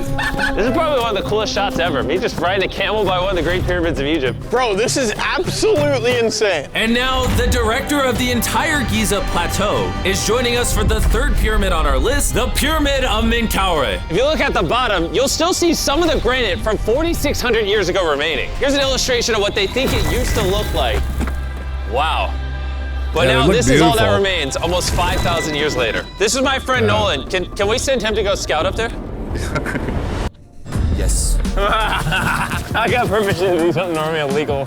Nolan, be careful. Can you just like start yelling at Nolan? He'll freak out. You don't really get many opportunities to climb a pyramid. I want to take it, bro. انزل انزل تحت انزل تحت انزل Down? Yes, down. All right. Nolan, not a bit. You gotta come down. Come on. Yeah, I'm going down. انزل تحت يلا يلا. Hey, he's kidding. Keep going. He's kidding. That was a joke. Oh my God. You had me freaking out. Oh my God. I thought I was gonna get arrested. Is this guy a fucking sociopath? This Mr. Beast? Or? Let's do it. Whoa. Wait. Point the camera down there. Why is it so dark? We will switch the light off. Oh, okay. That would explain it. All right, lead the way. The initial descent of the pyramid took us down a shaft over 100 feet below the ground to the very first chamber in ancient Egyptian history to have decorative carving. What is this? A decoration of false doors. We didn't have any decoration inside any pyramid from the 4th dynasty except this one. So this was done 4,000 or 5,000 years ago. 4,600 years. Furthering our journey deeper into the pyramid, the next shaft brought us to Menkaure's Antechamber. Whoa, there's so much history in here. What's in that room? I can't tell you nothing there. Have you been up there? No. Then how do you know nothing's up there? Because I can see from here. Oh, yeah. You see? Oh. It's just a tunnel, nothing there. Okay, yeah, you can see. Yes. Always be skeptical. The Pyramid of Menkaure, known for its complex passageways, had one final descending shaft that led to the burial chamber. So this is the king chamber, and it has a vaulted ceiling to relieve the weight. How did they know that 5,000 years ago? If you can build a pyramid, you can build anything. You can do anything. You can do anything. On our way out, I got to thinking, why is there 3 more pyramids outside next to this one? What are these 3 mini pyramids? Menkaure, he got 3 small pyramids for the queens, the wives. So Menkaure had 3 wives, and these are their tombs. Yes. Nolan, come over here. Nolan. Oh, God. If he can have 3 partners, you can at least find one. I mean, it's a work in progress. I did discover a mummy. She's not asking for money. She's always listening to you, never took too much. It's a good choice for you. You just offered me a mummy? Yes. The things we do to find you love. Our time with Ashraf was coming to an end. And before he left, I wanted to hear his take on this. So aliens didn't build the pyramids? Aliens, come on, don't break my heart. We have 124 pyramids all over of Egypt. So each time I'm calling aliens, come build a pyramid for me. Cannot be like this. Egyptians were the builders. Tariq. They don't know that. Well, actually, no, I shouldn't say that. For, wait, he said, what, 128? Is that what he said? 124? For 121 of them, they know. But the 3 at the main 3 there, they don't know. They don't fucking, there's one, now I'm not an expert, right? I'm not going to pretend that I know the amount of knowledge this guy does about the techniques they've surmised, etc., right? In Egyptology. What I do know is the evidence that they have to argue for the Egyptians being responsible for the Giza Plateau. And it's a single cartouche that was supposedly found at the back of the Great Pyramid at Giza. And it was found by a guy at the end of his expedition, and he was massively indebted, and he had to find evidence of who made the pyramids. And so this cartouche was found, right? Could have very possibly been graffitied on there by him, right? And attributed to, was it Khafre? Is that who it was? I forget. I think it's Khafre. So, you know, because that was a going theory. There was nothing ever found in any of them. Like if you go to all the temples and whatnot, Eureka, exactly. Well, if you go to a lot of the other burial chambers, where mummies have been found, the walls are decorated. They're very ornate the way they're laid out. Now, you could argue that anything that was in these chambers was removed from them. But even the way that the Great Pyramids are constructed, they're not really conducive for walking around in. So you've got to think, and this is one of the other conundrums, is that some of the entranceways into these chambers, like the construction's unbelievably complicated, where, you know, they weren't hauling the sarcophagi in there. They were built into the ground because you weren't hauling them in and out of the pyramid. Even hauling bodies, things, it's very confined. The inside of it, as we just saw on some of them, it's very strangely constructed. It's not constructed like a regular burial chamber. It's constructed more like, and this is what Chris Dunn has said, which I think is the most logical way, honestly, of looking at it, like a fucking machine, which is also one of the most audacious things that you can say to Egyptologists, because the Egyptians didn't know how to build machines. So on top of that, I mean, you don't need necessarily attribute aliens to anything. It just wouldn't have been the Egyptian people that were ultimately involved with constructing the place, which they want to keep this as the heritage of the Egyptian people. Now, there's all of these other pyramids that they know they constructed. It's just this site that inspired all the other constructions that are a problem. And now what he's not going to recognize here is Schock's theory for the Sphinx either, which is what started this whole debate initially. But there's other, so aside from the Great Pyramid of Giza, the other two, the smaller pyramids that they just went through one of them, I mean, there might be some indications that they were used at some point. They were built later, who knows? But the made pyramid at Giza, the Great Pyramid at Giza, is a fucking anomaly. I'm not an expert on the argument. I've gone through Chris Dunn's argument. He raises lots of good points that they're not really able to refute. So they can kind of just live in this place where they want it to be from the Egyptians, and because we don't necessarily have evidence of who really was involved with building it, it just kind of remains as like the mainstream answer for it, I think. What? So don't bring up aliens again. You did. Egyptians built it. If you can build a pyramid, you can do more nuance in that, though.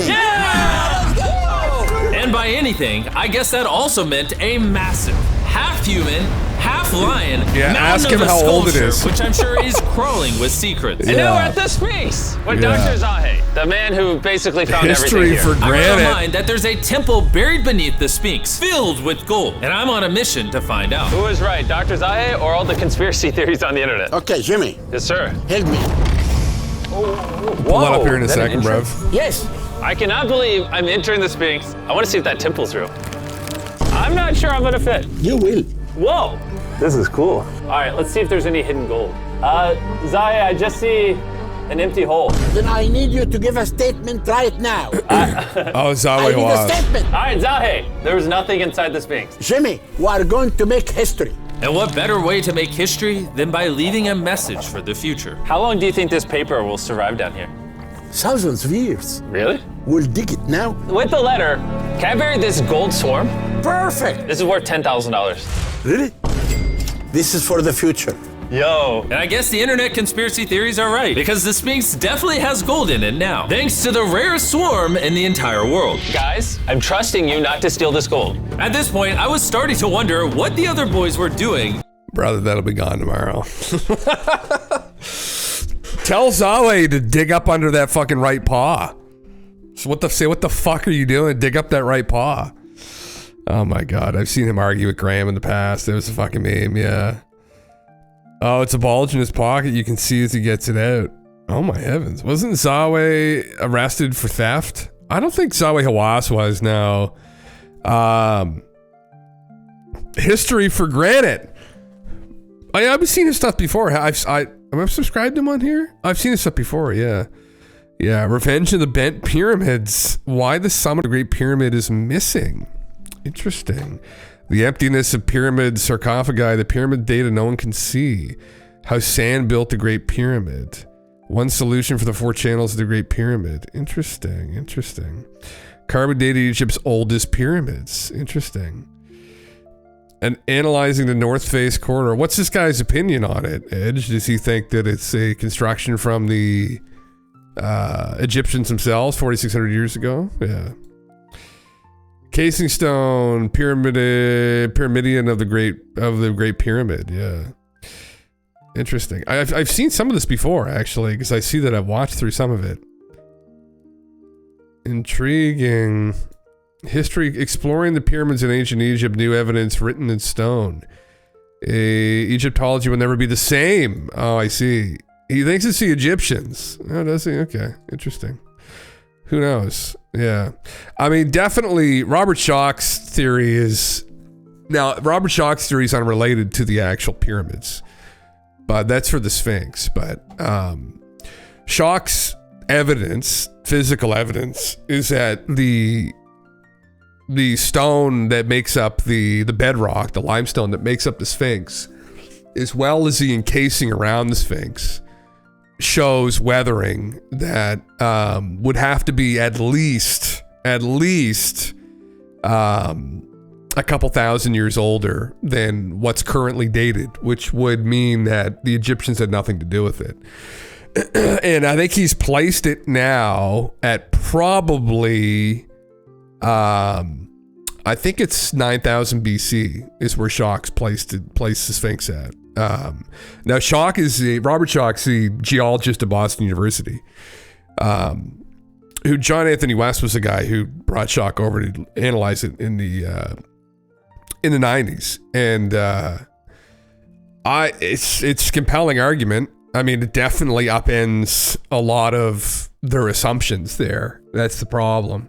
I don't know what this is interesting. What's his TLDR, I guess? Exploring the pyramids of ancient Egypt, new evidence written in stone. So it's definitely, he's pushing back a little bit against Egyptology, though, it seems.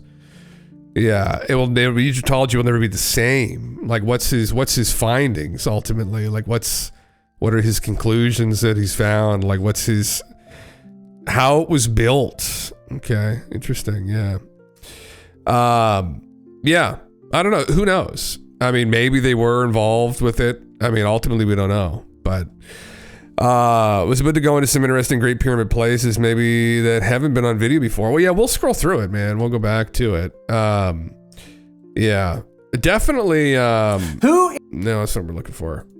Yeah, who knows? It's not my area of expertise, but well, I mean, I enjoy Mesopotamian history. And, like Mesopotamian history, the Egyptians have a time that they called the time before, which translates to Septepi. And Septepi was this time before when the gods walked among man. And that, now it's hard to pin down exactly when that time was, but probably thousands of years before themselves, right? And it's this same kind of narrative that comes from other cultures like Atlantis, from the Greeks, Mediterraneans. But if there was someone who constructed the Sphinx, because there's a strong correlation with the Sphinx and Leo, because that's likely what it looked like. And that if you go back about 11,500 years, the Sphinx lines up perfectly astronomically with the constellation of Leo. And we see similar alignments that have been found, and this isn't by Jim Bob and Ricky. Again, this is from archaeoastronomers. Now there's not this particular instance here, but there's a connection between these creatures shown on these T-pillars and zodiacal animals that people were connecting with constellations in the sky, which pull them back in time. And one of these has been equated to, it's not 14,800 BCE, it's 12,800 BCE. He's got that wrong on there. But yeah, so that's, again, that also, that lines up with the Meltwater Pulse 1A, which is just fucking, the ancient peoples that built this would have no fucking clue. That level of precision is unbelievable, even to be able to get that involved. And also these zodiacal animals, how far back do these go? It's like the constellations and whatnot, but there's also zodiacal elements built into this. And similarly with the Sphinx, there's a connection there as well, that you've got Leo, the lion rising, right? These constellations.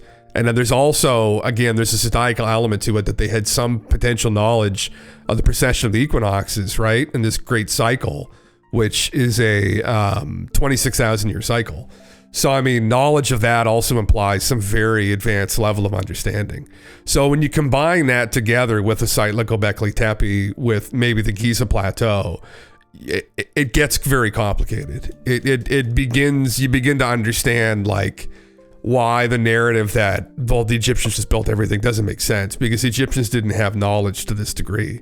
And they absolutely weren't around. Now, that's if you take Schoch's evidence for things, but when you look at the physical evidence they put forward, Egyptologists, there's a lot of interpretations. It's mainly a scholarly discipline. They're not scientists, and they're looking at things from a very scholarly bend, and there's a lot of interpretations built upon interpretations. And the problem with interpretations is sometimes the base interpretations are off or incorrect. And then you've got a whole house of sand, essentially, that you're standing on. But when someone like Schoch comes in, who's a geologist, and shows definitively that the enclosure around the Sphinx is a result of a water erosion, and we know the history, you can go back through the climate, and at the only time period you're getting that, aside from some cataclysmic flood that we don't know about, would be around 9,000, 10,000 BC. So that's about 12,000 years ago, roughly. And so then that completely fucks their whole story. And Schoch went in the 90s to talk with the Egyptologist at the University of Chicago. You can watch the talk on here. I've watched it here before, of their reaction of him presenting this evidence. And they just like wave their hand at him like they don't want to hear it. It's like, guys, when someone like that's talking with that level of precision, sit down, shut the fuck up. But they're all just these massive egotists that have no interest in hearing his argument, which is based on, hard data. It's evidence. And they didn't want to hear it because ultimately it's upending their fantasies, right? So and it's still there today, right? Where now the pyramids are a little bit different, but I mean, you've got other people, that engineers, you've got machinists that were involved, people, material sciences, material scientists, and they're called meteorologists, I think that's what they're called again, but they work with material crafting at a very high level. Same with the vases they found at some of these sites. They've got 30, 40, 50,000 of them in some instances, and they've been studied as well, and some of them have unbelievable amounts of precision. It's just implying that there was a more advanced group involved, and that I think the logical conclusion to come to is that not to rule that out. At least they're trying to rule that out and say it's not a possibility. It's absolutely a possibility when you're looking at that level of precision and indications that there's an older element involved. So, but it's a nuanced discussion. Just jumping to aliens isn't really good enough, and it's just a meme, and it's like the ancient aliens joke with Giorgio. So, until I heard this sound above me. Zahe, do you hear some helicopters?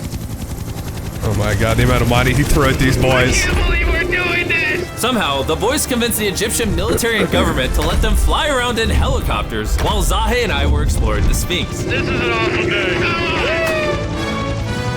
But the coolest part of this entire experience is yet to be seen. When you take us to the top of the Great Pyramid, you're gonna show stuff on camera that you've never shown before. Amazing things. No spoilers. Bro, this video is gonna keep getting better as we go on. And before we climb to the top of the pyramid, we thought, what better way to look for more hidden secrets than in a place that almost no one gets to go? Rami, where are we? We are at the tomb of Emery, one of the places that is completely illegal for people to go in. That's why you're gonna unlock it. Before we go in, it's extremely, extremely important not to touch these walls. Do you hear me, Nolan? Loud and clear. You should stay out here. Just maybe. Hey, finger food. I will not touch the walls. Finger food. Where's that? Wall toucher. Guys, come in here. Oh my gosh. Oh, this is beautiful. There you this go. This was the tomb of the high priest at the time, which is like the Pope of the time. No one is allowed in here because these colors cannot be hurt after surviving 4,600 years. This drawing is 4,600 years old? Exactly, 4,600 years old. It's everywhere. Whoa. And tombs like this were sometimes more important than pyramids for us. They explain the daily life of Egyptians. This is the one none of that exists inside of those pyramids. Ancient Egyptians made wine. Really? They're stomping on grapes up here and going through the process to bottling the wine. So this is like a YouTube video, but 5,000 years ago. This is a how-to video. Dude, this is the most beautiful room I've ever been. Wait, Carl, there's more over here. Whoa, what is all this? These are normal ancient Egyptians giving the normal offerings Ta and Henket, bread and beer, to the high priest Emery. How do you think the high priest would have reacted if they offered season 2 Mr. Beast Lab swarms that are available now? I think Emery would very much. Oh man, I'm gonna have a fucking brain aneurysm sitting here. I think I just might have a fucking aneurysm. Yeah. This fucking guy. Oh my God. I can't even fucking. Much appreciated. Much like the buzz around. Today's gonna be a great day. A little faster. Run ready? Go for it. But these people are poor. This is and this is why you keep saying that aliens didn't build the pyramids, because the workers' bodies are literally here. This might be the coolest thing I've ever done. Thank you for having me do this, Ahe. And tonight, we still have an insane adventure left. This is a fucking brain rot is peak, man. For the first time to the world. He's not joking. We will literally be ascending to the highest point inside the Great Pyramid, where less than 50 people in modern history have been. This might be the best day ever. Perfect. But before we ascend to the top of the Great Pyramid, we need to recharge our energy back at base camp. You know why I gathered all of you here? Ancient Egypt? More important. Oh, that guy sold me. Look at his eyes. He's like, I hate selling myself out to this fucking idiot. He has too much money. I can't help it. Yeah. Holy fuck. The crash after all the infinities are on, dude. This quick is gonna be like, holy fuck, man. Yeah. Oh man. Oh wow, that'd be fucking, man. Oh my God. A little bit of hashish on top of the fucking. What's that? Graham Hancock? He said he did that. He smoked. It was Anthony Bourdain. Somebody like went up to like the top of the pyramid, or it was around the area, was smoking hash in Egypt. I was like, holy fucking Christ. That'd be. Imagine being the top of the Great Pyramid smoking hash. That'd be fucking dream. That'd be a dream. Yeah. Those who think modern Egyptians have a lot to do with presumed builders who were in Egypt 4,500 years ago is so anti-science and drunk on nationalism. Well, granted, that's kind of the argument. Yeah, it is a little bit. Again, there hasn't been a lot of science that's been done, at least within the Great Pyramids, to show that they're definitively not to do with Egypt. There's carbon dating they found within some of the blocks in the pyramid that pointed to around that date as well, 4,600 years. So who knows, right? I mean, we don't know. That could very well be when the pyramids were constructed. The Sphinx is where there's hard scientific data pointing that it's very old. And I think that's where they have an issue. And again, it's one of those things they just don't really address because it starts to upend the narrative. And the Egyptian government, the problem with the discussion really is the Egyptian government is really who's in control of the site, right? And you know, this is probably why they're getting involved in Mr. Beast video, because tourism's a huge thing, right? And there's not a lot going on in Egypt, right? Like there's like fucking nothing going on in Egypt.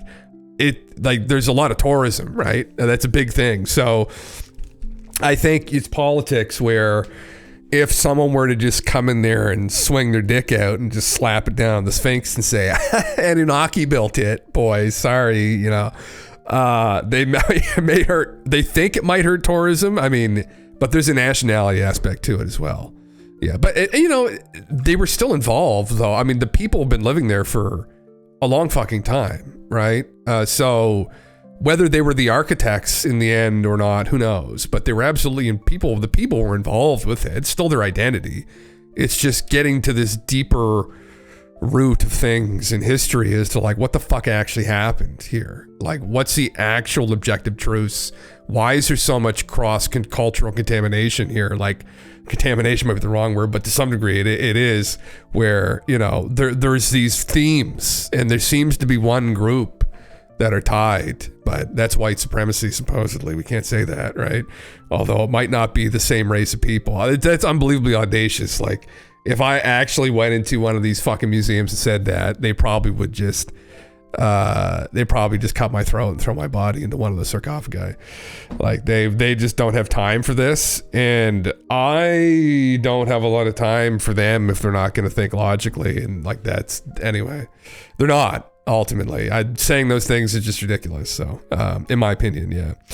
Recharge your energy. Have they got Prime? Oh, fuck. Imagine they throw that in there, man. Yeah. Oh, well, that's the thing, man. Yeah, you'd be dead. There's been a lot of people who've died actually falling off, supposedly trying to climb it. Yeah. A salvia would be a bad idea. Yeah. The season 1 of Swarms is almost over. Right.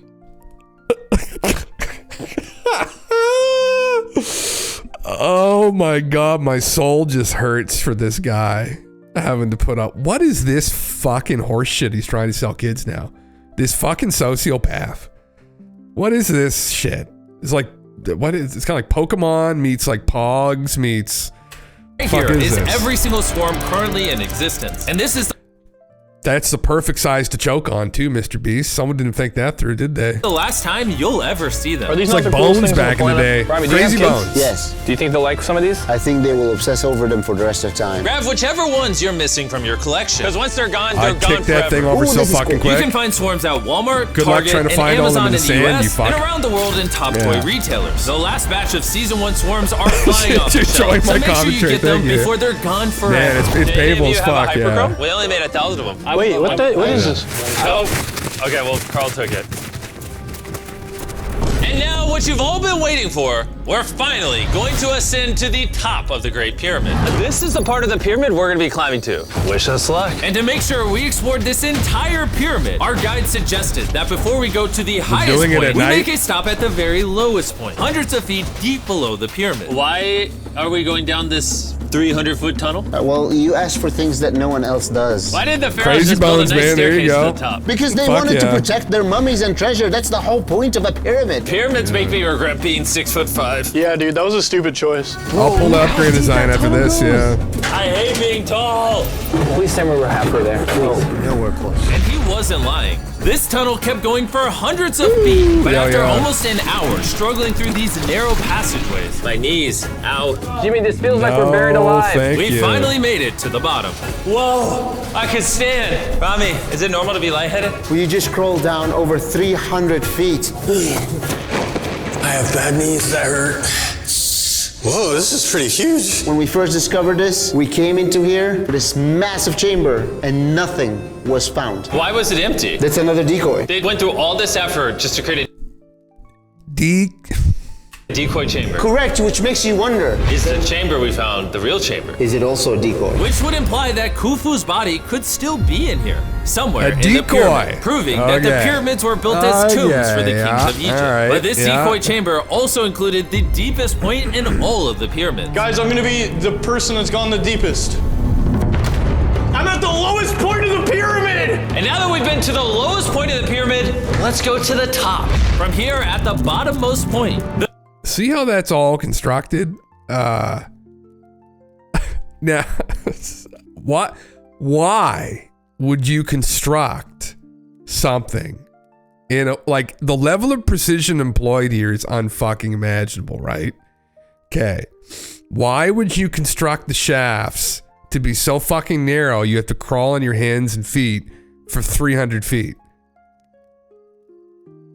Explain that to me. Like you're advanced enough to where you can make something like this flawlessly at this scale, but you make all the shafts so small that barely a child could crawl through it. Right? A full-grown man, yeah, it's gonna take them an hour to go down. Does that make sense? Or was it not a burial chamber? Like that's how they're gonna lug shit in there? Like, how does it make fucking sense? Yeah. Or it could shrink. Magic, yeah. Oh man, holy fuck! Like that, or this is something different. the same long passage took us to where we could meet Dr. Zahi and begin our ascent to the top of the pyramid. Now, I need you to choose the 5 people that they will go with us. Only 5? 5. Who's staying behind? All right. Rock, paper, scissors, shoot. No! Hey, Nolan, it was nice knowing you. Hey, fair and square. And so from there, we somehow ended up back in the corridor we went through on day 1 to get to the king's chamber. We Oh, it started does. the video off going down this tunnel, but to end Interesting. the video, we're going to the hidden chambers up above. In the last 5,000 years, less than 50 people that we know of have been up here. Is this a bad time to say I'm afraid of heights? I couldn't think of a worse time for you to tell me that. And let me tell you, it was not easy getting up here. The top of this ladder led to another tiny passageway. The final hour of the challenge, and we're making a journey to the top of the pyramid. This is hard. Good, Jimmy. Good boy. Not gonna lie, I thought this would be much easier. What is this over here? We are in the third chamber now. We Make sure you go. Make sure he doesn't go last, boys. Important one are room number 3, 4, and 5. Now, room number 4. All right, let's keep her going. Okay, let's go. Chamber number 4. Pretty fucking extreme, actually. Carl, Wow. look at this. We're about to head to the tippy top of the pyramid. This is now my favorite video ever. Isn't it awesome that Nolan's not here? Yeah, that's my favorite part of this entire thing. But anyways, let's head to the top. Let's do it. Oh my gosh. Woo. Zahe. Yes. How did you do this? I have no idea. And just like that, we are now at the highest point inside the pyramid. We made it, Chandler. Oh my gosh. There's so many bats in here. Oh. They didn't tell them about the Ebola that happens in Egypt, right? In those northern African countries with bats. Uh-oh, that's not good. This is not how I wanted the video to end. We got like 2 minutes left or we're being attacked. Oh, they'd be full of Ebola. Come here.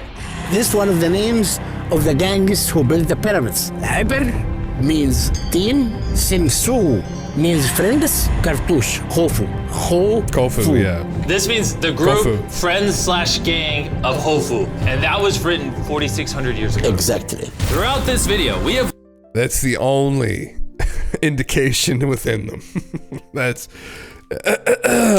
it right there. That's the controversial cartouche. learned as much as we could about the origins of the pyramids. And the Egyptologists have told... Yeah, well, that's fine. I thought they were going to climb to the top. See, that's what's illegal now. I think it's always been illegal, but physically climbing to the top is what fucking matters. Yeah, Mitch just built it. Going to the pyramids is about as close to cave exploring I'll ever get. Even the guides, this shit looks, man, it's fucking crazy. I know, yeah. Yeah, hieroglyphic cap on the walls, fuck yeah. Oh, man. Yeah. You think editing to mix up and confuse your information is in what pyramid? That is the Great Pyramid there, because it's the King's Chamber. Those I'm not an expert in this. I think that's pretty clear. But in the King's Chamber at the top, there's these. I think some people call them resonance stones, but they're rose granite, and those are what they were sitting on right here. Where are they? Like when they're sitting right here, that's what they're sitting on. So some of those stones are fucking massive. And those are the stones that came from something like 500 miles away. I think they're are they 80 tons or 100 tons? Something around there. They're very, very heavy. And they came from a quarry 500 miles away, which is insane. It doesn't mean that they literally came from there. So somehow they got them from there, but it would have been a feat and a half to do that through the desert in the sand with stones that heavy. So Chris Dunn's theory, which I'm fond of. What's it called again? Giza. Again. This is from a machinist. Now his son is a meteorologist who works for Lockheed. Chris worked for some aerospace companies himself. It's very interesting. I recommend people read through it. Now, it's obviously, it's in comparison to what the Egyptologists think. But when you look at what the Egyptologists think, I mean, Chris's opinion is they're not looking at it properly. We aren't looking at it from the framework that potentially there was something more advanced involved with it. And so his opinion was that what it looks like is a machine. Now, he's a background in machining, so of course he's going to look at it like that. An Egyptologist who comes from a scholarly background, right, is trained to think within those confines. I mean, they're going to look at it as a tomb because that's what they do. They look at everything through those rose-tinted glasses, as Chris would look at this as well, through differently tinted glasses, right? So he comes at it from a different angle. Now, again, the level of precision employed overall at the Giza Plateau is unbelievably impressive, especially within the pyramid itself.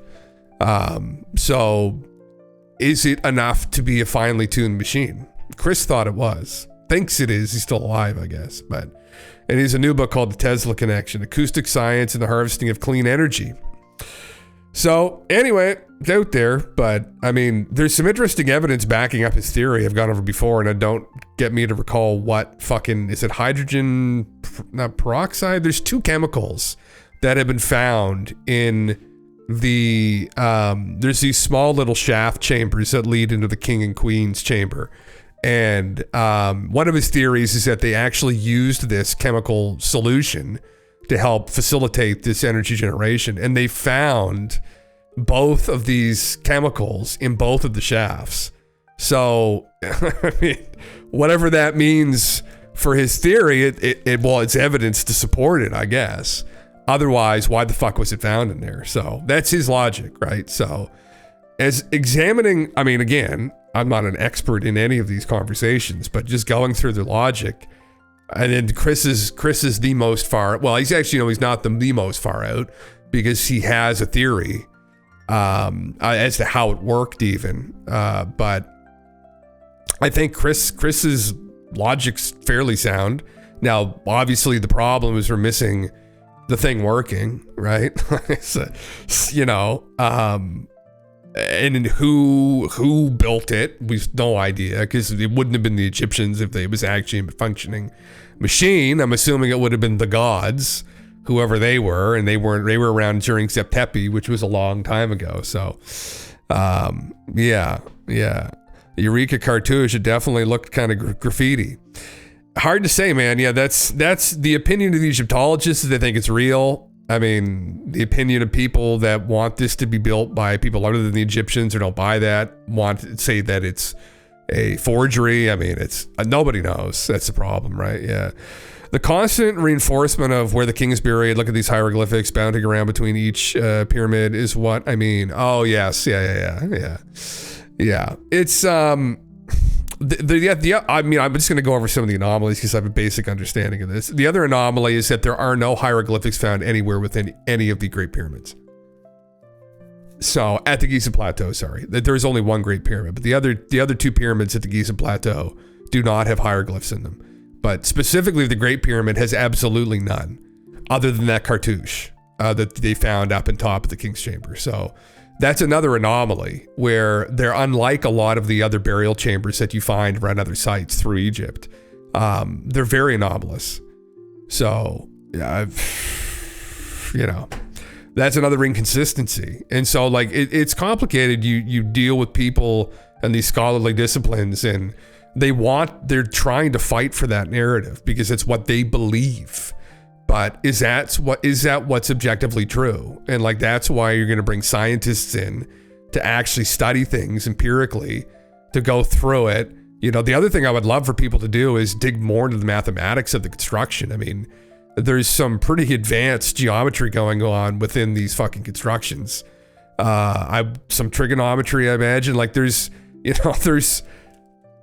don't know what the opinion of people in mathematics is on the construction of these sites, but I've heard anecdotes from some people that have kind of broached this, that it's incredibly precise. It's suspiciously, like, at least the math involved too. There's some number games people play with the weight of the pyramid, etc. Like the base type divided by its height, etc. Whatever the fucking conversion is, you get some very unique numbers when you do that. And again, some people say it's just coincidence. I don't, is it? Like, they weigh about as much as a tank. Yeah, man, fuck yeah. Probably use airships and blimps, man. However the fuck they did it, we're not gonna know unless you get someone to remote view it. And then even then, I don't know if I've ever heard of projects, people doing stuff like that. That's the thing. That's the value with some of this woo. I mean, if someone was able to remote view how the fuck they did this, and like just get an idea. I mean, maybe it's a construction method. I mean, just go talk. Maybe they could figure it out, right? I don't know. I feel like the only thing I've ever heard is that there was some tool involved that was anomalous. That there was a slave force involved. I forget who. I'm not saying that I know because of this. I don't know who did this, but I thought I heard that someone did, and there was a slave force involved, but there was a tool involved. There was another group of people living with them, effectively. So they weren't aliens, though. They were humans. But I don't know. Anyway, there's fingerprints of the gods right there. Yeah. Yeah, fuck me. Well, that was it was better towards the end, man. Holy fuck, the cuts. Like, is this what the kids are consuming now? This level. Content with moose toys, man. Shelling the fucking kids' toys, like, man, where was he sitting there? Man, he just has those cold, dead eyes. He just looks like, it might just be his expression. I don't know, man. It's just, anyway, whatever, man. He's got 359 million subscribers. He's doing something right, I guess, right? Try and throw some positivity in there. Fuck. God damn it. Anyway, 2-day-old video. Official press release, Giza Plateau. Huge discovery of huge city under the pyramids. Good evening and welcome to the Expedition Channel, the official channel of That's the crazy, huh? Project. This is an announcement in my role as head of communications for the research project. I will now read the official press release of the Kefren project, which has just been sent to the Italian and international press. Interesting. Well, that's pretty crazy. Yeah. Fuck me. His smile usually doesn't reach his eyes. Maybe it's like maybe he's got some kind of neurological thing though. That's why I don't know, but who knows? Yeah. It's the Adderall high dose and exhaustion, at least there. You think it's Adderall? Is that what they're doing, man? I've never used any of those pharmaceuticals, man. I knew people in university who would be fucking popping shit like that to help themselves focus. And I'm like, boys, you don't know what the fuck that's doing to your brain. Like, fuck, guarantee you they have no fucking idea of the long-term consequences of that shit. Like, yeah, his editing, mythology, and creating. Oh my god, methodology. Like, fuck, man. I don't want to appeal to like the people consuming that fucking content on a regular basis. Like, I think they're all under the age of like 12 years old. Fuck. I can't stand it, man. It's like the YouTube Shorts TikTok thing, man. Like, there's this weird algorithmic way to build things to keep what you're doing is you're constantly keeping people's attention. Right? You're never letting them breathe. You're constantly keeping their attention. You're never stopping. You're cutting things. So I'm never breathing. I'm just constantly going, constantly. So you're never getting one breath in. As soon as I breathe, people shut the video off. It's like, man, fuck those people. Like, I don't consume content like that. Like, I have to actually listen to a human being have conversation. I can't. Yeah. You take it every day. Oh, well, but is it a prescription? That's different. So, yeah. It's like a mild form of coke for the brain. Oh, if it's a prescription, that's different. You take a prescription. Okay, well, that's different. Yeah. If you're just like popping them like candy to fucking try and focus to like fucking, do as good as you possibly can on your test and shit. Yeah. I'm talking about people that abuse it. That's a different scenario. No. It's if it's prescription, that's different. Talking about people abusing it.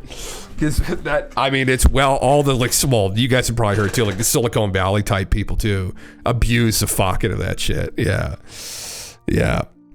Man, brother, it is what it is, What is this huge city discovered under the pyramids?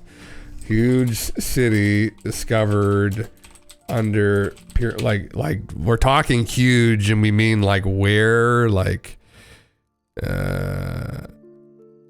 no. Is it Egypt or is this in Giza Plateau? Okay. News.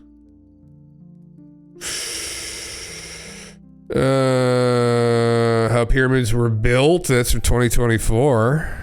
Okay.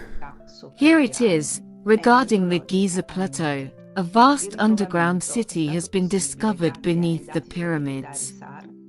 It is the mythical Amenti. This discovery was made possible thanks to SAR satellite data and archaeological research.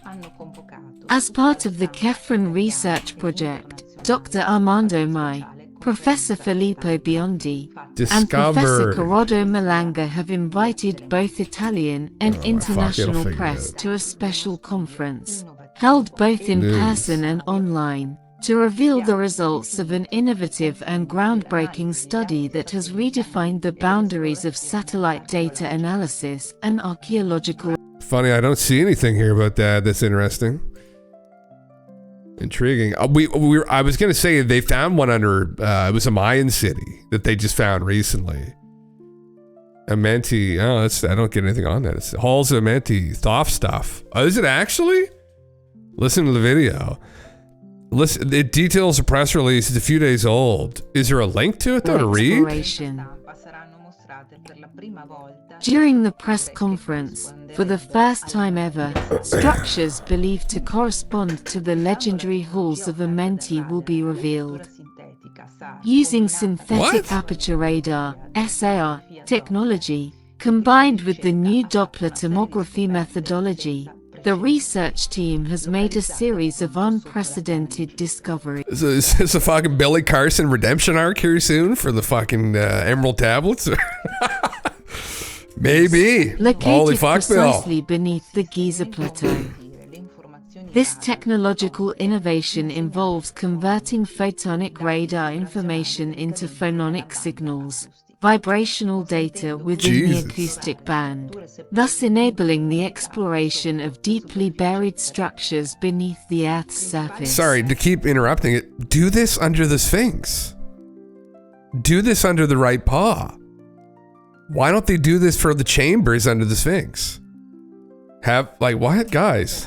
The main discoveries to be presented include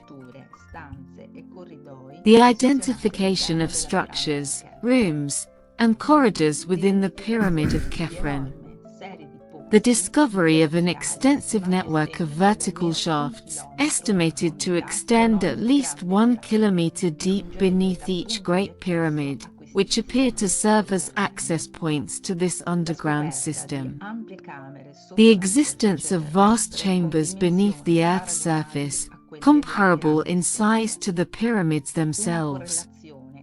A remarkably strong correlation between the layout and characteristics of these underground chambers and the legendary halls of Amenti, as described in ancient myths, including those associated with the god Thoth. This discovery opens new frontiers in both archaeology and SAR satellite remote sensing technology, combining advanced data processing with historical narratives to unveil the past of humanity. Jesus. The press conference will be held on March 15, 2025, from 1 p.m. to 2:30 p.m.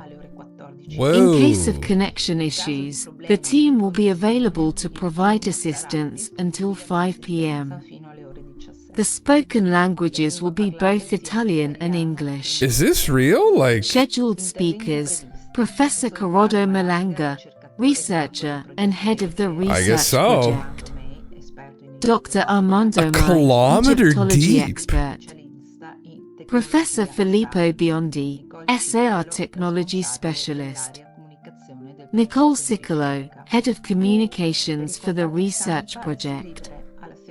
For press inquiries, please contact us at Ufficio Stampa @Expedition. All technical reports, high-resolution images, and supporting data will be provided under embargo before the press conference.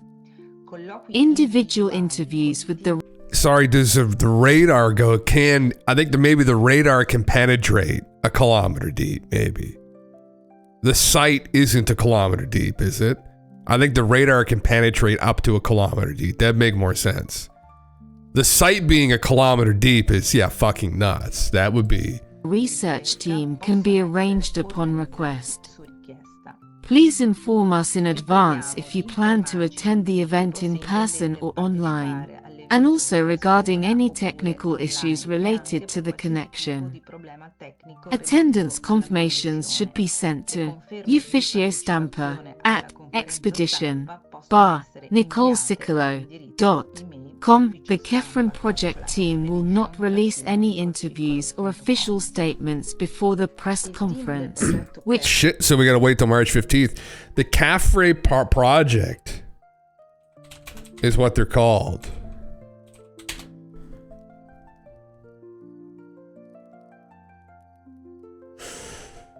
Okay, yeah.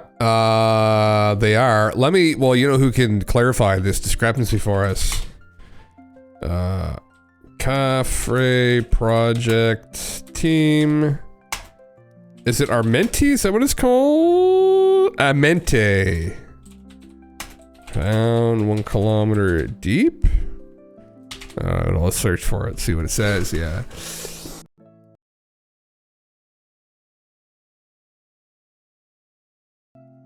Probably should have put that one at 1.15, shouldn't I? It is exactly that. She said there were vertical columns 1 kilometer deep that act as a way to get in. Holy fuck. Oh, there's no way it's 1 kilometer.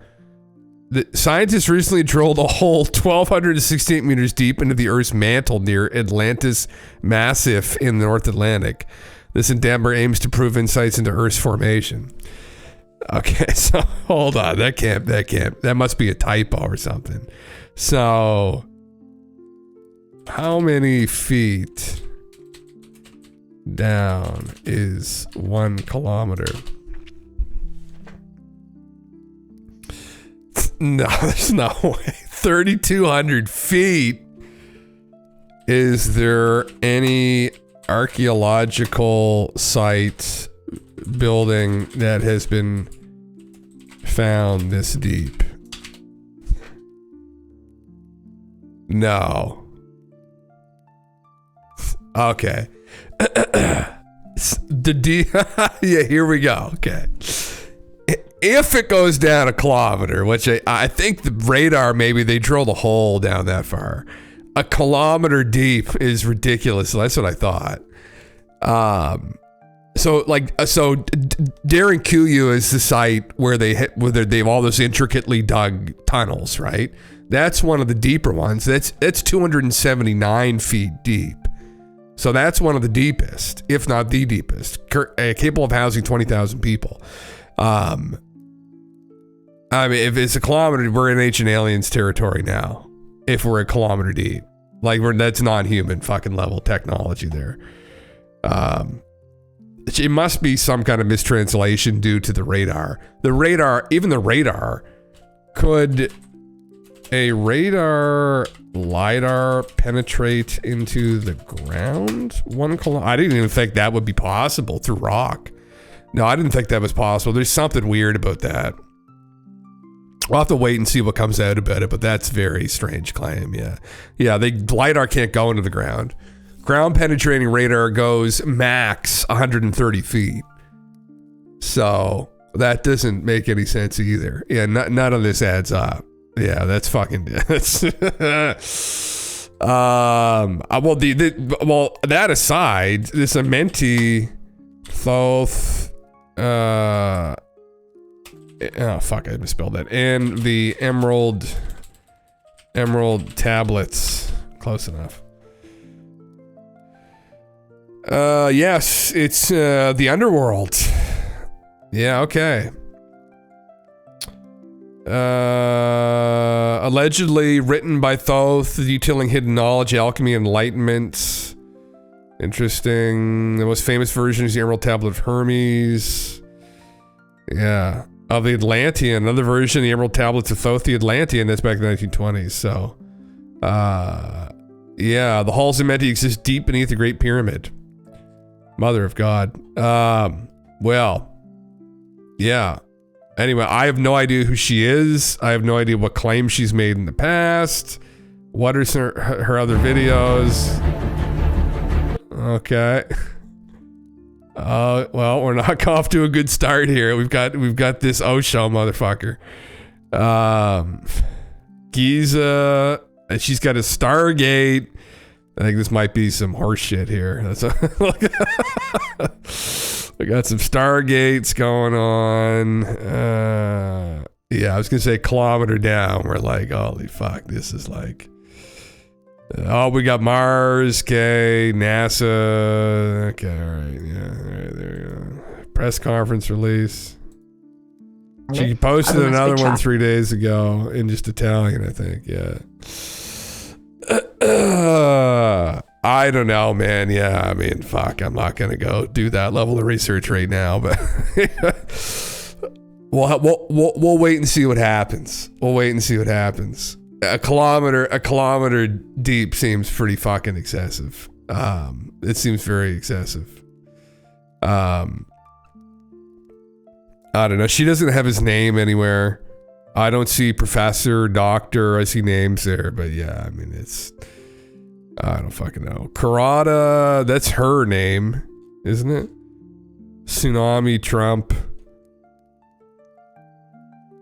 Oh, yeah, I don't know. What the fuck is this about? Vi spiego il perché partendo da una semplice What is she? She's a apparentemente graphologist? attribuito ad Osho. Il testamento è depositato in... Oh my god. He was like some cult leader, yeah. Mentioned in the video. Yeah. Where's the transcription? How do we do this again? You get a transcription from the actual YouTube. Oh, transcript. Show transcript. And how do you copy the whole transcript? You just literally go down and do it. English auto-generated. Here we go. You just literally copy it all. I don't really want to get the timestamps, but anyway. Here. I'll know for sure in a second. Let's see what it says. We don't need the... Okay. Extraordinary claims. Yeah, okay. The press release is genuine. The discovery is as significant as claimed. Okay. Using synthetic aperture radar and Doppler tomography, they plan to find their findings on March 25th. Claims of 1 kilometer down. Can it clarify this? Yeah, it's bordering, yeah. No, but did she mention? Oh, fuck, ChatGPT. Mentioned in the transcript 1 kilometer down. Yeah, she did. Yes, you guys are right. Yeah. It's an absolutely wild claim. Like you're into the Earth's mantle there. It sets off major red flags. Yeah. It's either, well, yeah, we're into ancient aliens. So we'll find out March 15th. I guess, right? So what's that, another month and a bit? I mean, people make these claims, even accredited people get involved with these things who maybe are somewhat accredited, and this never really turns out well. What was the other one? There was something around the Sphinx. Fuck, what was it now? I can't even remember specifically what it was. It was to do with one of the chambers, but there have been claims in the past from other ancient sites too that people have made that there's breakthrough discoveries, and the most audacious one that I remember was made, and actually Graham Hancock had brought it up, but fuck, it was the archaeological site was it in the Philippines? Oh my god. But it was actually 25,000 years old due to some dating, the original site, the construction. And it's hotly debated, but the guy got like his balls dragged through the glass for even suggesting it. But that's what some of the data came back as, that may have been the original site, how old it actually was, which like does not fit the narrative, right? Of how, well, that people were even there at that time. But supposedly that's some of the data they got back. So it's like, but it's like the criticism would be, well, how much data do you have back saying that, right? Like is there anomalies with the data? How much peer review has it had? The problem with the peer review process too, though, if you like go to the Egyptologist, is like, well, if you go and you just, for instance, the Sphinx argument, it's like, you don't really want any peer review from them. aside from like, is there anything else to suggest this has been here the entire time in the records, right? You'd want peer review from other people in like geology, and I think Shock has had other peer review, and the consensus is it's absolutely old. So yeah. Find names of the scientists mentioned. This is the extent I'm going to do to find this, because I think this is already horse shit, man. I would bet. The claim like that seems fucking crazy. An investigative journalist, a researcher, no verified information found. No verified information found. They may have misspelled the name. I'm not, good luck trying to fucking spell it out, but. So he's an investigative journalist. He's a self-trained Egyptologist. Researcher specializing in synthetic aperture radar. I don't know, yeah, Kato manga, and they can't find anybody. So, and I think we've got Guy TV as one of the ancient origins. Oh my god. Okay, here we go. Yeah. All right. Yeah. That's where I thought this was going now. Now this site isn't like complete horse shit, but there's like, you know, there's definitely an element of horse shit involved in some of the articles. I've gone through this before on here, yeah. I'm probably gonna say probably bullshit. That's probably my bet. It's probably bullshit. Yeah. But who knows? Well, actually, not who knows. There's no fucking way it's a kilometer down. So that's probably miscommunication by her, or just a load of horse shit. It would probably be the explanation there, I fucking imagine. But yeah. Anyway, yeah. Who were the Anunnaki? When did this get posted? Oh, just today. A special investigation central to Sitchin's narrative. Oh God. Oh, it's a is it an article? Oh, here it is. The Forbidden Movie. Oh God, to get the DNA on there and everything. Very nice. Interesting. Fuck me.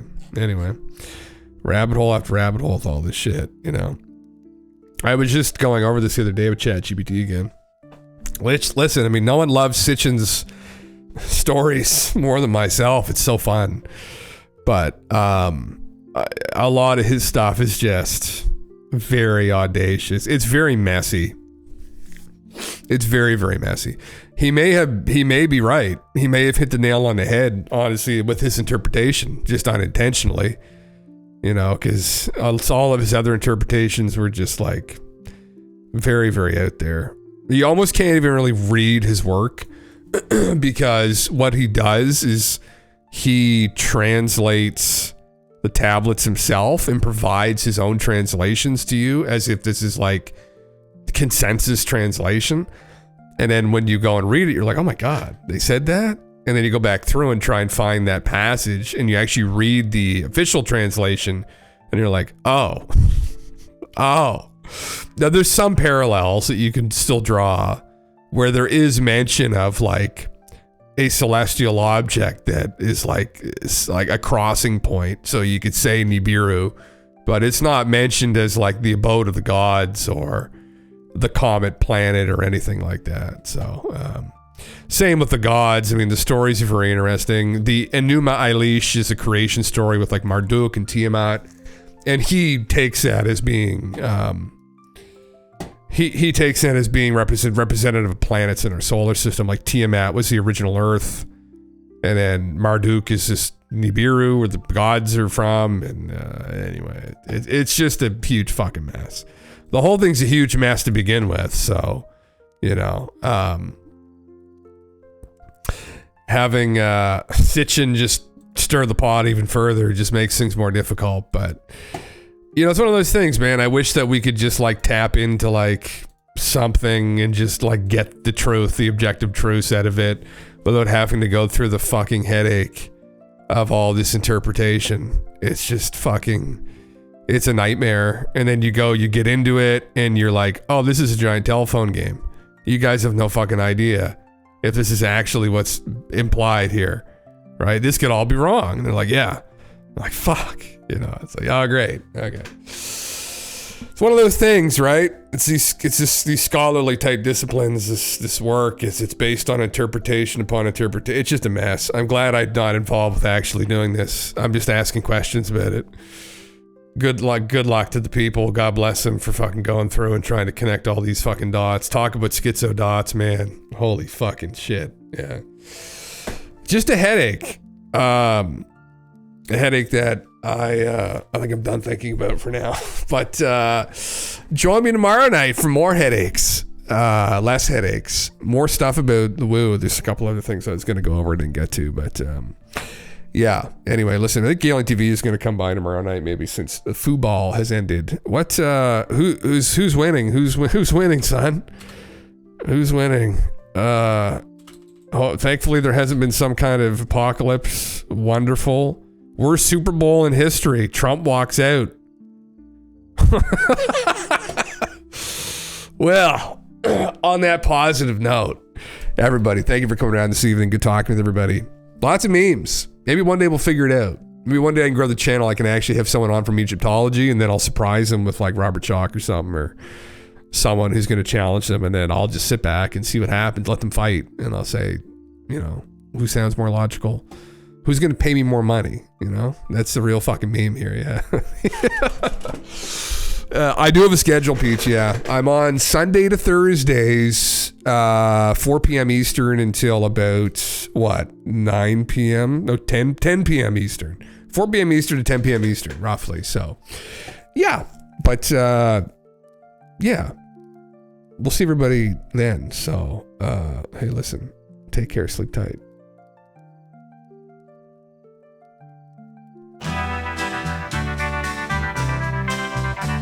It's 7 in the evening and everything is fine. I'm not expecting visitors, so I can stream all night. I'll take my stream deck out from where I'm playing Fortnite. We'll play until the morning. At 3 a.m. we hear him again from the sound of the submarine. It's Jim Russell. It's Jim Russell, the commander of Island 49. The guardian of the ancient keys, the keys of Atlantis mysteries, Atlantean secrets, Atlantean secrets, the keys. My dudes, let's follow in order to let go. Distorted echoes, the mysterious magnetic fields. Atlantean seas, Atlantean seas. We have to swim through the ocean, the periscopic deception, ancient doorways that tremble before the subterranean castle. He calls us, my dudes, robots and erudites. 'Cause at 3 a.m. we hear him again from the sound of the almond shells. It's Jim Russell. It's Jim Russell, Union leader of sorceric knights. And he parts in the breaking dawn.